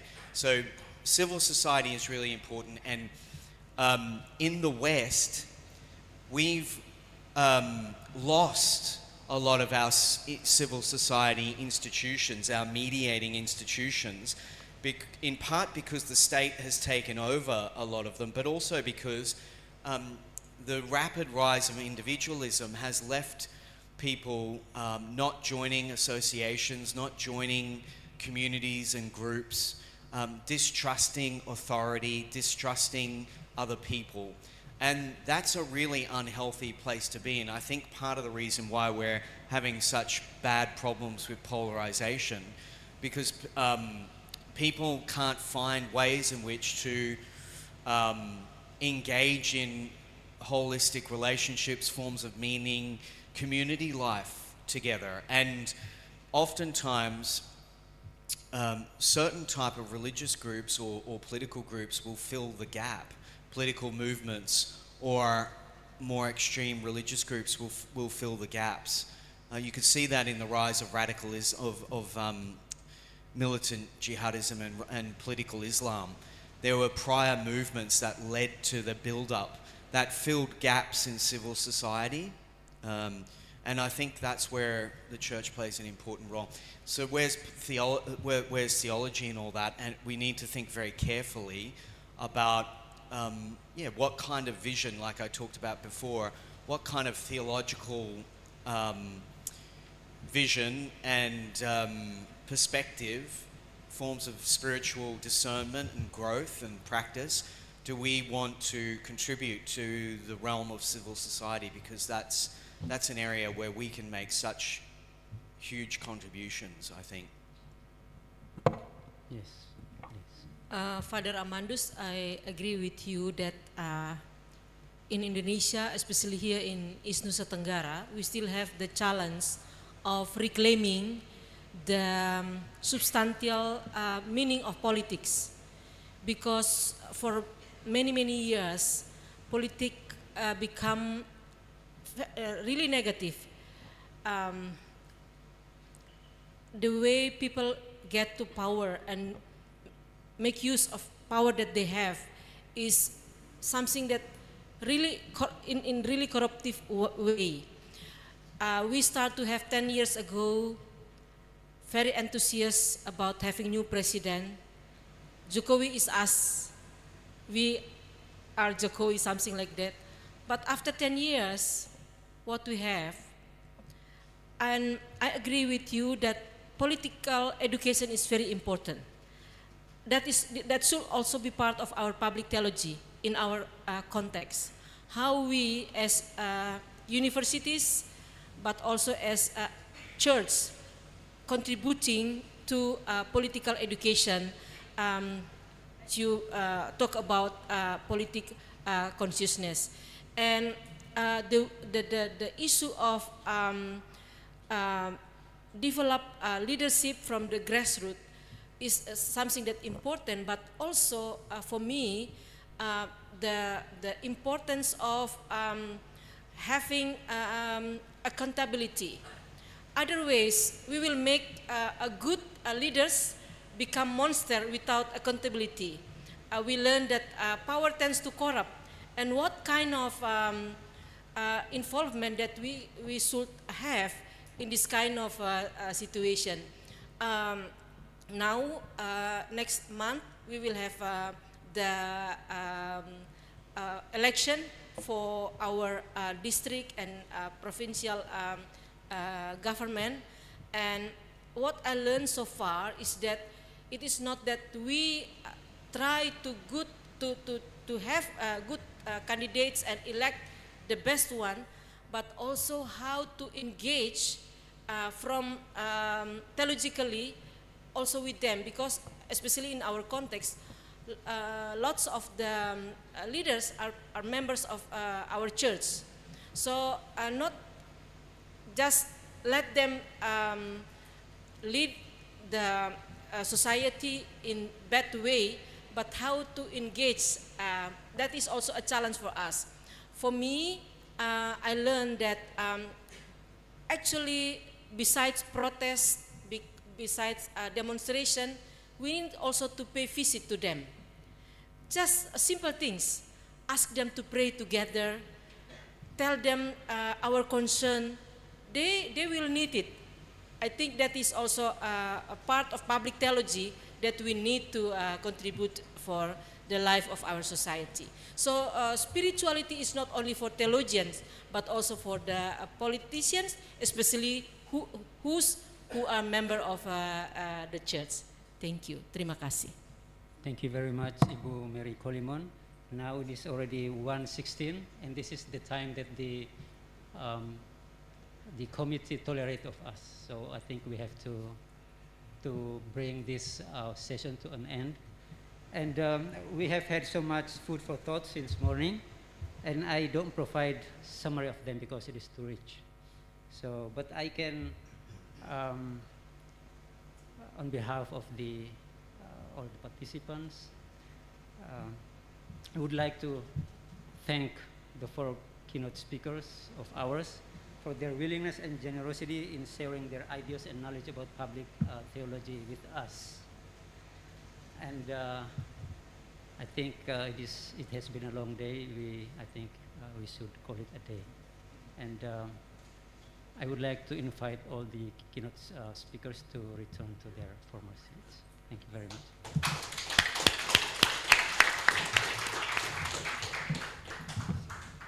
I return the microphone to the Master of Ceremony.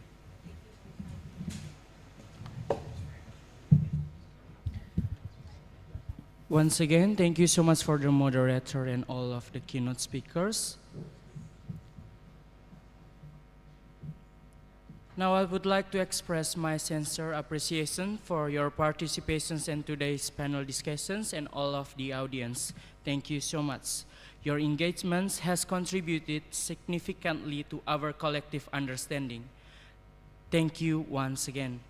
As we move forward, I am excited to announce the Best Paper Award ceremony, along with the distribution of certificates. This segment will be led by Father Bernard Hayon. Let us now welcome Father Bernard to the stage. Thank you. Let us give a big applause.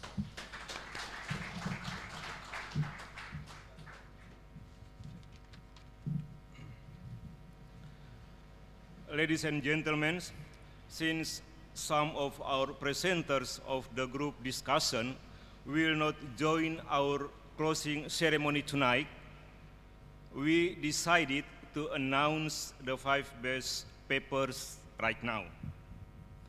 These papers have been chosen based on the rigorous evaluation criteria, which include originality, clarity of the problem statement, the appropriateness of research methods, and the overall contribution to the field of public theology.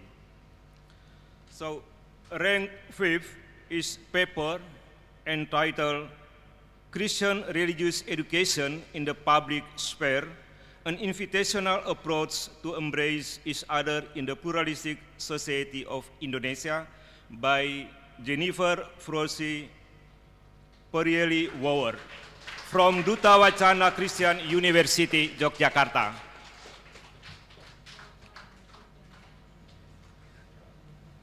Please come award.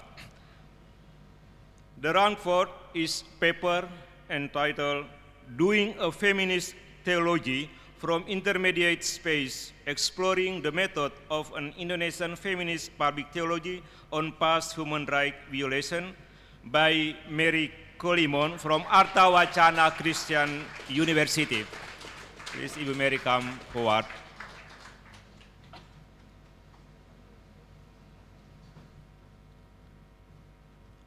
Rank 3 is paper entitled Reading the Reality of Poverty in East Nusa Tenggara, Indonesia in Light of Christian Theology by Robertus Mirsel from Ledalero Institut of Philosophy and Creative Technology.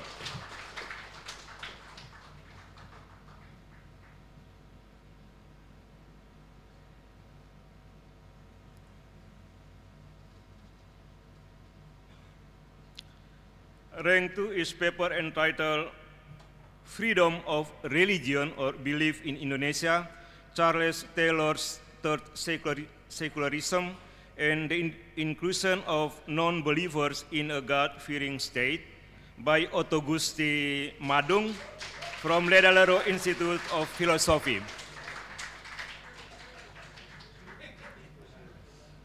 And the rank 1 is paper entitled Doing Theology in Post-Secular Era in Indonesia from the Perspective of the Second Vatican Council by Petrus Tan from Widya Mandira Catholic University, Kupang. But unfortunately, he already left this morning to Kupang. So now I invite Father Publius Meinhardt come forward to distribute certificate from all the best paper from group discussion.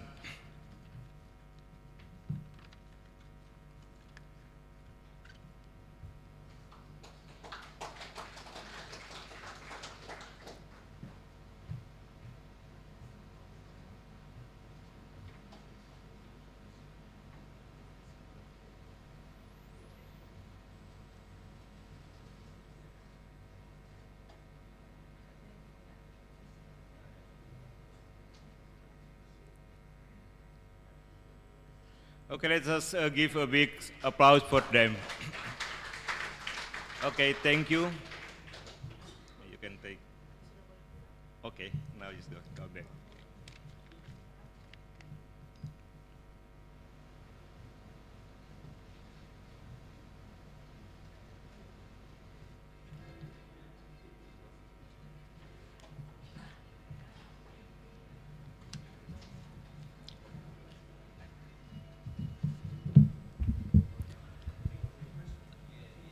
Ladies and gentlemen, as we conclude our awards segment, I am pleased to announce that lunch is now served. We invite you to enjoy a selection of refreshments and meals prepared for you. Please take this opportunity to network and engage with one another as you enjoy your lunch. Thank you and bon appetit.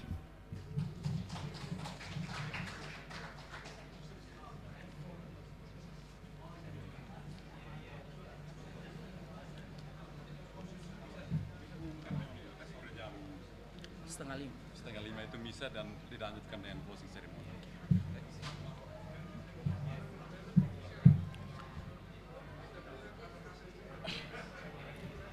Ladies and gentlemen, we also would like to inform you that this afternoon at 4:30 p.m. we will be held our Eucharist and will be followed by our closing ceremony. Once again, this afternoon at 4:30 p.m. we will be held our Eucharist and then followed by closing ceremony. Thank you.